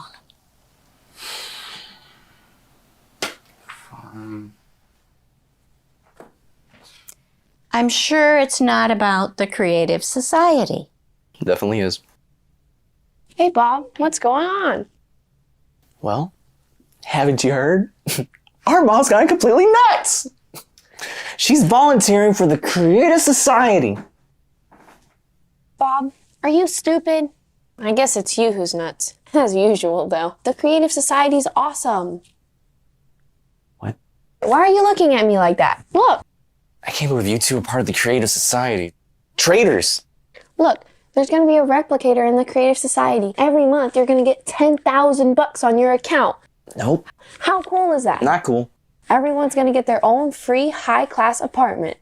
You know, you can only get free cheese from a mousetrap. Come on, you're not a mouse. You got to have more brains than that. You want to know something? What? I want to go to Japan and study fashion design. My dream is to have Yoda Miura perform in one of the outfits I made for him. And what am I supposed to do there? You'll finally buy yourself a decent car. No more driving around in your piece of junk. And you can even get your own health capsule to cure your nasty pimples. And your tangerine allergy? Long gone. But most of all, you'll finally take Emily to the Maldives and buy her a brand new massive ring. Yeah, I'm not gonna buy her anything. Oh, come on. Now, seriously, the situation in the world just keeps getting worse and worse every day. We had a pandemic. Now there are wars. People are going crazy with hatred toward each other. And the climate? Have you seen the kind of earthquakes happening lately? Fake news. Nowhere is safe now. Bob, I'm so tired of being scared all the time. Imagine a sustainable, safe world. The world where I could send Vicky to Japan and wouldn't have to worry about her. Where all borders are open and there are no wars. I'll finally have peace of mind. And for you too, Bob. By the way, where did you get that black eye? Oh, this black eye? Well, I just happened to have a nice talk with some of those friends of yours. Bob, any sane person would want to live in a society like that. What's wrong with you? Nothing's wrong with me. Only a person who doesn't get the essence of the project would not support the Creative Society. Or a total idiot.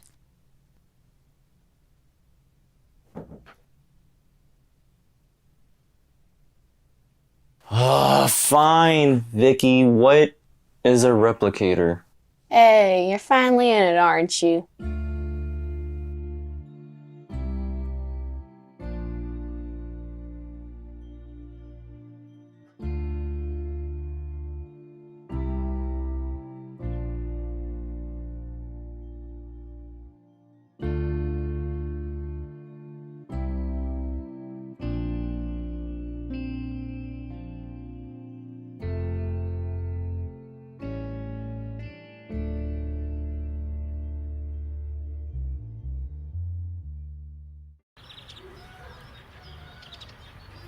And you didn't believe it. Hey, come on. You didn't believe it either. Nice.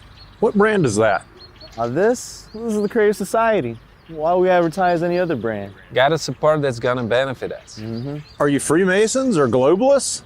All right, pal, look. I used to be just like you myself. Let's have a talk.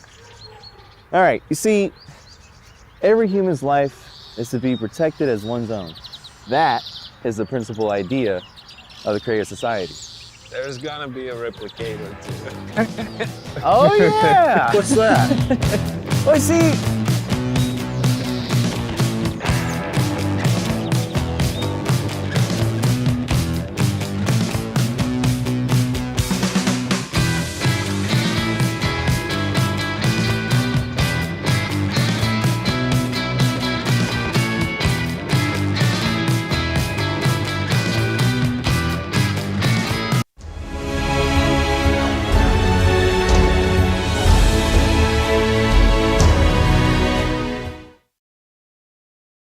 Wow.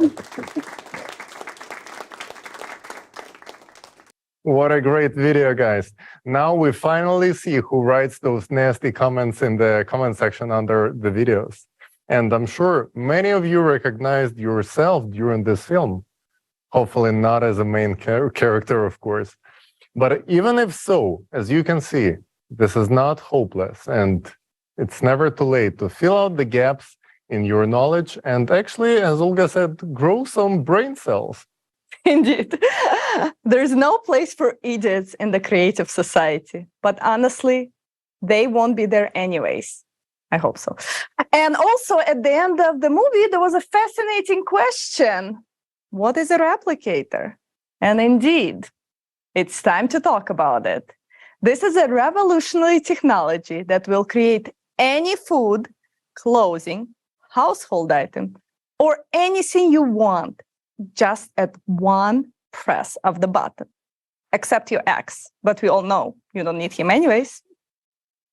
In the Creative Society, metal replicators will be free and available to every home. And this is good news for those who are tired of being slaves to the kitchen and want to be freed from the duties of cooking and dishwashing.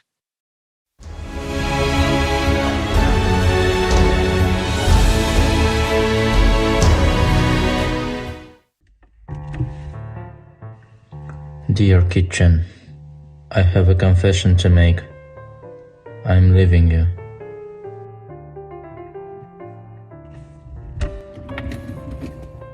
I'm tired of constantly double checking to make sure the dishes were properly washed. I have better things to be doing with my life. Anyways, I can't cook. I always pretended it was homemade food. But it was delivered. Now, I have him. I cannot do this anymore to get upset over molded cucumbers. To be honest, you're already getting on my nerves. You always ruin my ice cream by turning it into soup. Enough is enough. Fortunately, tomorrow is the day I finally give you the boot. I just wanted a quick snack, a biscuit and a milk before I go to bed. But this freaking dog keep busting my fingers. I can't take this anymore. I'm out of here.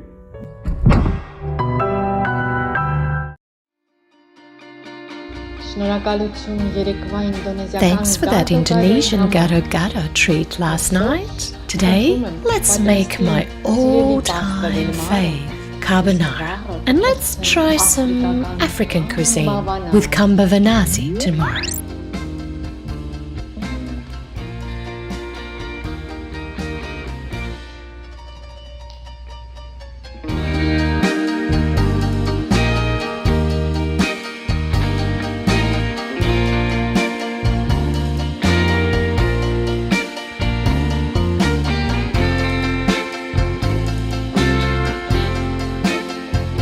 Thanks to everyone who built the Creative Society.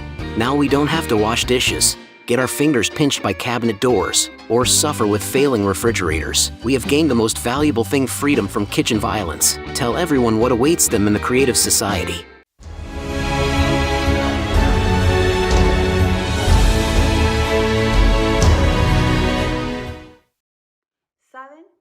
You know, I'll happily say goodbye to the kitchen. I'm not gonna miss it. Greetings, friends. My name is Paulina Herrera, and this is my daughter Javiera. We are from Chile, and our whole family supports the Creative Society. I'm glad to welcome everyone to the forum, Global Crisis, There is a Way Out. As any other sane person, I want to live in the Creative Society, and I want my children to live in the Creative Society. And together we talk about the incredible technologies that will be available to everyone.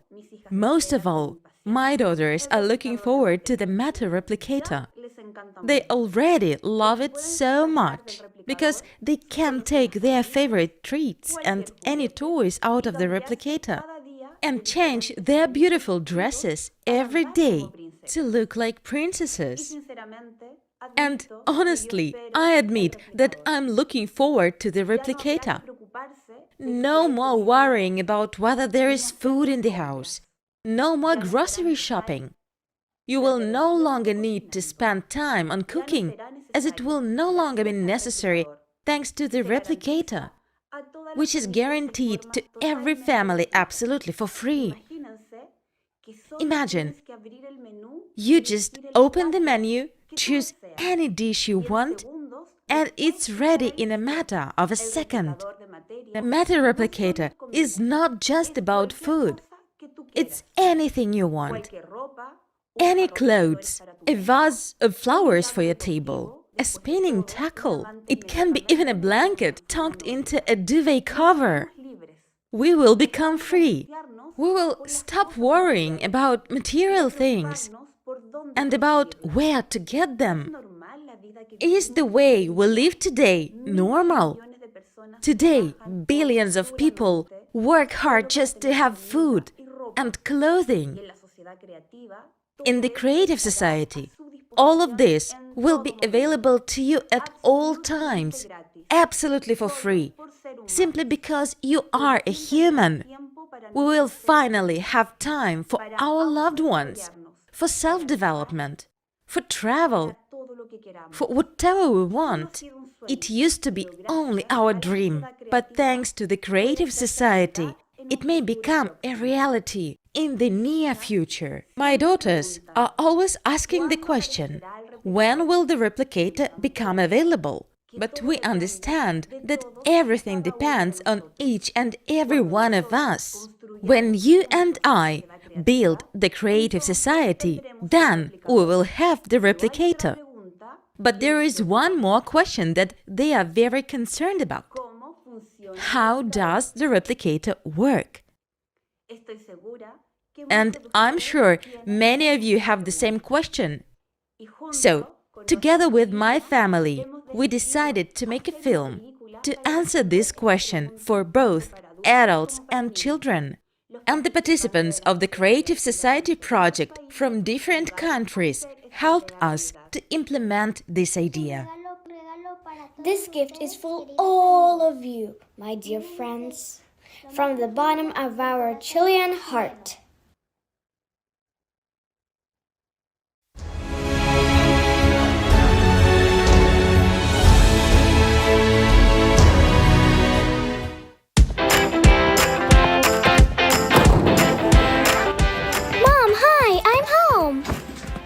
Mom, I'm so hungry. Mom, when are we going to eat? Soon. Wait a few more minutes. The food is warming up. Why does it take so long? Why does food have to be cooked at all? Why isn't there a microwave yet that creates hot prepared food I want instantly? What makes you think there isn't? Actually, it's almost ready. What do you mean? Well, it does exist. It's called a replicator. Well, come eat. What is a replicator? A replicator is a device that creates ready-made food right away, and you don't have to cook anything yourself. How is this possible? They haven't told us about this kind of thing at school. Well, that's understandable, because no one has a replicator yet, although modern science is already very close to discovering the method of its operation. But in the Creative Society, everyone will have a replicator. So will we have one too? Of course.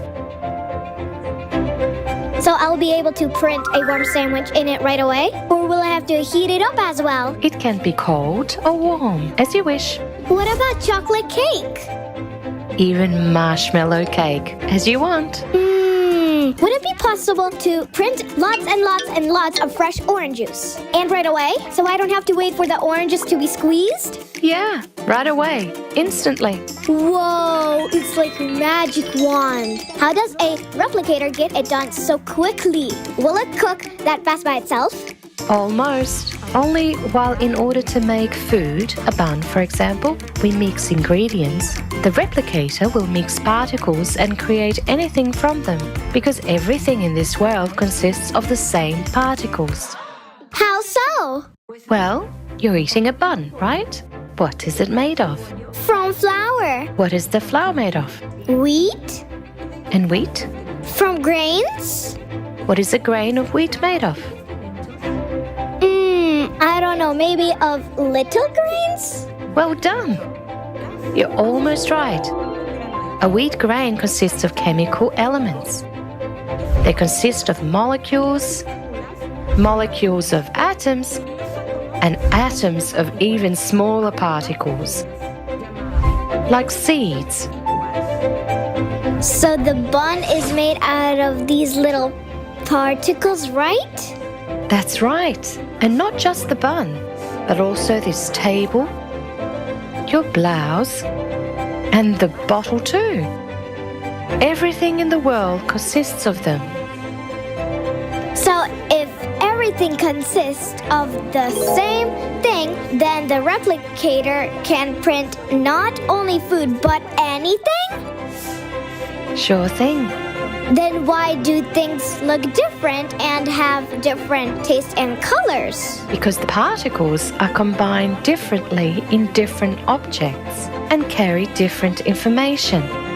Okay, and where are they going to get these particles for the replicator? We'll take particles from the recycler. Just as the replicator assembles things from particles, the recycler will also break down anything into particles and transfer them to the replicator cartridge. We'll be able to recycle all unnecessary things into things we need.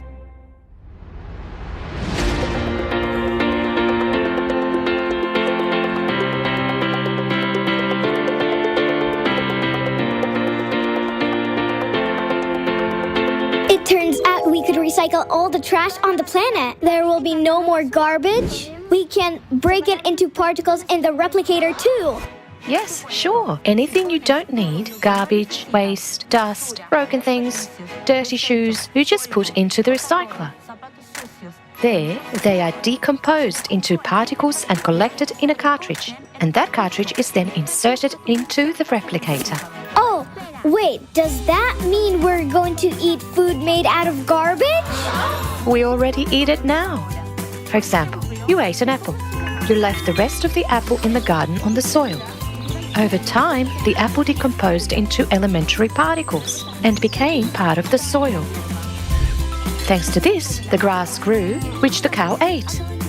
These particles became the nutrients for the cow and come to our table already in the form of milk or yogurt, and we eat them.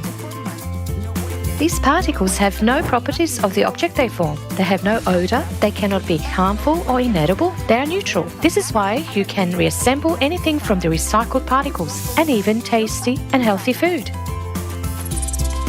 And when there's a replicator, can I print myself a dog? No. A replicator cannot create a living organism, neither a dog, nor car, or even a mosquito. But why? A replicator simply reproduces any object consisting of the same particles, but it can't create life. It can print a cooked fish or chicken, fried or cooked according to any recipe. But that chicken or fish was never born, never lived, and no one ever killed it. It is simply a collection of particles. To replicate any dish endlessly, all you need to do is prepare it once using our regular method, and that's it. From there on, you can copy it as many times as you want. Yay! Thanks for the replicator, the animals won't die. No one will kill chickens. So great! Replicators, great! So, when we have a replicator, will we have to stuff a blanket into the duvet covers? No, you can get a ready-made blanket with a duvet cover from the replicator right away, even a new one every day if you like. And the dresses too? Yes, lots of different dresses, and you won't even have to iron and wash them because every particle of dirt will serve as a refiller, and you'll even have more particles on the dirty dress to print a beautiful new one. Wow, Mom! It turns out I'm not the only one who can print whatever I want in the replicator, but everyone can? Yes, in the Creative Society, everyone will be able to print whatever they need for themselves. And that means everybody will have nice clothes and good food. And that means there won't be any poor or hungry people. That's right. Everyone on the planet will be fed and clothed. Then nobody needs to buy anything. And there's no more need for stores anymore. If we don't have to buy anything, we don't need money. If we don't need money, no one will fight. And if there's no money, we won't have wars. Everyone will live happily ever after. Come here, my dear. What a smart girl you are. Yes, there will be peace everywhere. Everyone will live happily ever after. Happily ever after.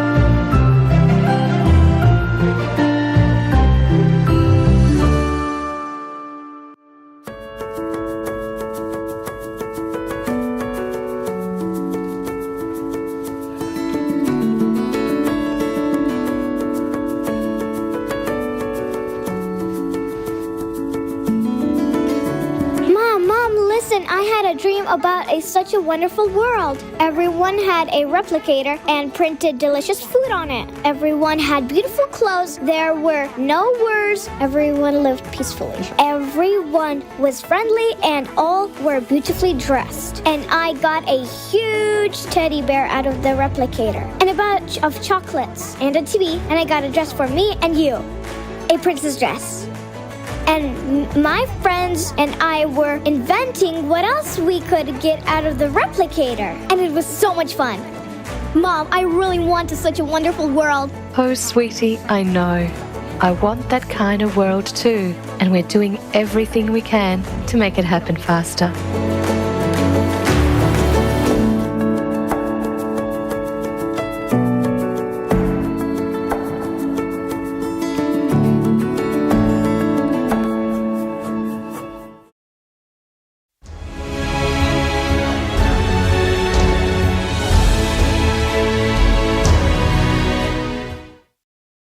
Thank you so much to our dear participants from Chile and everyone who took part in creating this video. You are truly amazing.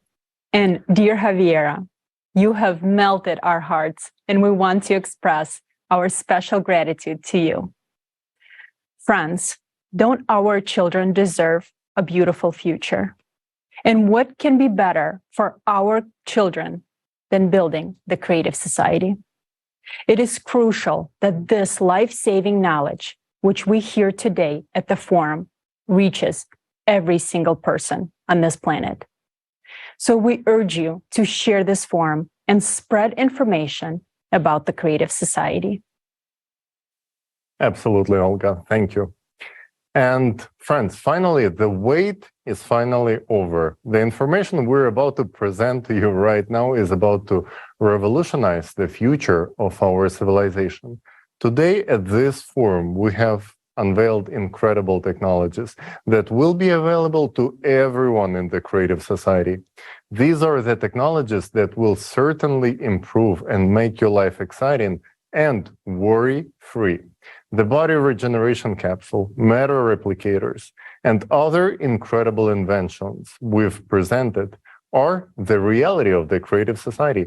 Most importantly, scientific knowledge behind all of these inventions will help us to overcome the impending climate cataclysms and will allow us to survive the climate cerberus. We will present to you this epic knowledge that is being shown for the first time in the history of humanity. Alexei, the floor is yours.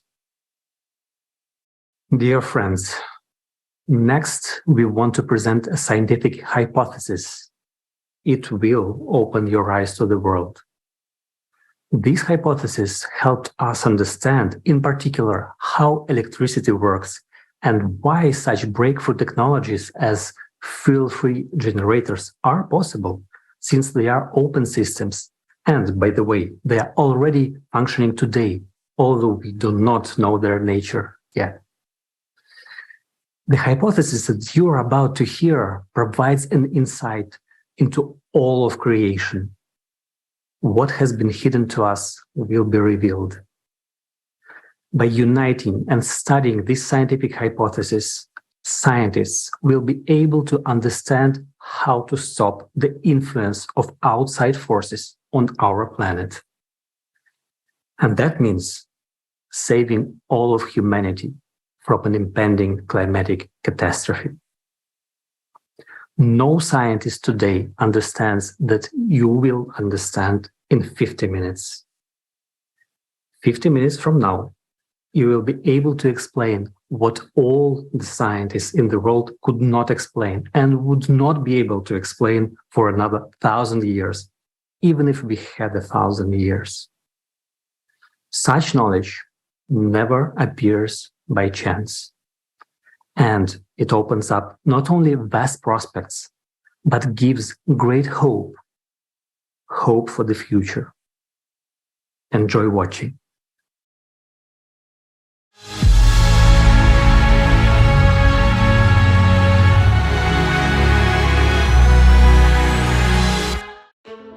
We live in a unique era where two doors are open in front of us. One leads to our extinction, while the other one leads to a potential future full of fantastic opportunities. Today, we would like to present to you a hypothesis that can become a foundation for such a future. Our survival and the prospects of humanity, including even manipulation of matter, depend on its implementation. To solve this task, we have an understanding of the overall picture, but there are many unexplored islands in it.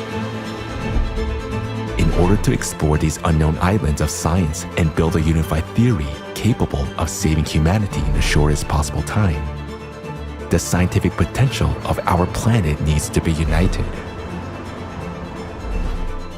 Today, humanity possesses only 6 types of energy, but thanks to the new hypothesis, we can gain access to 32 types of energy.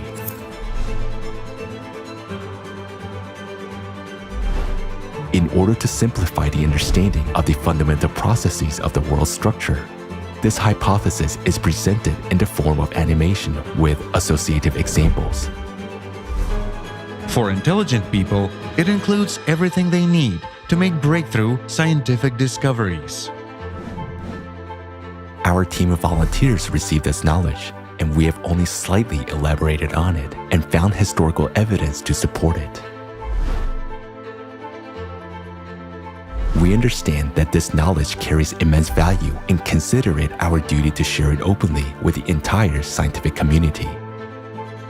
We believe that none of us should claim the laurels of victory. After all, no individuals may be considered winners since a huge team from around the world worked on this hypothesis. Starting a new world requires honesty. Deserved recognition should be given to those scientists who will be able to explain, thanks to this hypothesis, what electricity is, how many types of it exist, what radiation is, what the electromagnetic field is, and most importantly, recognition should be given to those who will be able to find a way out of the climate crisis. For us, that's the most important task because it's a chance to save all of humanity.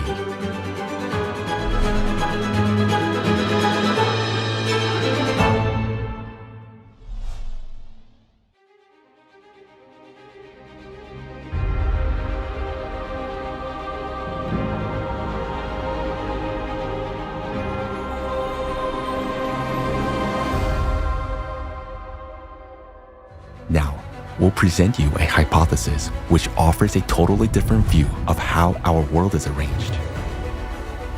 This hypothesis gives us keys to manipulating matter and developing such technologies that will enable humanity to take a step into a new era of evolution. It's a future where we will have everything, even the things we haven't dreamed of. How did this hypothesis originate? Some time ago, we were given unique information about how our world is actually arranged.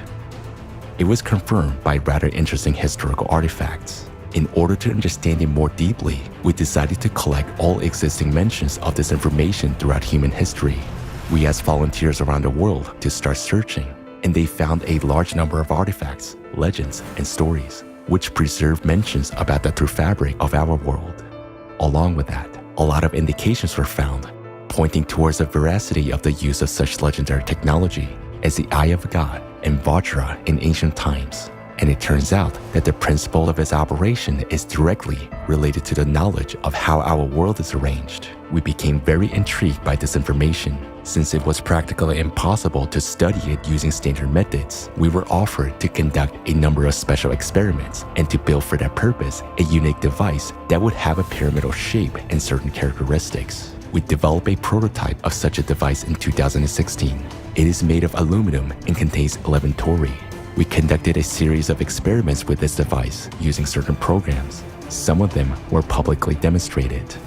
The purpose of those experiments was to verify the possibility of transmitting information to a large number of people, regardless of distance, by means of thoughts. The operator, an experienced person, transmitted information remotely, a symbol or a number, while being inside the pyramid. Meanwhile, participants of the experiment, who were in various countries of the world, received this information through their thoughts. They sent their answers with a symbol and a number they received to an email address that had been given before the experiment. It's important to point out that the symbol which the operator transmitted was picked randomly during the experiment. Nobody knew what exactly was going to be transmitted. All the experiments were conducted exclusively in the presence of a dedicated committee of volunteers, and the whole process was recorded. Thousands of people all around the world took part in the experiment. The result of this experiment shocked us. Why? We were struck by the fact that 70 to 80% of the answers were accurate. This means that people actually perceived the symbol transmitted by the operator. And this cannot be explained by the theory of probability because the percentage of correct answers was too high to consider it a mere coincidence. Yet, there was another thing that struck us the most. We received a huge number of responses from the participants before the experiment had been conducted, and most of the answers sent in advance were accurate. We asked how this was possible if, at that moment of time, even the operator himself didn't know what sign they would be transmitting. In response, we received an offer to conduct another experiment. It is necessary to understand that the range of Tori settings in the pyramid is very large, and we were told the exact settings of the Tori at which a certain unique phenomenon was detected. The operator noted that literally, after several minutes of being in the pyramid device, he began to see various people as well as their whereabouts. Here is how it was happening. At first, he saw numerous white dots, similar to white noise on a TV screen. As soon as he focused on any of those dots, it came closer and a person appeared in front of him. It could be someone the operator knew or someone he didn't know. At the same time, the operator had a clear understanding of where exactly this person was at that moment. This effect was observed by all operators with such settings of the pyramid.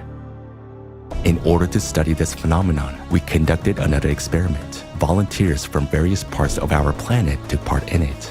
Some of them were intentionally driving during the experiment in order to change their geolocation.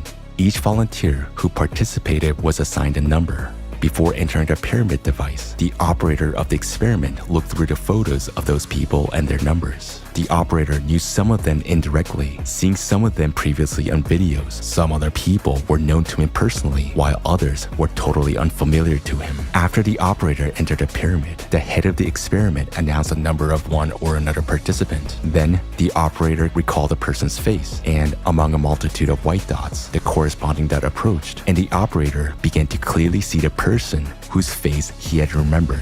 He saw exactly and in detail the location of that person at that moment, and he voiced this information out loud. Then the head of the experiment immediately called that person on the phone and clarified where he or she was at that moment. The results were astonishing. The exact location of various people was determined correctly in 100% of cases. We became very interested. How did such abilities appear in the person who was in the pyramid device functioning at certain settings? We conducted the experiment in Ukraine. While the operator was able to clearly see and determine the location of people, even on the other side of the globe.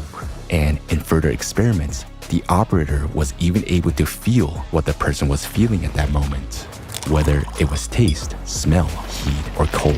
After all, this is actually an immediate transmission of information at enormous distances. How is this possible? During our further research, we realized that it was not all that simple. It turns out that besides the known radiations, thermal, electromagnetic, X-ray, and others, the human brain is able to generate, transmit, and perceive another, completely different type of radiation. These are special waves unexplored by science. The work of neurons of every person's brain is unique and inimitable. Just like a fingerprint or retina, the neuronal imprint of the brain is unique to every individual. It cannot be confused with any other imprint. It is possible, under certain conditions, to register this specific radiation coming from neurons of the human brain, and as it turns out, it's impossible to shield the signal. With each subsequent experiment, we were amazed at the immensity of horizons and unexplored prospects opening before us.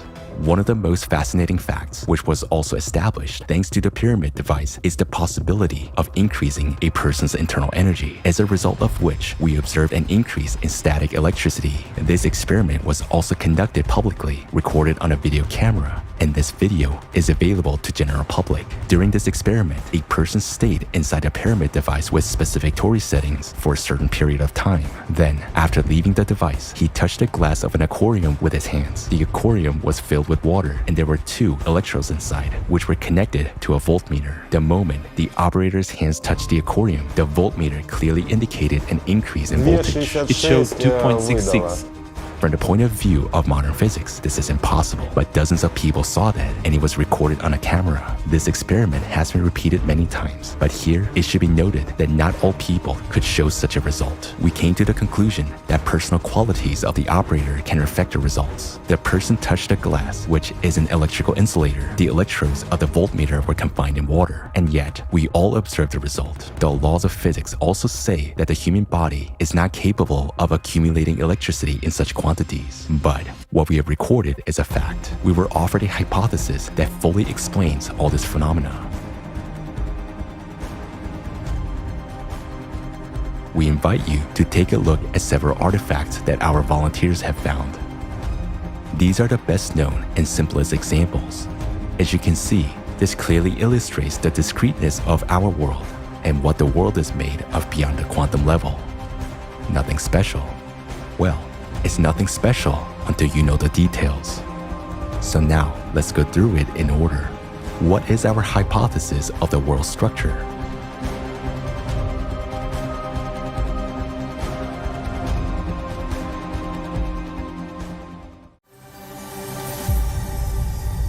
Modern science knows that all substances consist of molecules and atoms.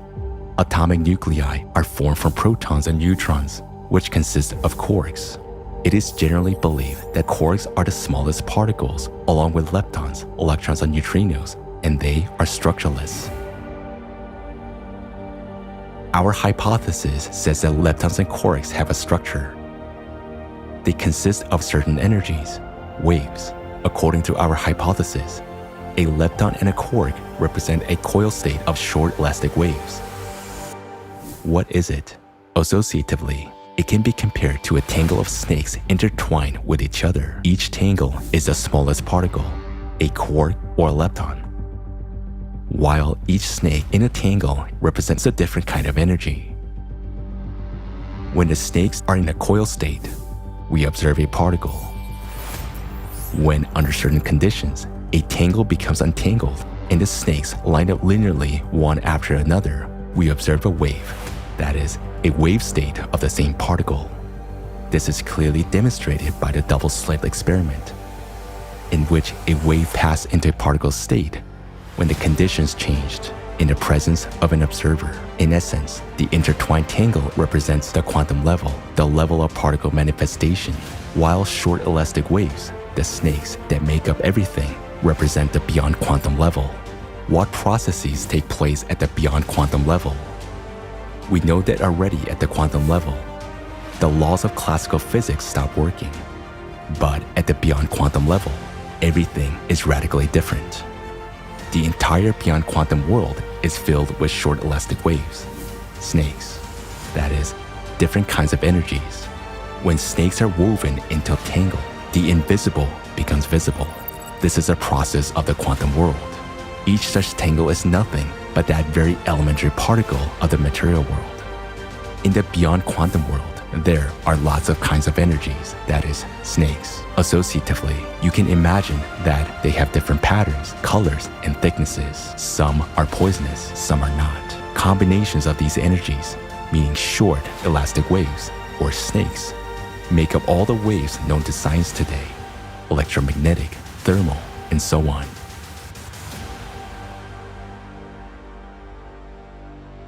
In other words, any wave is discrete in its true nature because it consists of a multitude of short elastic waves, snakes. None of the snakes ever disappear. They just transform from one state into another. Also, all material objects consist of tangles of snakes as the smallest material particles. Each snake in a tangle is a carrier of certain information, a code.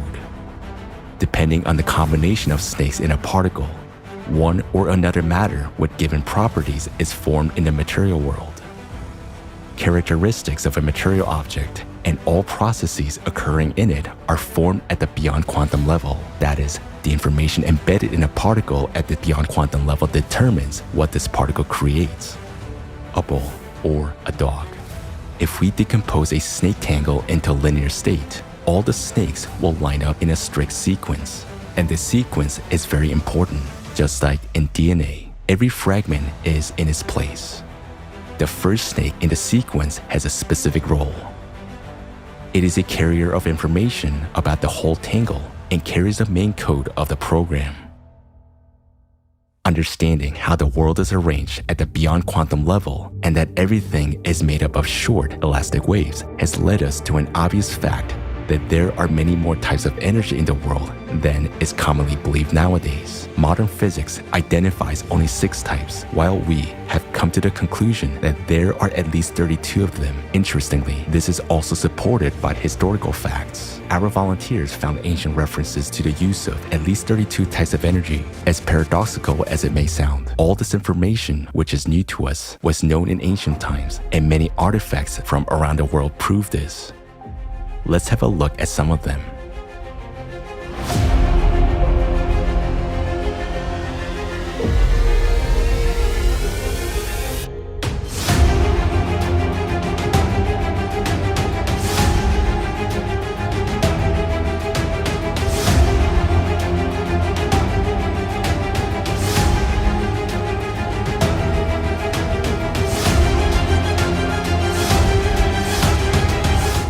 Now you understand what special meaning they carry.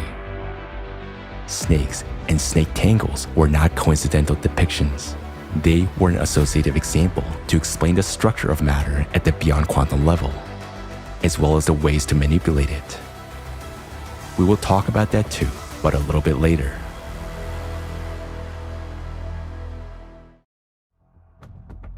To date, this knowledge has been mostly lost, and that's a shame because it would be of a great use to modern scientists who for decades have been struggling with questions which can be easily explained by means of this hypothesis.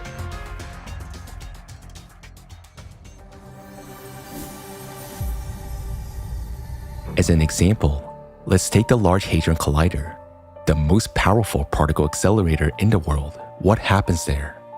In order to study processes in the microworld, scientists use electromagnetic fields to accelerate two beams of charged particles, such as protons, at enormous speeds in the collider, and then they collide them. As a result, after the collision, scientists observe the formation and dispersion of much larger particles with a much greater total mass than they had before the collision. And science cannot explain this phenomenon. It is as if two tennis balls collided with each other, and their collision would produce a bunch of scattering basketballs. How can this be possible? It's very simple. All these particles are nothing but snakes in the coil state. The energy that accelerates them, the electromagnetic wave, is also snake-like, only not in the coil state, but in the linear one, in the state of a wave. Thus, not only two particles collide in the collider, but billions and billions of snakes in the state of waves, which are transformed into coil state during the collision.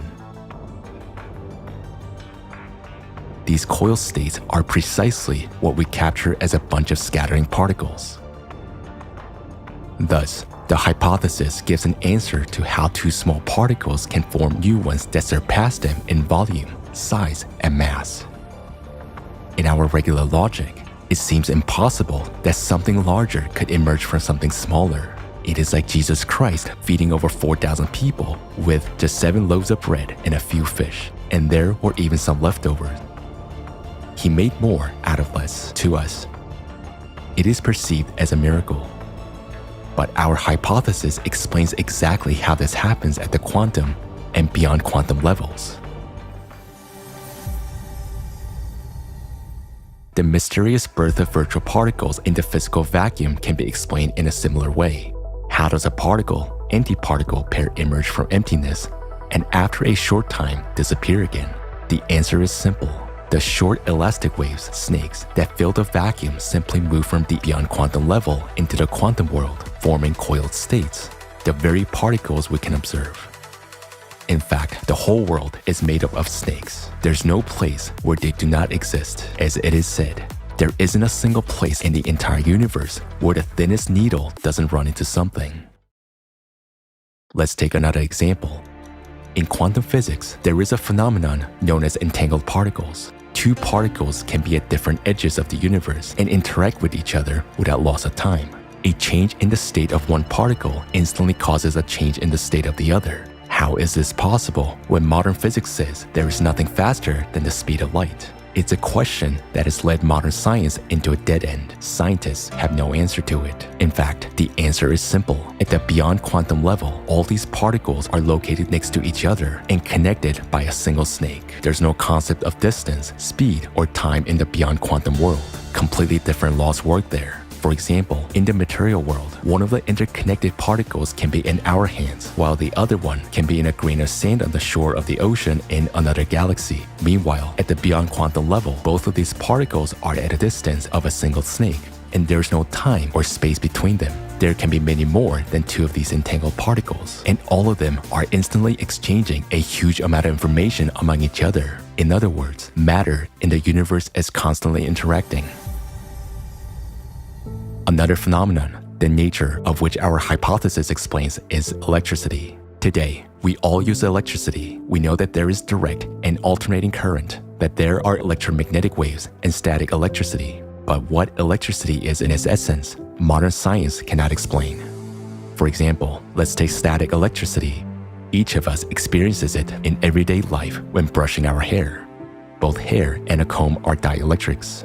When we run a comb through our hair, we untangle some snake tangles and create new ones, thus releasing snakes. Snake tangles on the comb interlace with the ones in the hair. In this way, joint snakes are formed. This quantum manifestation is precisely electromagnetism, which attracts hair to the comb.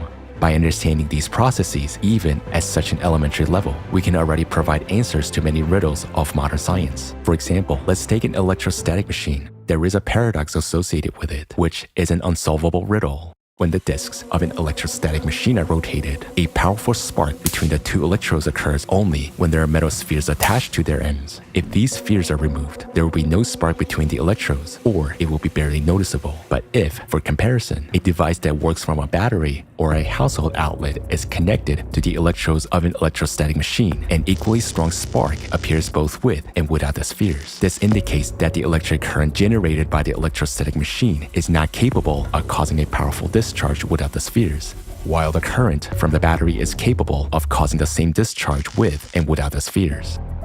What is the difference between these two currents?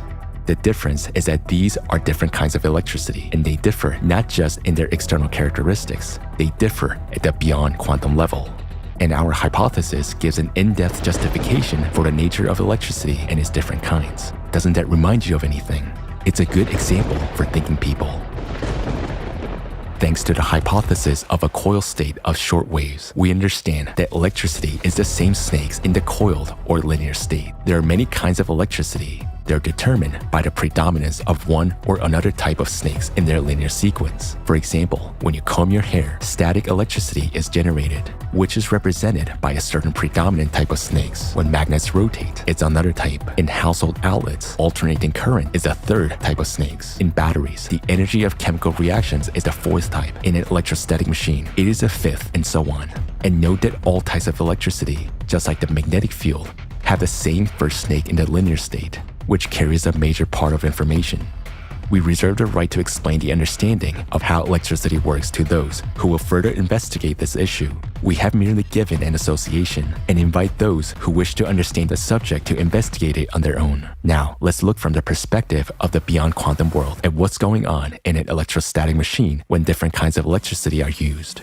As the disks of the electrostatic machine rotate, the brushes rub against their surfaces.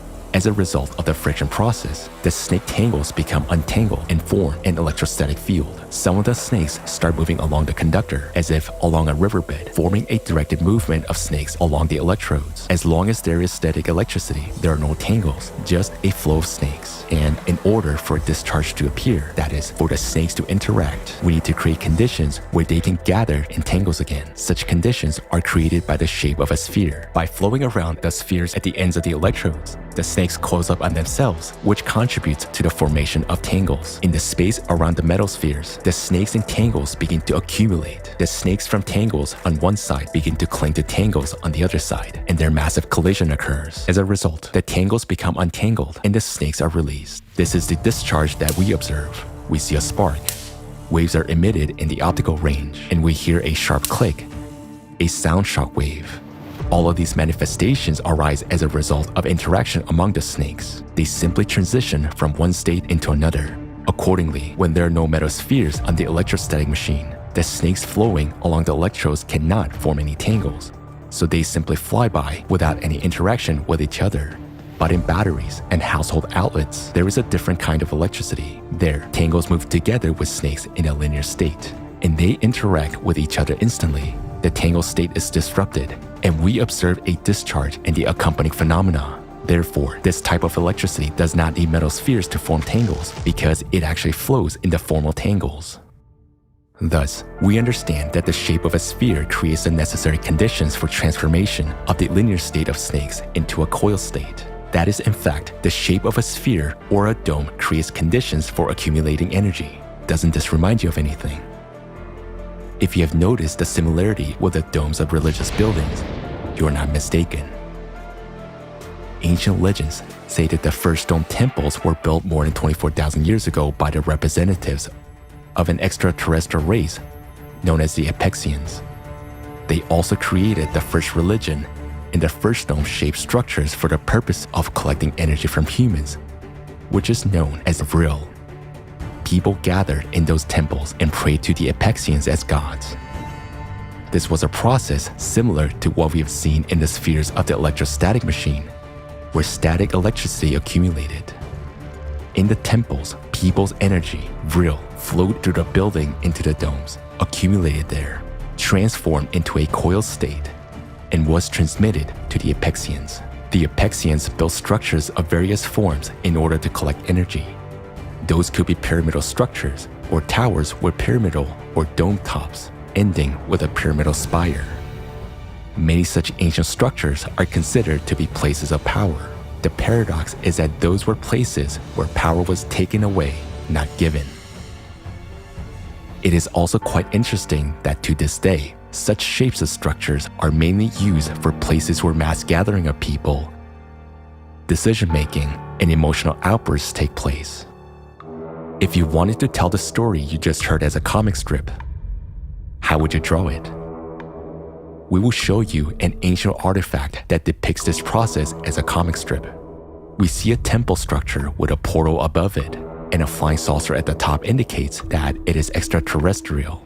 In those times, people couldn't know about such technologies. On the left, we can see people and an indication that they're giving away their energy. This is shown in the form of snakes flying away. On the right, we see two planets and below them representatives of an extraterrestrial race, the Apexians, who receive energy from humans. And it is clearly shown that humans fed not only the Apexians, but representatives of other extraterrestrial races as well. To this day, through our temples, we feed unknown creatures in the universe.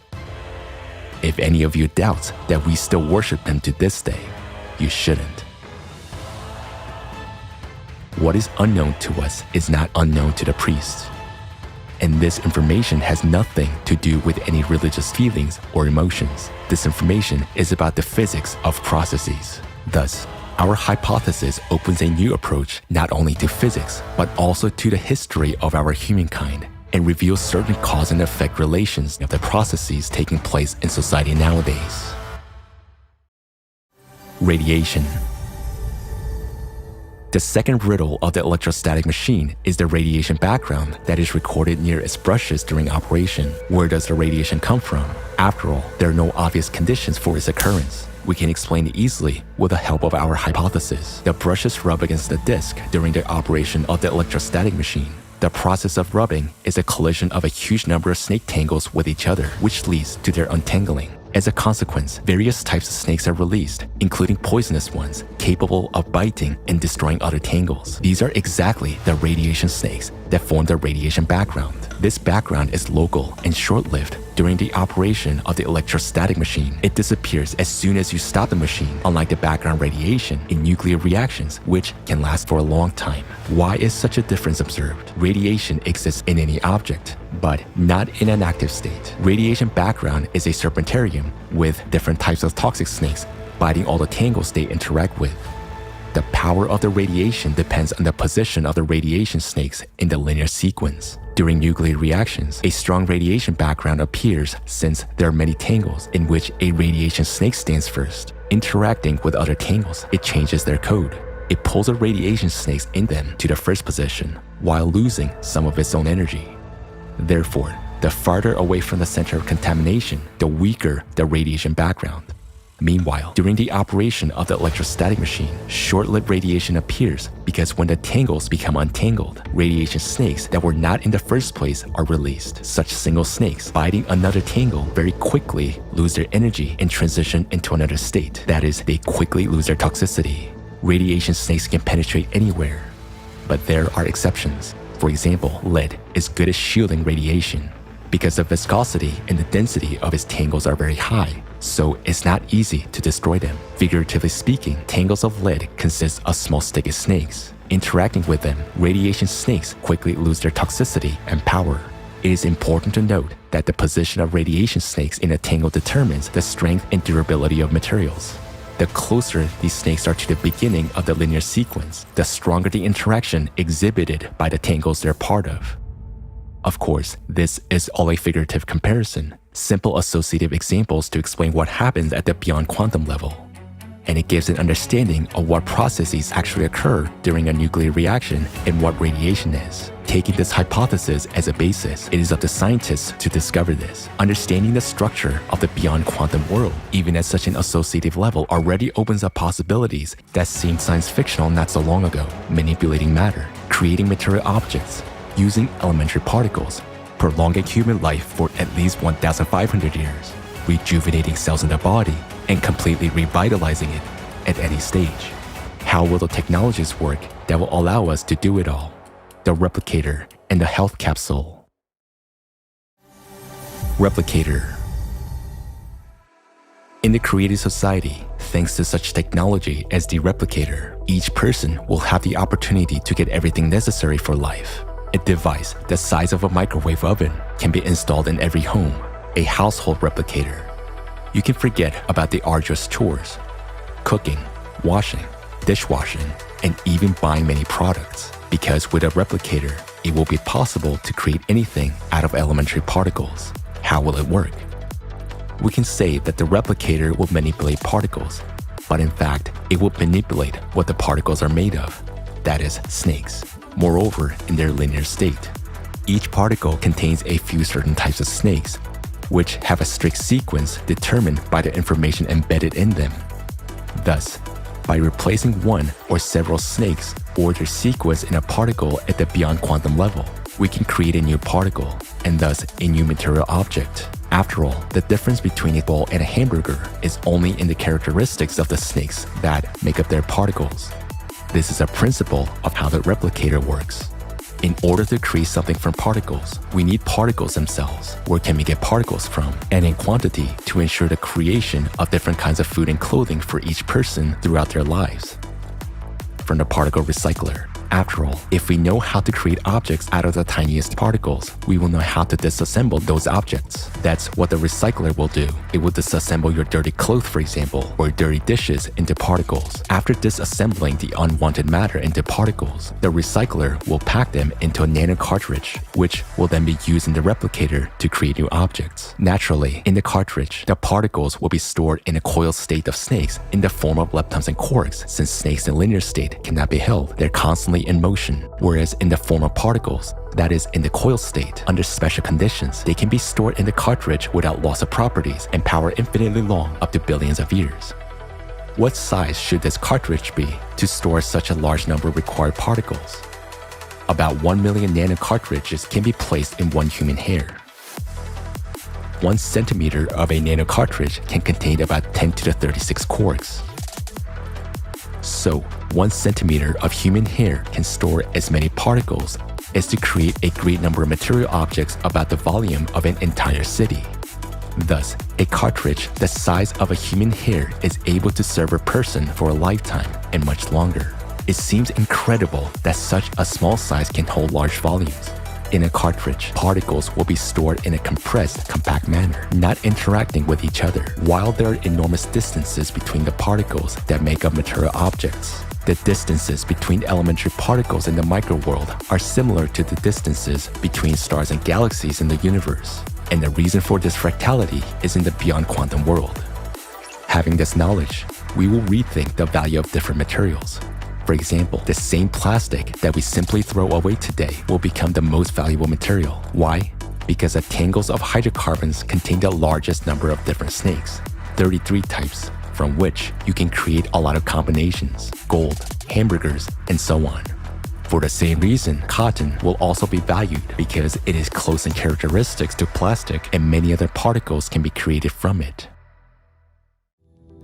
To understand the process of replication better, we'll give you a figurative example. Imagine that we put a knitted jumper into a device similar to a microwave oven. At that time, a special device reads the shape of the jumper and the position of each hair in the threads of the jumper.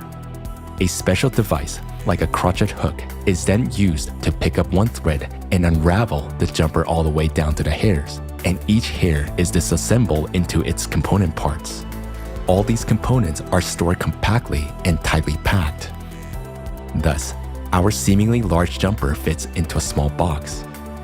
When we need to make a jumper again, the previously recorded program reconstructs the hair components in the right sequence and converts them into wool strands, which are then converted into the yarn that will knit the jumper anew. All this information gives the understanding that everything in this world has been programmed and created. It's a whole programming table, but there's nothing complicated about it. Now in programming, we only use zeros and ones, whereas in the beyond quantum world, we use several hundred combinations. By comparison, our alphabet has only about 30 letters, but over 1 million words are made up of them.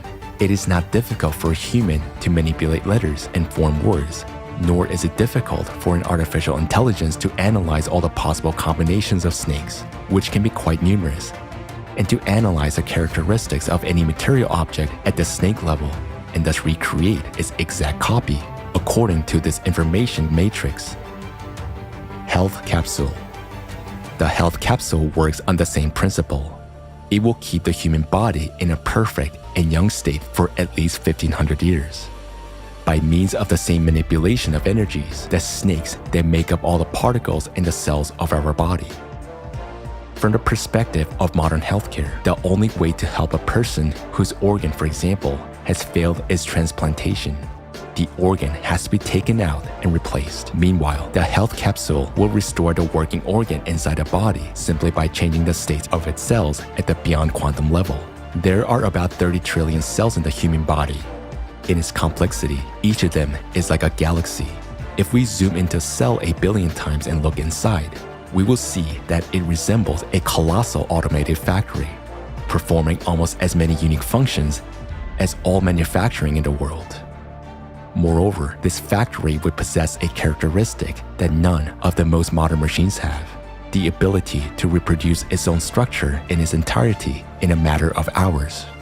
A cell is such an interconnected and fine-tuned system that if even one of its components fails, the cell will die. Therefore, manipulation of a living cell at the level of molecules and atoms is impossible. It's like trying to fix the engine of a car at full throttle. Meanwhile, at the beyond quantum level, everything is simple. It is necessary to add snakes where they're missing, or remove the excess ones, and the condition of an organ will return from pathological to healthy. Rejuvenation of the body and prolongation of human life will take place according to the same principle. Information code.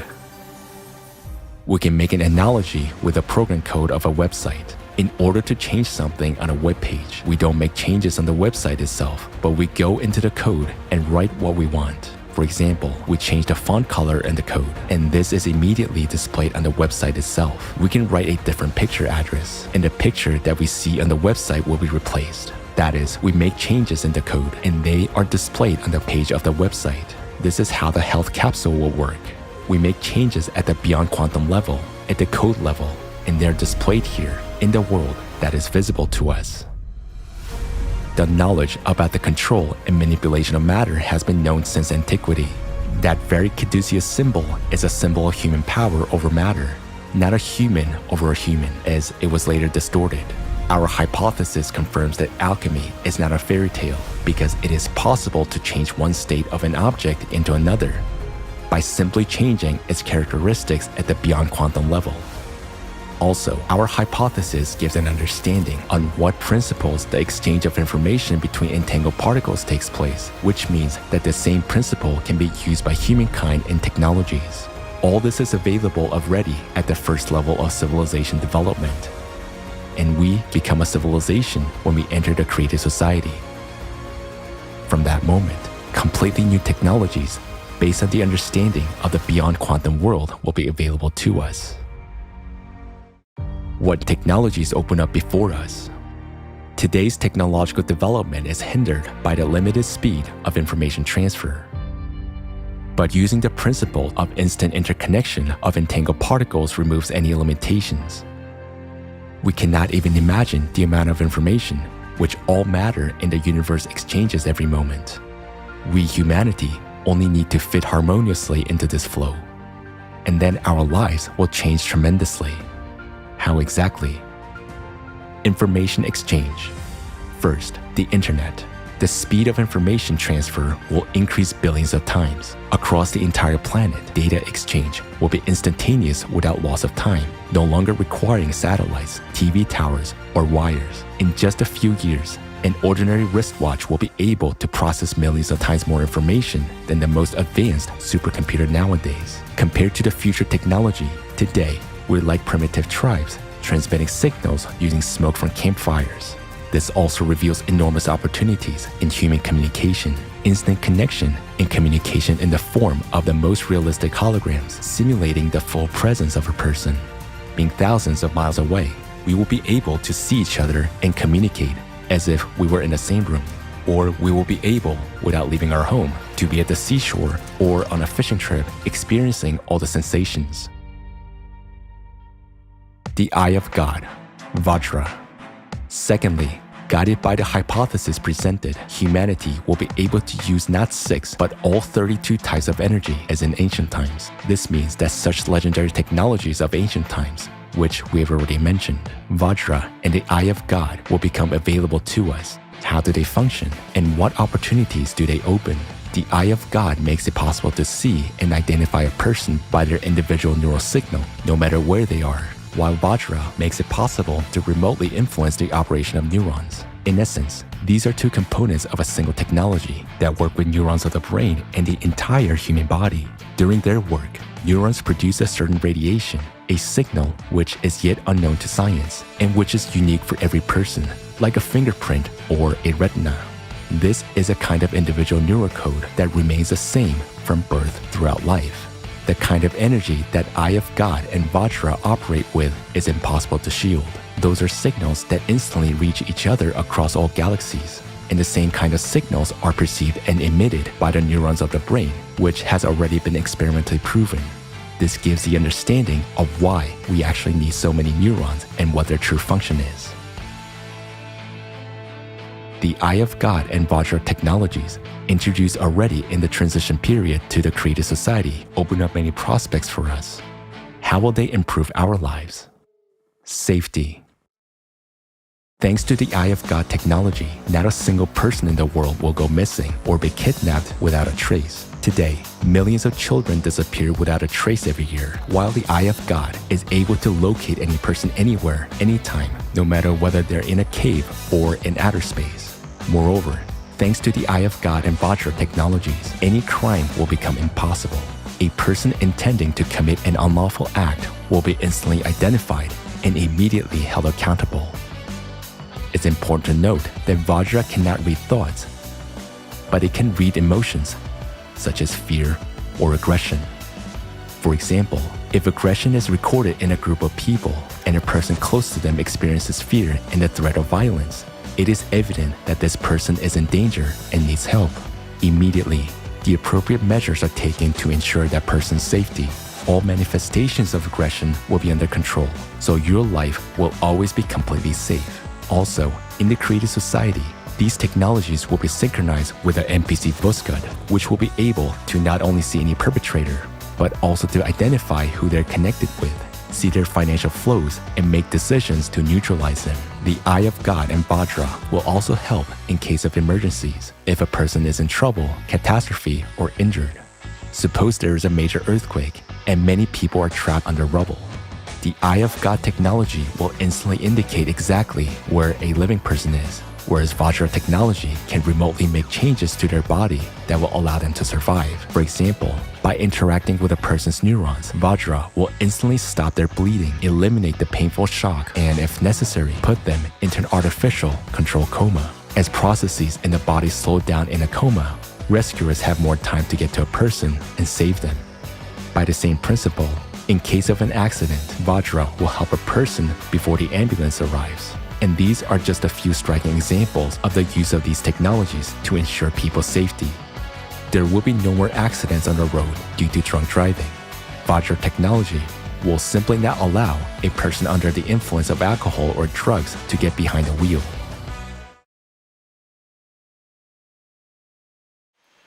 A few months ago, I promised to demonstrate a working prototype of the Eye of God system. I was obliged to keep my word. The only point we discussed was the security issue. Fortunately, we were helped by chance and we took advantage of the opportunity. Lately, most of the world's leading states have been developing global human monitoring and identification systems. To date, the best results have been achieved by Chinese specialists. Their facial recognition system that works with video surveillance based on Beidou 3 satellites, as well as the developments of such companies as SenseTime, LC Vision Technology, and others, actually shows quite good results. Chinese experts claim that their system is even capable of identifying a person wearing a balaclava. Well, this is partly true, but there's a nuance. The thing is that their system is able to identify a person wearing a balaclava only provided this person has been identified before, meaning his data is already in the system database. It means that if the person has never been exposed to the system, it is not able to identify him. Or here's another example. We take a person, put a pot on his head, and the Chinese system will not be able to identify him. Or we put a sack on his body, and the Chinese system will not be able to identify him either. The prototype of the Eye of God system we are demonstrating is completely different from any existing system. It works on completely different physical principles. And it doesn't use human anthropometry to identify a person. It uses the signal imprint of brain neurons. And that signal is unique. It is as unique as our fingerprints, our retina, or our DNA. It cannot be changed. It cannot be shielded. And we've proven that through a number of experiments. The prototype that we are demonstrating to you today actually works within a certain range. That is, horizontally, the scanning angle is 135 degrees. Vertically, it is 10 degrees. The scanning depth is 150 kilometers. These figures are confirmed experimentally. The scanning, or rather, the result of the scanning does not depend on the landscape at all. Look at the screen. The white dots you see are the people who are in the scanning cone of our prototype. Let me remind you that we are in Switzerland, and this is not the most densely populated country on the planet. Plus, we have mountains behind us. So, the population density here is quite low. So, if we were to hold this presentation somewhere, let's say in Tokyo or, for example, in Beijing, of course, the result would be completely different. Also, I think you noticed the linearity of the signal reflection, which is merely a result of the vertical fan-like operation of the prototype. What does this mean? It means that our prototype is unidirectional and unilinear. In other words, there is a constant vertical scanning. This is why there is a 0.3 second delay.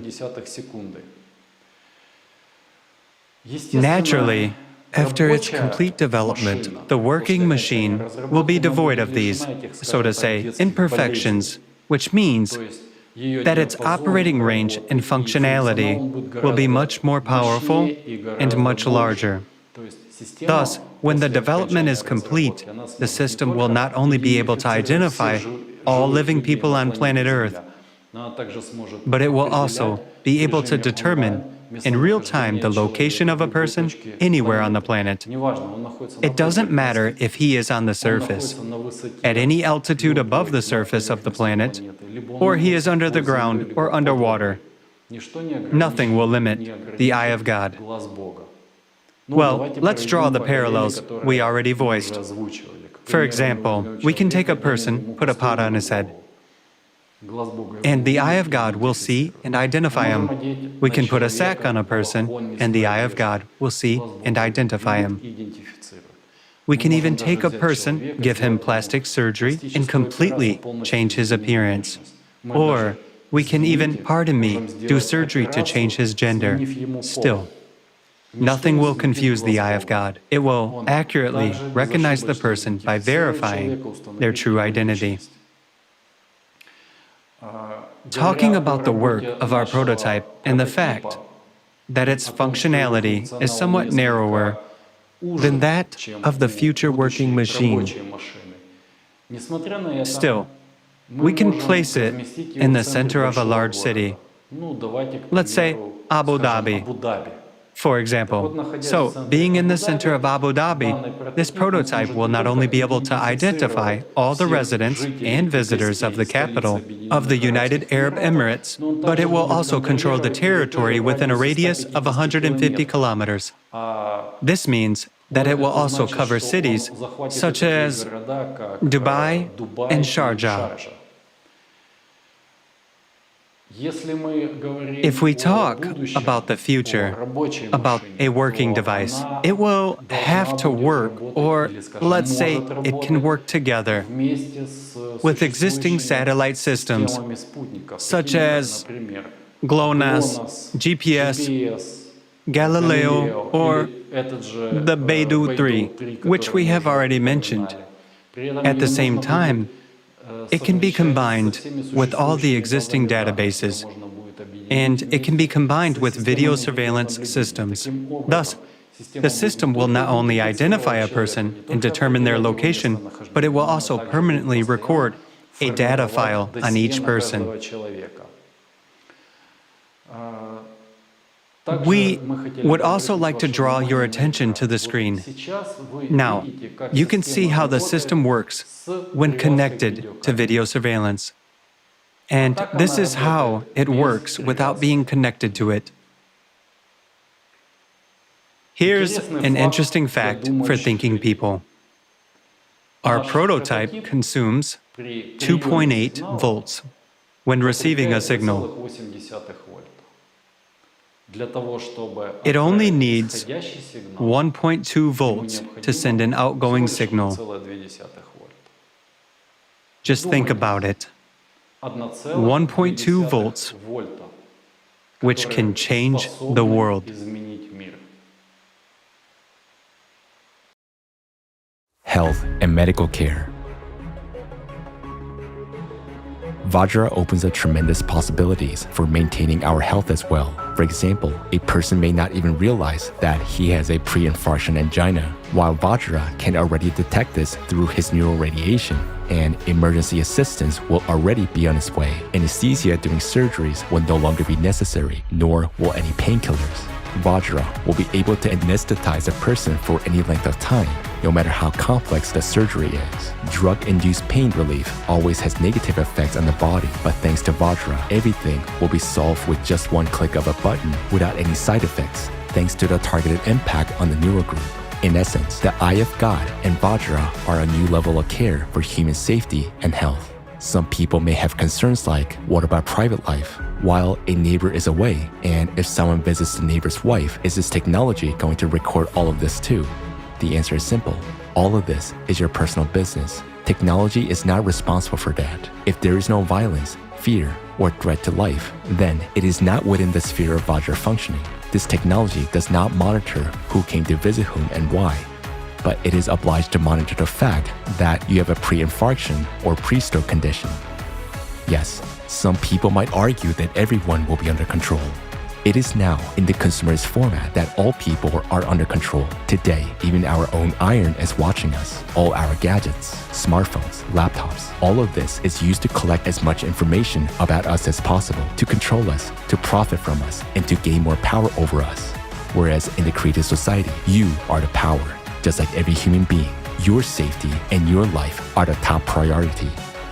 The Eye of God technology is a guarantee of your safety, and most importantly, it is a guarantee that under no circumstances will the power belonging to all humanity be ever usurped by anyone. Nowadays, there is no more terrifying beast on the planet Earth than a human. Sharks kill an average of 10 people a year. Crocodiles kill 1,000 people a year, whereas one human today is capable of killing hundreds of thousands of people per year. Now, the Eye of God and Vajra technologies will make it possible to identify even those who stand behind people who give such orders and to eliminate the entire chain. The Eye of God and Vajra technologies in the creative society are the main guarantee that no one will be able to impose their will on people. Power will never be taken away from humanity under any circumstances. If the Eye of God and Vajra technologies are used in the creative society, where human life is a top priority, they would serve for the benefit of people. But if these same technologies are used in the consumerist format, where human life is worth nothing, this will inevitably lead to a global totalitarian regime. Why? Because a state, a company, or a person who possesses this technology, with a push of a button, or even with a mental order, will be able to give a command to destroy all armies of the world, no matter whether it is one object or billions of people. And the scariest part is that no one will be able to resist that, because these technologies work in energies which cannot be shielded. It is simply impossible to hide from them, just as it is impossible to determine where these signals are coming from. The introduction of such technology in the consumerist format is highly undesirable because it would be fatal for everyone. It would lead us to a planet-wide enslavement where one person or a group of people dictates their will to everyone. Why have we made the decision to announce these technologies and our hypothesis now?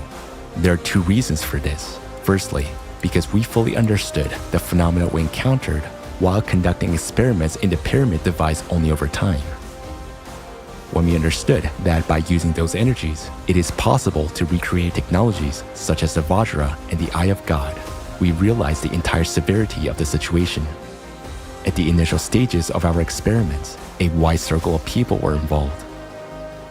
So the information went beyond the original group of participants and became available to many.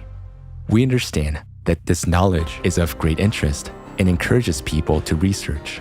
According to our data, some countries are already working in this direction today, which means that sooner or later, one of the countries will own such a device. That's why we're talking openly now. If now, in the consumerist format, these technologies fall into irresponsible hands, it will be extremely dangerous.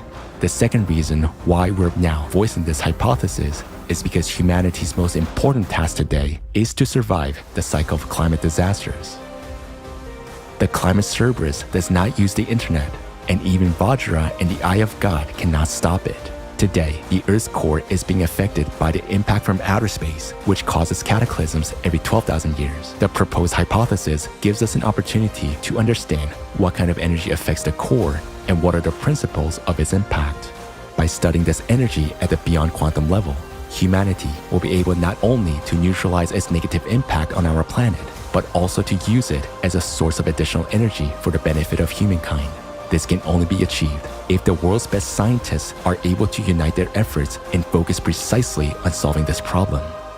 This is possible only in the creative format of society. For this to become our reality, we as humanity must make a request to change the format from the consumerist to the creative one. This requires active participation of every member of society, and we would like to address representatives of the scientific world. The hypothesis you have just heard is just information to ordinary people. But for you, it's a real chance to save all humanity.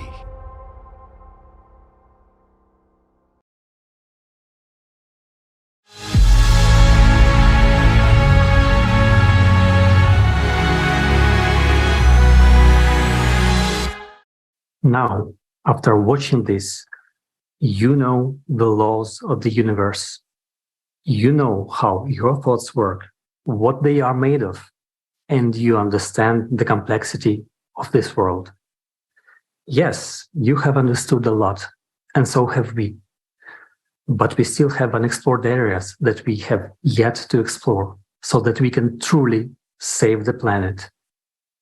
Now, you know that we are exposed to cosmic rays and that we will have to confront them. In order for us to stop processes that are destructive to all humankind, we need to fill in the gaps and explore the unknown. There is not as much time for this as we think. And we are honestly saying our knowledge is not enough for this. We need the whole world. We need the collective potential to become a united civilization, and only then will we succeed. If we are divided, there's nothing we can do. And this is true. It is now a question of the survival of all humanity. and everyone must put their hands to it, their time, their efforts. Then we will survive. But if we don't make efforts, if we do not unite, if we stay divided, we won't succeed. So, dear friends, people of the world, join the creative society. Dear scientists, you have spent your entire lives studying science. Make an effort now to save all the people. There's only a little that is required of you. Remember Archimedes, who once said, "Give me a fulcrum and I shall move the world." We have provided the most important thing, the fulcrum. And thanks to this, there is now a real chance to change everything. We have provided the fulcrum, and all that remains is for you to use science instead of a lever. And then you will finally be able to turn this world the right side up. Dear scientists, make every effort now to save yourselves, your loved ones, and all of humanity. Believe us, people are worth it for humanity to be saved. Nothing makes sense without the perspective of humanity's existence. The climate situation is indeed severe. Now you understand that. We only have one chance to save ourselves and save our entire planet. The situation is extremely difficult, and today many could feel hopelessness. But believe us, there is a way out, and we have voiced it today. People, unite. You are all sane, responsible adults who have witnessed the reality that awaits us. Make the right choice and build a creative society. Please do not deprive me of my future.